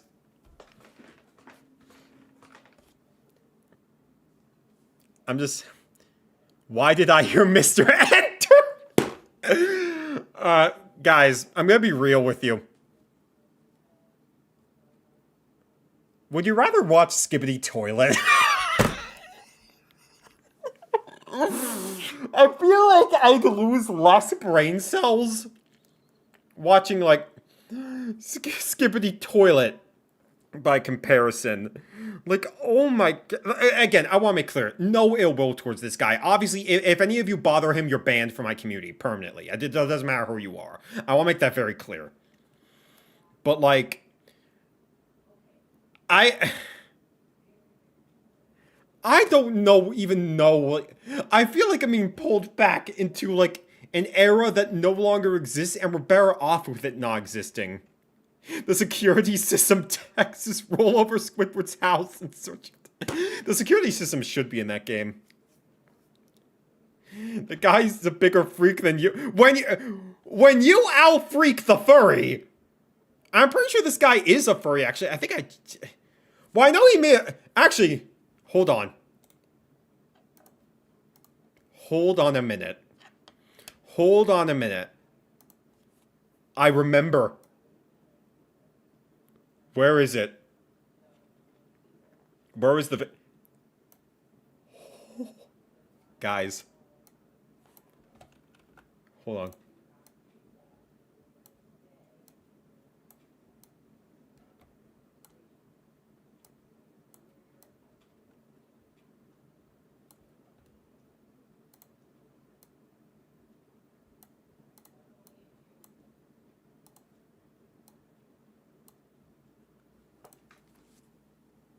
Chat. Do we watch this?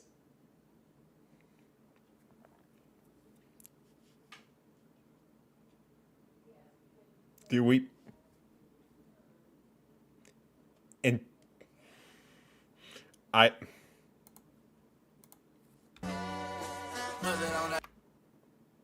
I'm not saying.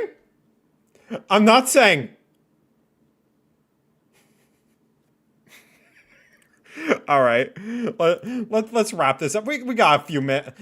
We're almost done. Let's just get this done before I lose my mind. God, that. Which would you rather take? Honestly, still this game. Damn. Yeah. That episode reeks. He's still going! Move on! Please! I'm begging on my hands and knees. I'm begging on my... Oh my... Where is it? Where is it? Oh my god, please. Oh my... I can't... I wonder what he'd rank is about. Oh my gosh. Oh my... This is... What are these ads for reminding me of it? Damn, Sega really went all out with the advertising when presenting this game. An evil force threatens to destroy the world. Villains from the past team up to take Sonic. A brand new villain enters the fray. Team up to take him down. Sounds exciting, right? Well, it would be if they stopped shoving it down my throat every 3 seconds. It was like, what, 6 different trailers for this promoting, only to find out the cake was a lie. What a waste of... Well, you're implying that the game actually had enough meat to actually have variety in its reveal trailers, because the game's like 2 hours long. What a waste of time. Alright, at the very least. Okay, we might be done. We have more I think we're done. We have more cons than pros. So, you know what? We might be okay. You did it, sir. I did it? He did it. I did it! What did you do? All you did was say the correct opinion. Should've messed with me. Well, congrats. Drinks to celebrate? What? Aren't you mad? Nah, it was fun either way. Wow, thanks. Oh, does this mean I gotta do the outro? Yeah, honestly, this victory's for all of us. Yes, Sonic Forces kinda sucks. I mean, we still kinda like it though, right? No! I'm gonna let him finish his sentence. Remaking top 10 Sonic games again would be a migraine. Oh sure, ultimately. It's just really fun to yell at it. And even you kinda agree it's a bit warranted. Yeah, but hey, you know what? We can rest a bit. The suffocating mediocrity that this anniversary title touts is far beyond moot at this point. Frontiers is out there, is awesome, and Sega's own blue team has without a doubt learned their latest lesson. I mean, I still need to finish Frontiers admittedly, but like, yeah, again, like, it's, like, at this point, it's fun to poke fun. It is fun to look back at Sonic Forces and be like, yeah, this was kind of a mess. I'm glad we're definitely past this era now. Nearly a decade removed, this game has just nothing going for it. Even those of us who lost before, you know, when this was the last thing we ate, have finally won now. The latest in the franchise is great, and the rage that screamed for 5 years to get out was heard. Man, maybe you should win more often. You're pretty cool when you're not trying so damn hard. Or, yeah, maybe cover more bad games and you could do that. I just wanted to win for once. Don't get used to it now. When you say that, are you applying the rest of the games you've covered on this series, or like, they won over? Because from what I could tell, based on the playlist of the series, you're telling me you want to win for once? You're telling me that games like Mario & Luigi Paper Jam, Sticker Star, you could make an argument for Sonic Heroes. You probably would find a way to say Sword and Shield bad. A lot of this stuff feels like you're going to give the obvious opinion. And like, I don't. Why am I trying to make logic in this? We'll see. Care to give your closing thoughts there, Doc? Sure, Fawful. While forces may be messed, it still can be an enjoyable game. Yeah, to be poked and made fun of. Yes. Right. Anyway. Yeah, an enjoyable game if you have like no other games in your library and you're a kid and you have to beat a game in order to get another one, and you have no interest in actually trying something of quality, or you're like maybe 4 years old and it's the first game you've ever played. Thanks for letting me join you on this pod episode. Farewell, everyone. This has been Blessed or Messed, and we trust you, the best of the best, to know the rest. Sure. Also, we got a 2.5-minute credit sequence. And now, give it up for the high-tier patrons. This is just Alfredo Jones. Okay, so the rest of this is just literally just talking about like, oh, how great his Patreon people are. In which case, sure. Do your thing, guys. Do your thing. Okay. What I will say is, like, I do think the format of, like, just going through pros and cons of each of a certain game and seeing, like, do the pros outweigh the cons? Do the cons outweigh the pros to determine if the game is good or not? I do think that is a generic concept, sure, but it can lead to, like, a fun discussion. Like a bounce and forth. Like a back and forth. It's just, like, the presentation just... It almost makes me feel like I need normal pills watching it. Like, if somehow Logan ever ends up finding this, I'm gonna say, I mean, I would say you should just drop all these little bits and, like, your insane way of writing and just make videos talking like a regular person. But honestly, you've been doing this for so freaking long now, I think like over a decade at this point, that you might as well just keep doing it, man. Do your thing, man. Do your, like, wild, like, crazy stuff, then, and just do your thing, man. Do your thing so that we can all just bask in, like, the glory of, like, this was art. Whether it's, like, genius or what in the what is up to the person to decide. But overall, I hope you're living your best life, man. I hope you're living your best life. And don't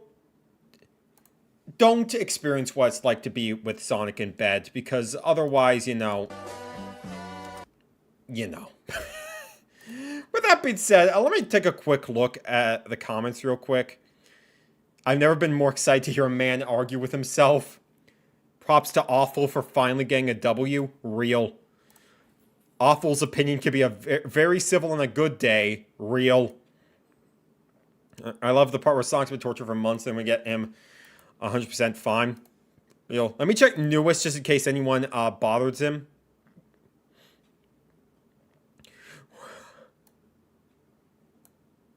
I'm not even gonna bother looking into that one.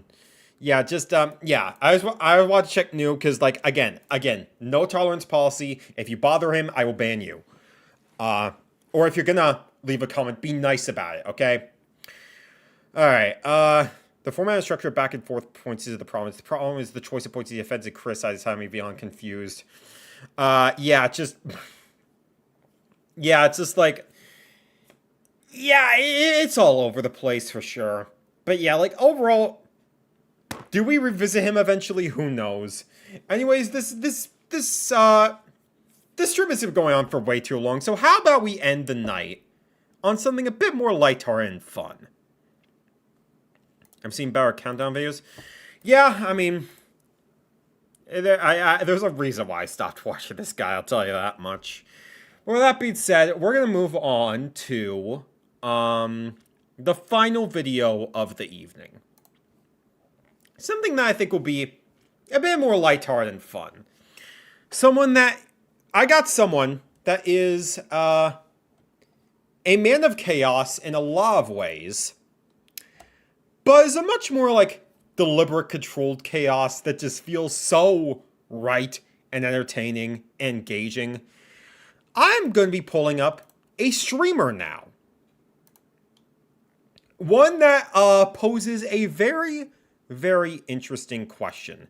Actually, before we do, I sort of realize I kind of need to use the bathroom a little bit. So I'll turn on the game tunes for a little bit. And we can... and then we'll get back to it. I'm gonna friggin... So yeah, I'll be right back. I'm gonna take a short, like, 3-minute break. And then we'll get to the final video of the evening. I'll let an ad play too, so I'll be right back. Take it easy.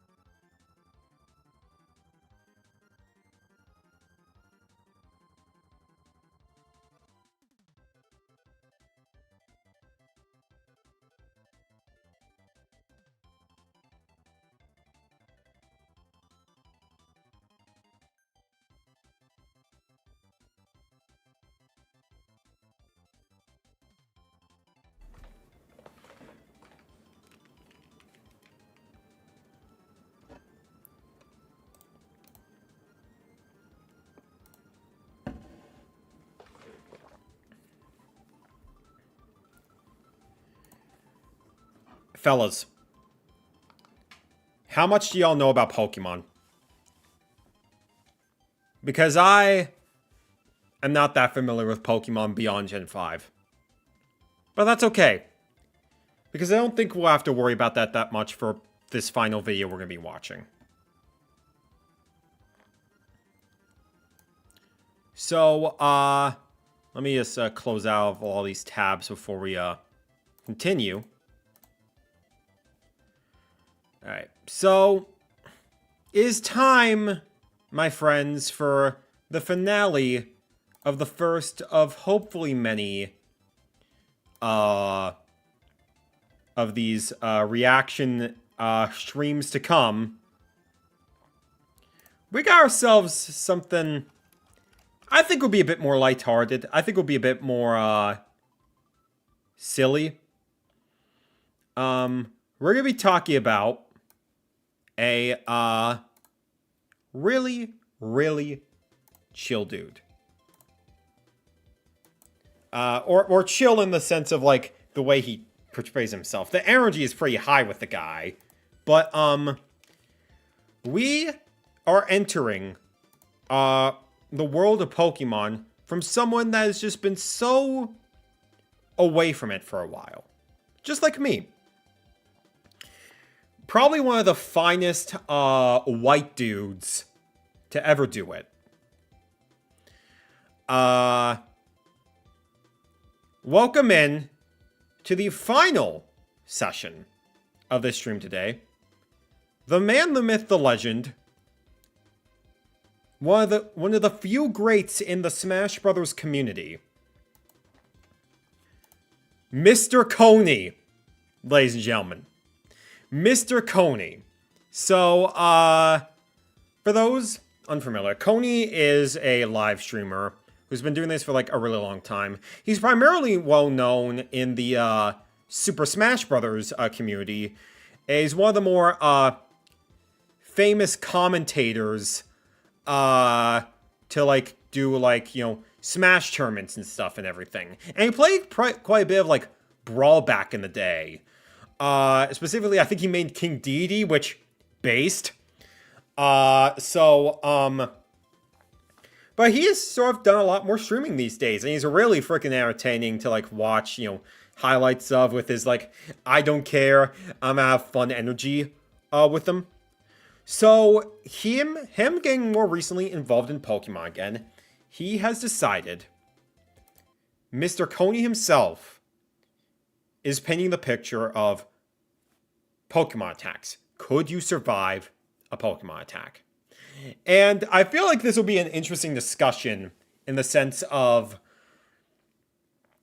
like, there's lots and lots of, like, insane Pokemon. Like, majority of them, I would say, would kill you instantly. But there's a number of them where I would argue, like, you could probably survive totally fine. You just might need to take a couple of minutes to recover after whatever is going on. Whether it be a punch or a hydro pump or whatever it may be.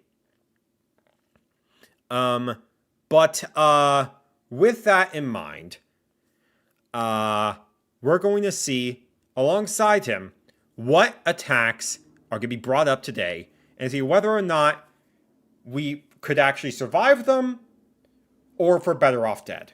So, without further ado, Mr. CONEY, can we survive Pokemon? You are the Pokemon expert here. We're learning from the master. Let's freaking go. Which is why I would have said if I forgot to unmute. Here we go. Fellas, guess what? I love Pokemon now. You've probably seen the past few videos, and I'm really enjoying Pokemon somehow. I thought I would never be into it, but the same thought keeps entering my head, and I'm sure it's entered yours too. These guys are wimps. These dumb little baby animals, they fight each other because they could never fight me. I constantly think of how easily I could defeat so many True! Pokemon. Well, say that with your chest, brother! Like, literally. Arceus does not stand a chance against me in, like, my proper fighting stance. I'm telling you that right now. I thought I would put that to the test today. A Cheddar has gone through the trouble and the effort of putting every Pokemon Champion's move animation in the game on a video. Okay, so I haven't played Pokemon Champions. I was meaning to because it's free. Apparently, I heard on the Switch, it's really, really freaking rough. I heard that it actually, like, I don't know if they patched this, but, like, I heard at launch on the TV, like, the resolution was, like, cut in half, and it would only be fixed if you went into handheld mode and put the game back into TV mode, which is diabolical. What we're gonna do is go through all these animations and see just how strong these Pokemon are. We're gonna decide which ones would kill me, which ones I would survive, and which ones I would rather die. One of them in particular, this one right here, no, that would be bad if it got in my mouth and it's... If we're talking specifically the mouth, yeah, it's probably over. A sting from a Beedrill like that, I mean, you'd probably have to be hospitalized, but I don't think that'd kill you. I think if somebody doesn't subscribe to the channel right now, I might die. Or it'll kill me. I think I should have said that. It'll kill me if you subscribe and like... Oh! Yeah, well, you have to earn my trust on that, CONEY. We'll see. Let's see what Frenzy Plant does. Ugh! Okay, that's not nice. That's really bad. Okay. Okay. I feel like with that one, it would definitely hurt a lot. you'd probably have, like, a bone cracked here and there, especially if it landed on your head. It might be over if you're on your head. But, like, I feel like you could survive that relatively easily. You'd hurt your bones a lot. You might break a few here and there, but I think, you know, you could walk off that fine enough. You're getting blasted with spider silk? It's probably not as bad as, like, the thunder by comparison. Okay. Getting whipped around by 4 sentient tentacles. 1, 2, 3, 4, 5, 6, 7 dead. Okay, that's too many hits. Okay, if it's 7, then yeah, you probably need to be hospitalized at the very least. I don't know if that'd kill you, but... That one, if he hit me less times, I might be able to make it, but I think the last one, they all hit at the end, right? Blast burn. I don't need to see that. I think Blast burn, I think that would be enough. I think that'd be enough.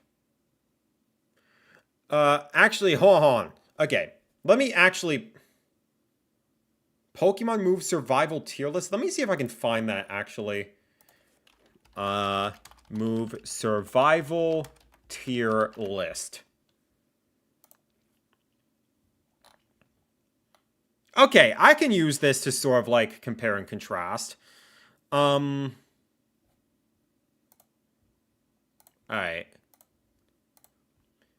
Alright, here we go. Okay, we got this. We got that. Alright, here we go. Here we go. We got the tier list right here. I would definitely say that, yeah, Frenzy Plant, I don't think that'd be enough to kill you. It would just be enough to be like, yeah, you're going to the hospital. You're going to the hospital, man. Literally any fire attack would be enough to reduce me to a name on a stone. I mean, look how bad damage someone like freaking Michael Jackson when he had like, his hair on fire during that Pepsi concert. Like, I mean, if that's enough to, like, ruin someone's life, then surely, like, Blast Burn, I don't even need to see it yet. This is gonna kill you. This is gonna kill you. That's good. Yeah, let me guess. There's a big ball of fire, and then the ball of fire immolates the opposing Pokemon, right? I'm very flammable. I'm very flammable. I'm dead. Yes, right. Yeah, you're gone. Yeah, you are Sylveon absolutely gone. survives, I don't. That's dodgeable? No. You have no time. No way I dodged that. Look at this. Yeah, look how fast, like, they're moving like there's no tomorrow. Diving in between those. That's some John Wick shit. Hydro Pump. Hydro Pump, Hydro Pump, it's a water move. You can absolutely survive this. Like, Hydro Pump is like, it might hurt your heart a little bit because of how fast the force is going onto you, but you should be able to survive like a water attack fine enough. Well, that's water, right? Like, that's end up wet. Hey! It's like a kid at the birthday party. I said I wasn't playing! I don't even think I'm injured. I think I'm, like, hurt and wet. Oh. Ow. If it's in the stomach, yeah, you're probably gonna go to the hospital after that. I would say injured. I don't think that'd be enough to kill.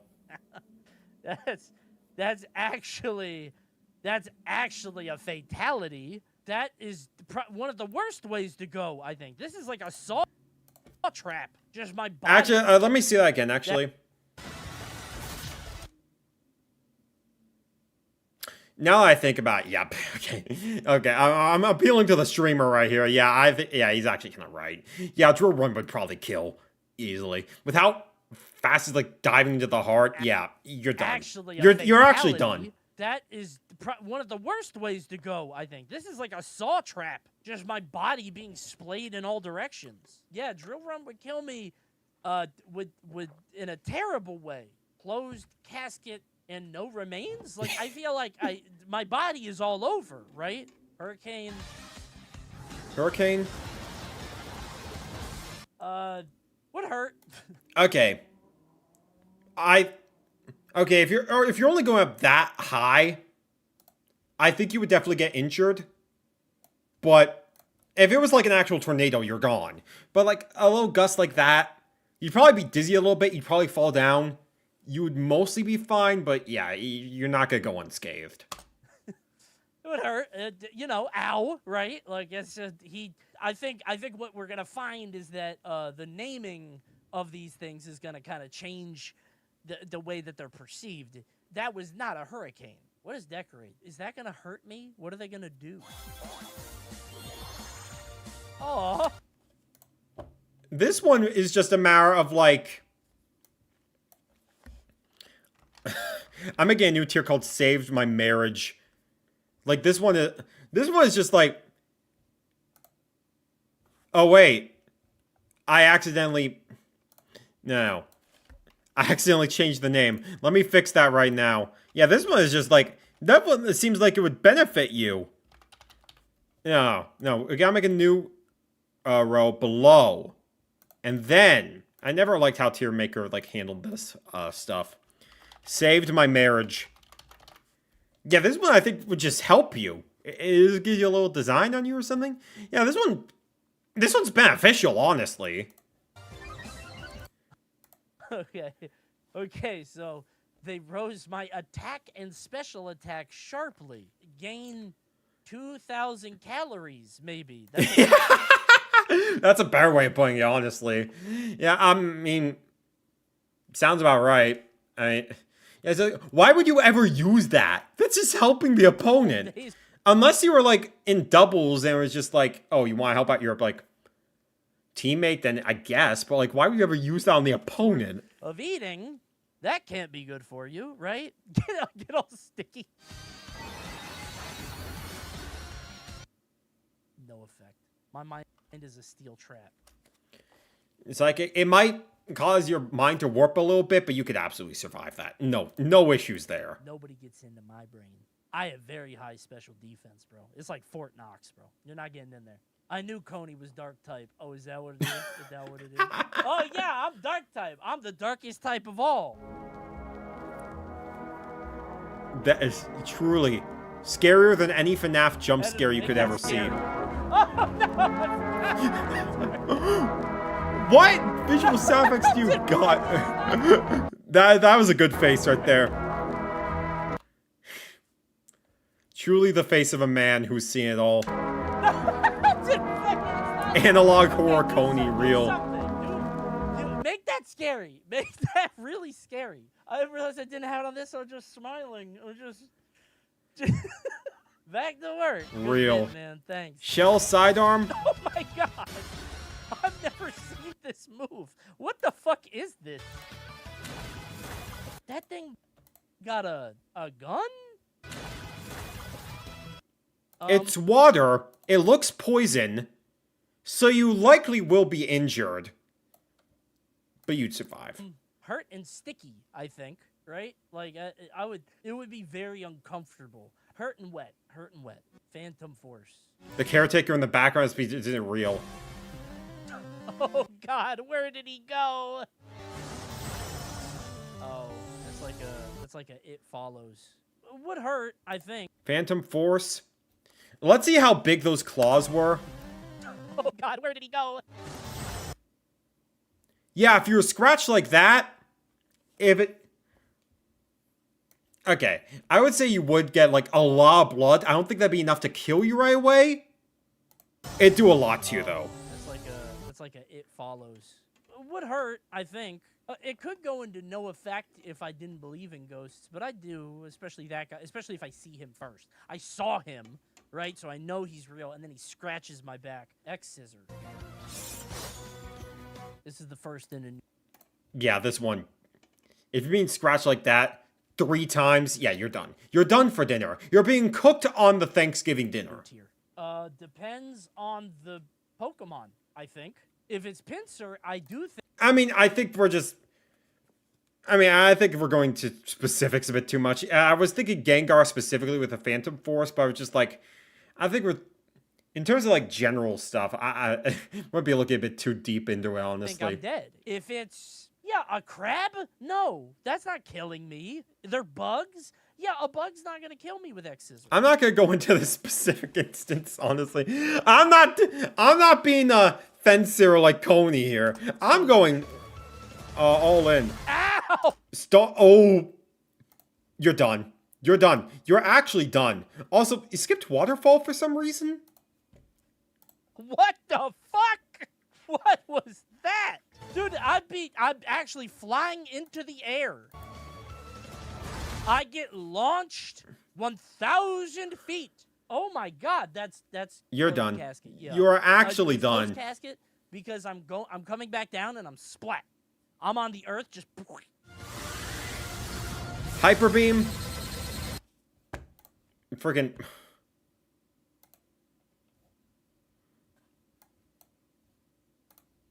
Where is it?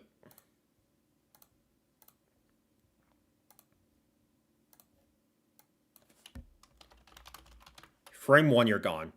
Frame 1, you're gone. These others might take a little bit of time. Frame 1, like, you're done. You're done. You're done. You're actually done. You're actually done. There's no way of surviving that. What the fuck? What is that move? If I... What? It explodes? Okay, dude, if I'm in a friendly Pokemon battle and the trainer I'm fighting uses Hyper Beam, I'm like, dude, what the fuck? We were here to It have literally fun. is just... It's gotta go. It literally just how is, like, everyone got eradicated at the opening of, like, Smash Ultimate World of Light. Higher. I am ashes scattered on the wind. I think I am On the blown wind, yeah. into all continents. I'm dead. Yeah. Draco Meteor. A meteor, you're gone. Frame 1. It's just a meteor falling on me. You know, closed casket, open casket. I think that's a good way to...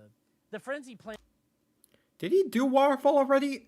I think he just skipped it, but, like, Waterfall, like... Yeah, you'd be fine with Waterfall. It's water. It might put me into a paste, but I think that my constitution would allow me to, like... I'd be in one piece. I think the Mortician would do a good job. He put makeup on my face. You know, solar beam. I gotta turn the light switch back on. Dodge. Takes... Okay, hold on. I need to turn the light switch back on. What is it? Solar beam? Well, it's 2 turns. Dodge. Takes way too long. It takes way too... Okay, I think that's just the cheesiest. I think that's the coward's way out, honestly. I feel like you should at least get hit by it. With its solar beam... With it being like a literal beam of light going on you, I think it would kill. Not right away. Brawling mouth beam, yeah. Too long. The sun would beam down. I'm inside. Dodging light? Yes, I'm doing it right now. The moon is out. I don't feel that. Look how long I have. Ready? That's just the typical gamer right there. 1, 2, 3, 4, 5, 6, 7, 8, 9, 10. That's just a boring way of logic, honestly. Just get hit by it and see if you can survive, okay? Gunk shot. Oh, no! That's like... That's a violation right there, but it's not gonna kill you. Sludge bomb, but... Ooh. It looks more painful, right? Chemical warfare? Very sick. I think... Yeah, you would definitely get it's like sick, but you wouldn't it's like a die. gunshot of like a biochemical, but it's not big enough. This is getting in all my orifices. Thunder. Yeah, dead. Dead. Maybe not instantly, but like... No, it literally is just the definition of like... Where is it? Where is my favorite video ever made? It basically is the equivalent of like... You try testing God... And then this is what's going to happen to you.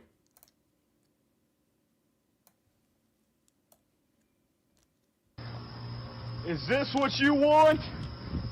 This is what's going to happen to you Come if you get on, hit by strike the me thunder. down, Zeus. Strike me down, Zeus.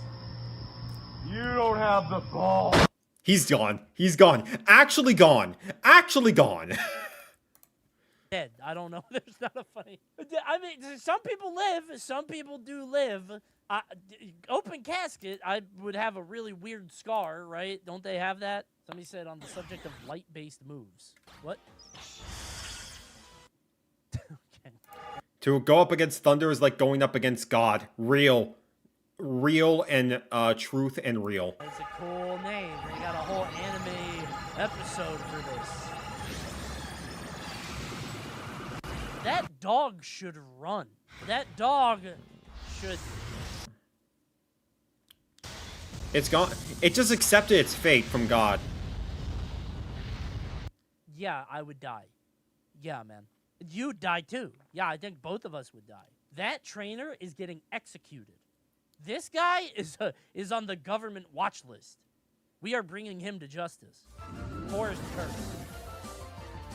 Forest curse? Okay. Very scary. You're fine. You're gonna be fine. Also, I think he skipped like electrify. Whatever it is, you'll probably be injured. I'd be quite intimidated, right? Spirit bomb, but green. Yeah. Of the forest. I hope I can find my way out. Inferno. Okay. Burned alive. What do you want me to say to that? There are so many of these that are just... Hold on. What was that move? I hope I can find my way out. Inferno. Okay. Burned alive. What do you want me... Yeah, you're gone. You're gone. Okay, it's gonna be way too much to keep up with, like, anything, like, with every single thing, like, he doesn't end up covering in the video, so I'm just gonna move all the ones he skips down here. Because, like, obviously I'm not seeing him. To say to that. There are so many of these that are just gonna be burned alive. I'm dead. No remains. Inferno? Yeah. I'm dead. It's fire. What do you think's gonna happen?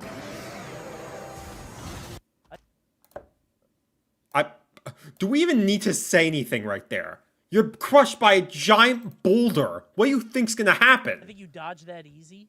Let me see. You're right. That's a long time. Great first time. Again, it's boring if you think, oh, I could dodge this. Just, we're talking about the impact of the hit here. Not like if you can, like, avoid it. Chat. God bless you. I dodged that. Yep. I forgot I have that. Dodge. Boring! I absolutely have time. Freeze dry. Let me hear him talk for a moment. Survive for 10,000 years.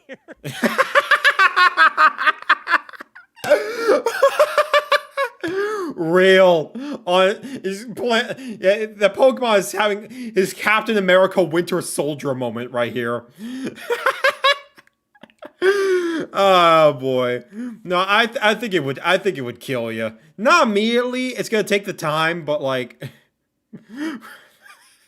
yeah, fair placement, honestly. Perhaps I will be preserved, right? Am I glad he's frozen in there and we're here and that he's the sheriff? Real. I get like Austin Powers explosion. Okay. I don't even need to see this one. You're gone. You're gone. You're gone. You're gone. Yeah, I'm dead. I died to that. That's a. It's an atomic bomb. What do you think's gonna happen? Everyone dies. Do they both die? Yeah, I'm pretty sure the explosion caused him to faint too. That's gonna hurt. That's gonna hurt a lot. Especially if it's in the stomach, but it's not gonna kill you. No. From a bunny? No. Hurt. Look at that bunny's legs, though. Not happening to me, Satan. I know what you're trying to do. I'm not... Wow, that bunny has some crazy legs. And the feet, too. Stop, okay? Relax. We're just talking about the general Pokemon attack in general, at least in my mind. Woodhammer... Maybe not immediately, because how big the hammer is, but you're gone. You're gone. Why does he have that move? I've never even seen that move in my life. What a weird bonk. Yeah, I'm dead. And open casket, but it would look bad. It would look real bad. Giga Impact.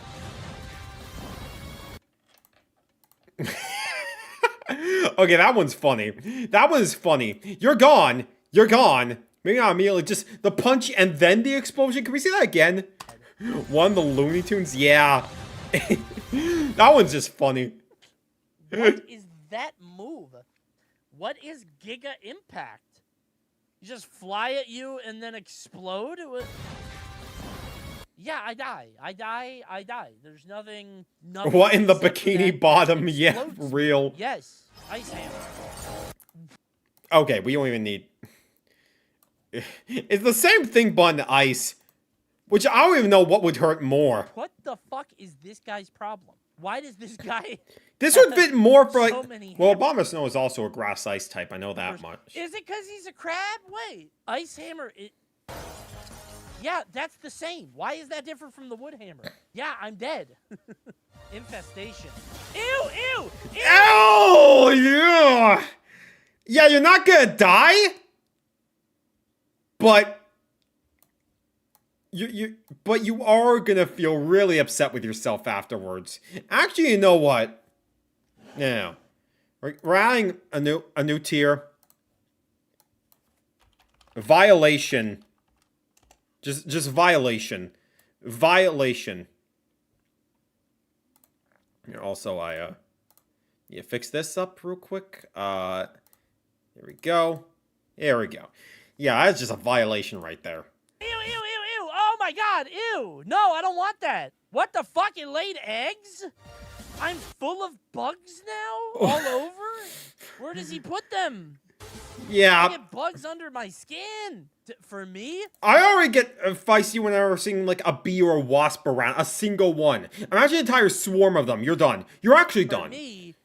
For me, worse than death, I think. Dude, that's bad. I fucking hate that. That's my biggest fear. Fair. That's fucked up. I'm infested? Kill myself tier? Yeah. I don't even need to see the rest of the movie. It's over. Alright, can I tell you guys something? Torkoal has my favorite noise. I always have oof. Yeah, bro's It just takes a literally lot making the of Roblox exertion and oof energy to sound. get ooh. Oh my god, yeah. Actually, now that I hear it, yeah, that's funny. That's actually funny. Ooh. Yeah, that's funny. Yeah, I dig it. Maybe. Yeah, they only got hit. Okay, hold on. Can I see that again? Okay, maybe you could actually survive that. You'd be... Okay, I think I judged way too early. It would still hurt a lot. But since it was so small, you might be fine. Maybe. Maybe. Yeah, they only got hit once. And you know what? I'll go a step further. Injured. Injured. Because it's a flaming rock. Light of Ruin. Over. It's over. It's over. It's done. The end. Goodbye. How many of these giant Kamehameha beams do they have? I bet this shit don't work on you if you're pure of heart. This shit feeds on your sins, right? This one is pure life energy. Alright, I'm dead. Whatever, man.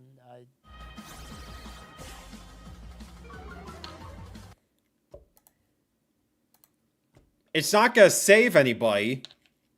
It's not saving a marriage or anything. But you're gonna be fine. You're just lowering the Did you stats. just say a slur? Hurt your feelings? How can he hurt my feelings? Bad at League? Hey! There's no effect. That's not gonna fucking hurt me, bro. You guys do parting shot to me all the time. And I do what we would all do in that situation. I go off stream at 11 p.m. and cry until 2, and then I show up the next day and everything's fine. I just take my That's 3 exactly hours what of I do crying as well. time to recover before the next stream. I just get hiccups. That's it. Honestly. This shit is delightful. I'm full of happy haunts. What even happened? Ghost type. Yeah. You would be fine. You would be fine. It's just nightmare of like the nightmare guy in Kirby's Adventure. That's literally it. That's literally it. You'll be fine with that one. Just recover from the mental trauma. I'm a ghost? That's kind of fucked up. I didn't consent to that. Very scary. Very, very spooky indeed. That's what I think happens. I get a little scared. Oh, right? But I think I get not for the faint of heart, it's like definitely. a Halloween special, you know? What is he doing? He's screaming? He's yelling. Beak Blast? That one is funny. But if it turns you into a ghost type, would that mean you were dead now? I mean, given how, like, Gengar and the other ghost types function, you'd be fine. It's just, like... They'll fly now. They fly now. Yeah, I think that one... Okay. Beak Blast, you'll be injured, but it's not gonna kill. Okay, is this just move leave like some a third-degree setup move? burns. It looks like it takes 2 turns. Yeah? You already know what it is. I would dodge it. I dodge it. I get out of the way. Coney, run right now. Didn't expect that, did you? Watch this. Did you see me? Watch this. Ready? Now watch. I'm going to unleash my ultimate speed. Are you ready? Okay. I think I saw him, like, crawling down there a little bit. Yeah. Sonic could never keep up with him. Who saw it? Who saw it? Did anybody see it? I saw it, okay. I saw your back hunching over. You're not slick. I was saying, pretty. I would get out of the way of the beak blast for sure. Oh, he taught me a move. All right, instruct. No effect. I don't be learning. This was another save my marriage. You're teaching me valuable skills. I'll take that. Nobody be teaching me anything. I'm not listening to a fucking monkey, bro. I'm not listening. Hey!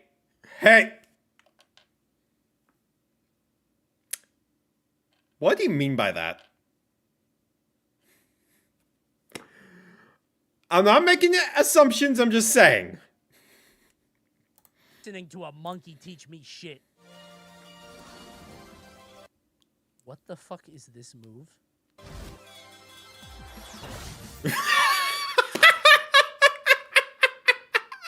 Just getting apple knocked. It's literally the Leaf Haven tree.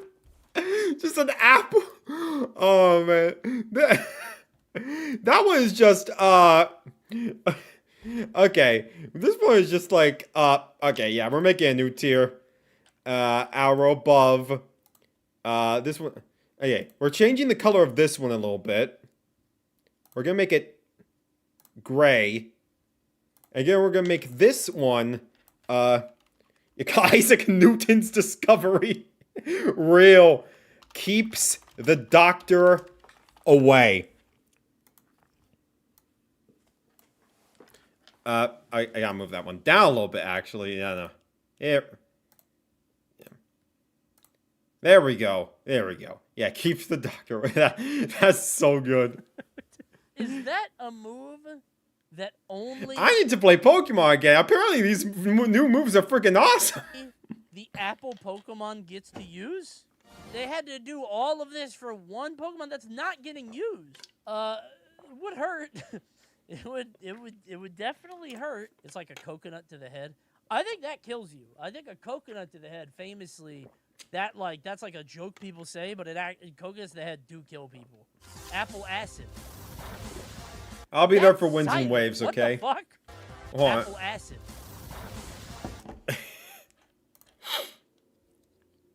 Keeps the doctor away, what can I say? That's cider. What the fuck? What the fuck? What do you mean apple acid? I'm drinking it up, and it's very refreshing.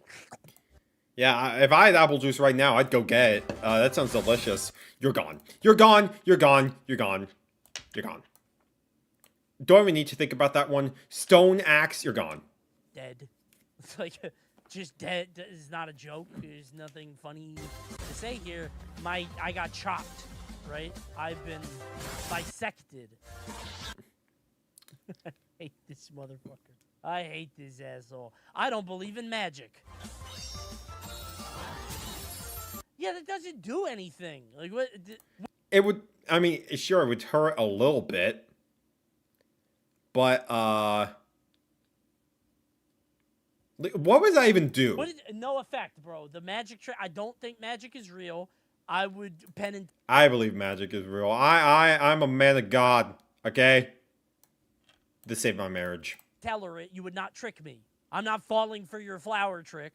Maybe I'll put my head up and I'll catch it. It explodes. Full of grass. That doesn't hurt. It's pollen. I'm not allergic. Oh. A lot of third-degree burns. Since it is not a freaking laser beam, you could probably survive that.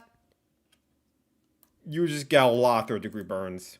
That's Mega Man. What the fuck? I think Yeah. I die, actually. I think it's so strong, and it is blasted at my heart. I think I die, but I think it's open casket. Well, actually, considering it has like a cannon, the speed and everything, yeah, you're probably right. Appeal to the streamer. I'm sorry. There's no way to say anything.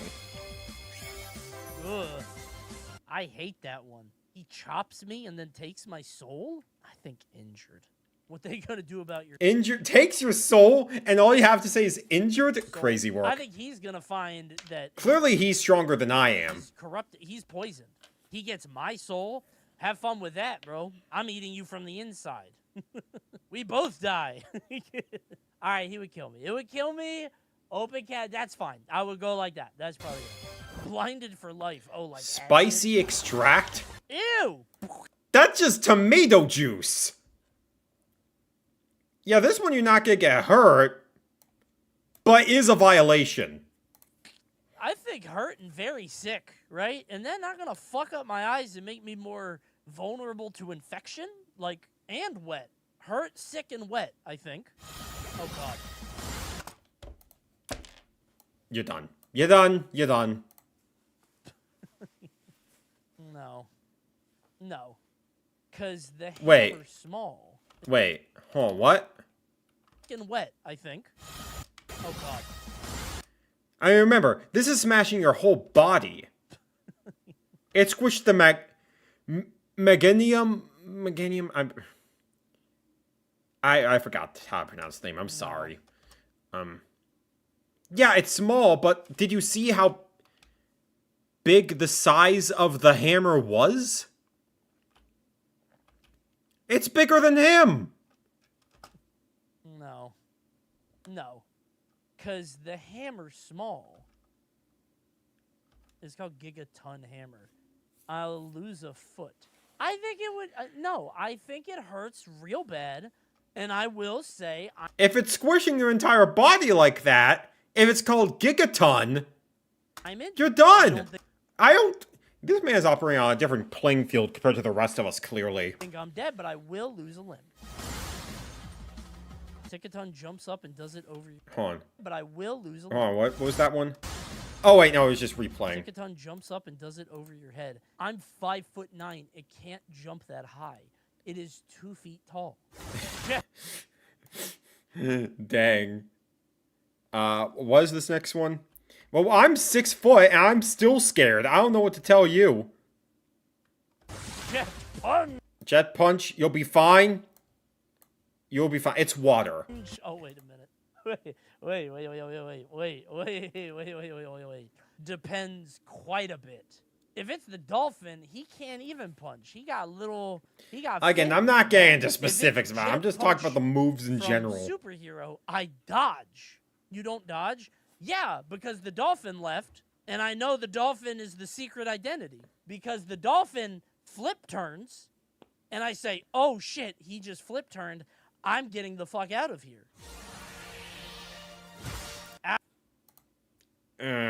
Cleave. If it's chopping directly through like the head, you're gone. You're gone. Ow. Just a giant swipe chop me vertically. With his head? Close casket. You're Depends done. on where I get chopped, but if it's vertical, 2 caskets. That's it. I mean, horizontally, it would still 2 caskets. For real. If it's horizontal, it's not gonna be much better. So it's just like it could still chop out like separate parts of the body. I'm 6'2" and I'd be horrified. Exactly. That's a the hammer is no joke. Electroshot. And I'm gonna be so real with you. I've never seen him be a bridge. I've never seen him go bridge mode. That's very funny. I've never seen the bridge mode. What that got to do with me? He ain't even... He can't. Oh, now he's got power. Okay. There we now go. If it's going on that long, you're done. You're done. Frame 1, you're gone. You're gone. You're never coming back. Syrup bomb? I don't even think I need to see that one to know it will keep the doctor away. I think you know what I'm doing here. I think you know I'm getting the fuck out of there. I'm gone. I am gone, bro. I am a... Oh, but unless it's raining? Dodge unless it's raining. Ew. Oh, yuck. Okay. Believe it or not, we have a tier for this. 2,000 calories and sticky? I don't know. It seems like a treat enough. That's enough great. of a treat. Yeah, I'm sticky. Spirit shackle? Oh no, my spirit! Okay, that shit missed. That shit did not hit. Dodge. That Pokemon dodged and it didn't even move. Oh, it actually shoots your shadow? What the fuck? No effect. Realistically, yeah, like, what's that gonna do to a person? Is stealing the soul? Because I'm not seeing that proved or anything. You're gonna be fine. You're gonna be fine. That does nothing. Nothing to you. Peter Pan ass attack. What the fuck? No, that doesn't hurt me. This is a LARP move. A LARP move? The mentalist hypnotizes you. I'm not tricked. I'm not falling for that. Real. Ugh. I mean, the beams were so small, you could probably survive. But you're not coming out unscathed. Oh, yeah, hurts. But it hurts with 3 different ways, which I think would actually hurt more. Fire, ice, electric. Oh, that would hurt real bad. Yeah. I actually think that goes into injured because that's going to create some kind of skin irritation, right? Something's going to happen to me that is beyond human understanding. Like, I feel like this is going to start a new medical precedent. Flip turn. Oh. Okay, well, there's flip turn. I mean, it's hitting. It's hitting. It's hitting, yeah.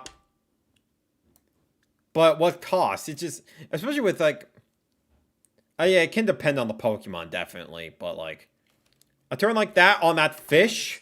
On that fish? Medical precedent. Flip turn. Oh.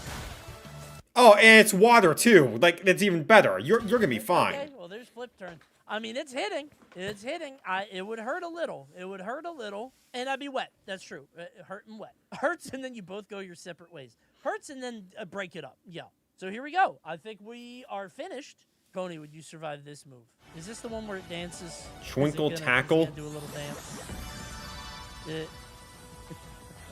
It's not even moving. I never got to this part in Pokemon X. I think I would be delighted. I would be delighted. Yeah, I'd applaud that one. Like, oh, what's it? What is that? What's he doing? That's beautiful. Whatever, it's their problem now. It is now up to the people. Death of the author. Death of the author. Hold on. What was that in the Twitter trending? It is now up. Okay, CONEY. It said CONEY in Poly. If it said CONEY, I would have busted a gut. To the people. Death of the author. Death of the author. Death of the author. It is now the art. The artist is not responsible for their art. And now it lives on in you, YouTube. Thanks for watching. Now I'm going to use my secret move, Trick Room. Goodbye, YouTube. He's so scary. He's so scary. So stupid. Yeah, but yeah, overall, guys, wasn't it nice to actually watch a normal video for a change? CONEY is the real GOAT in all this. I cannot believe it. Round of applause for CONEY, everyone. Unlike the rest of the people we talked about today, you're safe. The barbecue is open. The barbecue is open for him. We hate the takes, but we love the man genuinely. Yeah, and honestly, I feel like for this one, aside from like what? That one take about, what was it? The Gigaton Hammer? I would say it was pretty accurate, honestly. Yeah, and like here's the rest of my tier list personally. Yeah, and yeah, CONEY's always just been a W like that.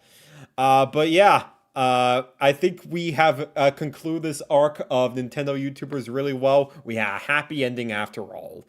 But yeah, I would say, yeah, let's just say, if people, if the Pokemon world was actually real, like I know a lot of people fantasize about, there would be so many fatalities reported every single day. It's not even a contest. Like, let's not kid ourselves here. You do not want the Pokemon world to meet real life. You just want a nice scribbly pet, Squirtle. And I already got a plush from him in the back. Man, he'll be fine. So, in fact, actually, let me go get him right now.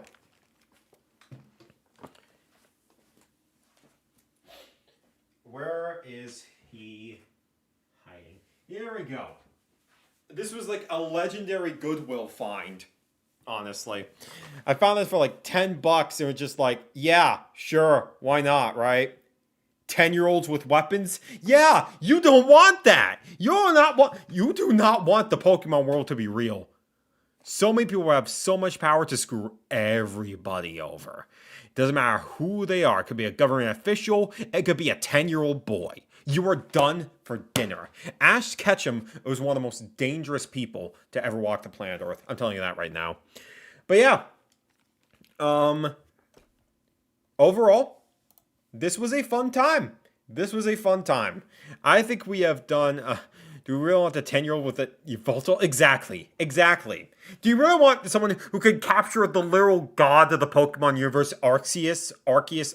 I don't care enough to know the pronunciation. But, like, even just hugging Lucario can mean you're impaled by his spikes. Exactly. Exactly. Like, there's just so much.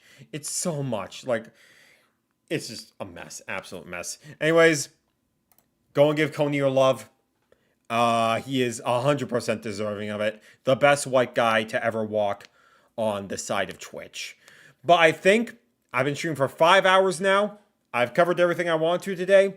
I think we are good. I think I'm going to go get some rest now, eat some dinner, and I don't know, probably watch more Smiling Friends or something. So thank you all for coming out for this lovely little reaction stream. I definitely want to do this more often because I really do think these types of stuff is like a fun vector for like engaging discussions about like games and stuff and all sorts of silly stuff like this, for example, like the Pokemon stuff.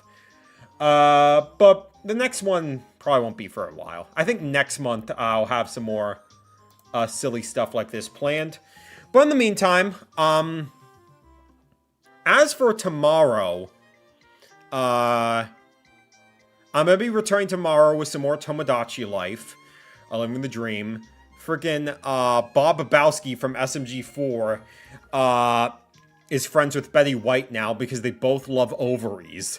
So you're going to want to tune to see what that is like.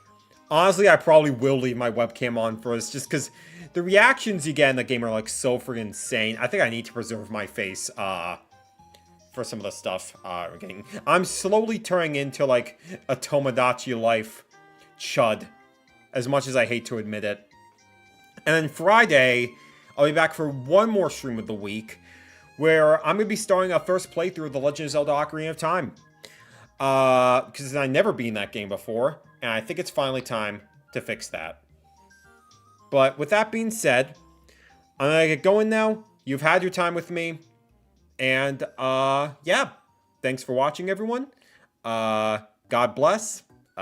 Take it easy. God, decompress from that Fawful video. I think all of us do, honestly. That boy ain't right for a lot of reasons. Oh, man. But yeah, I'm gonna go eat some... whatever. I haven't decided what I'm gonna eat for dinner yet. But yeah. You all take it easy. Maybe an apple dish after that grab... What was it? What was that move? The grab apple. And with some apple acid on the side. Maybe a syrup bomb if I'm feeling a little bit risky. But yeah, I'm rambling now. You all take it easy. I'll see you tomorrow if you're available for more Tomodachi Life.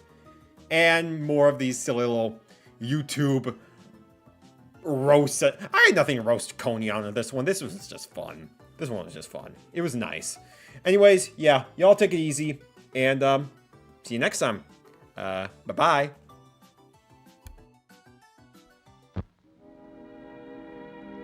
And now, folks, it's time to say goodnight.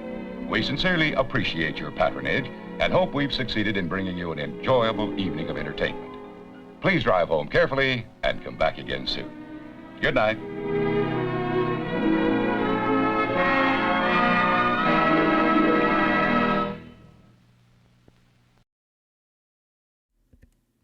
Guys, I'm sorry. I actually can't end the stream yet. Unfortunately, because sadly, the last retro game reviewer of the last millennium had to pop in at the last second. And I have to entertain him. I have to entertain him in some way. What should we do to entertain him? I know what we should do.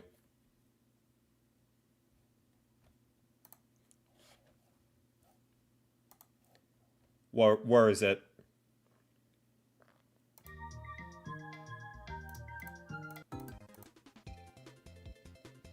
We're doing Wordle. Am I gonna get this right? Or will you never hear from me again? We have to entertain him. For our sake. We'll start off with track. Okay, so there's a T in there. Alright. Boy. So it's not the first letter.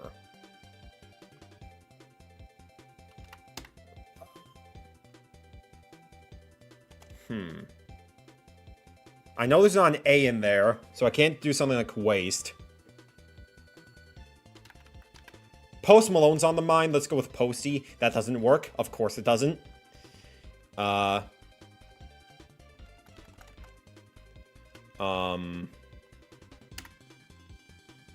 Liddy? Pity. Oh, no, I got Putty. Okay, so it's either the second or the fifth. The second or the fifth. What was it?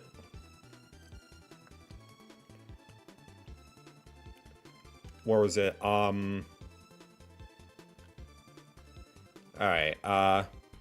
what do I... Okay.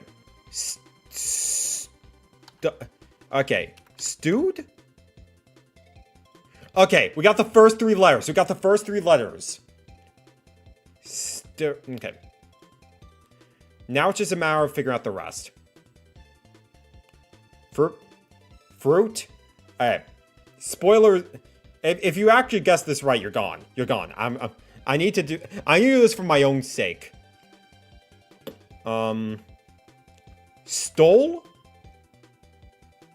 That was a stupid guess on my end. It was stupid guess on my end. Stun. Okay, the final letter being an S would be a cop-out.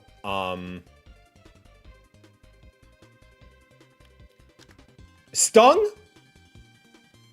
Oh my gosh! Oh no. Oh, it's gonna be over. It's so over. It's so over. No E's? Yeah, I know that much. I think it is just, Stum?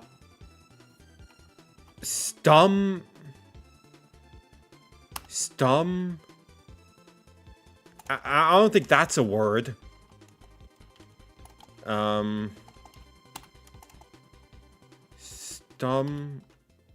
Oh, yeah, that's not a word. Okay. Stugo?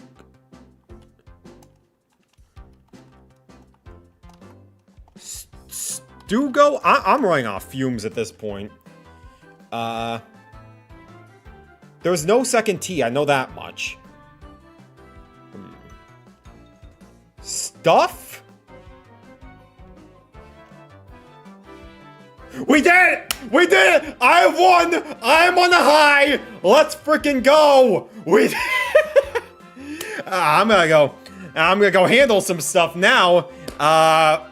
Such as, a nice little dinner for me. Entertainment to the max. Let's freaking go!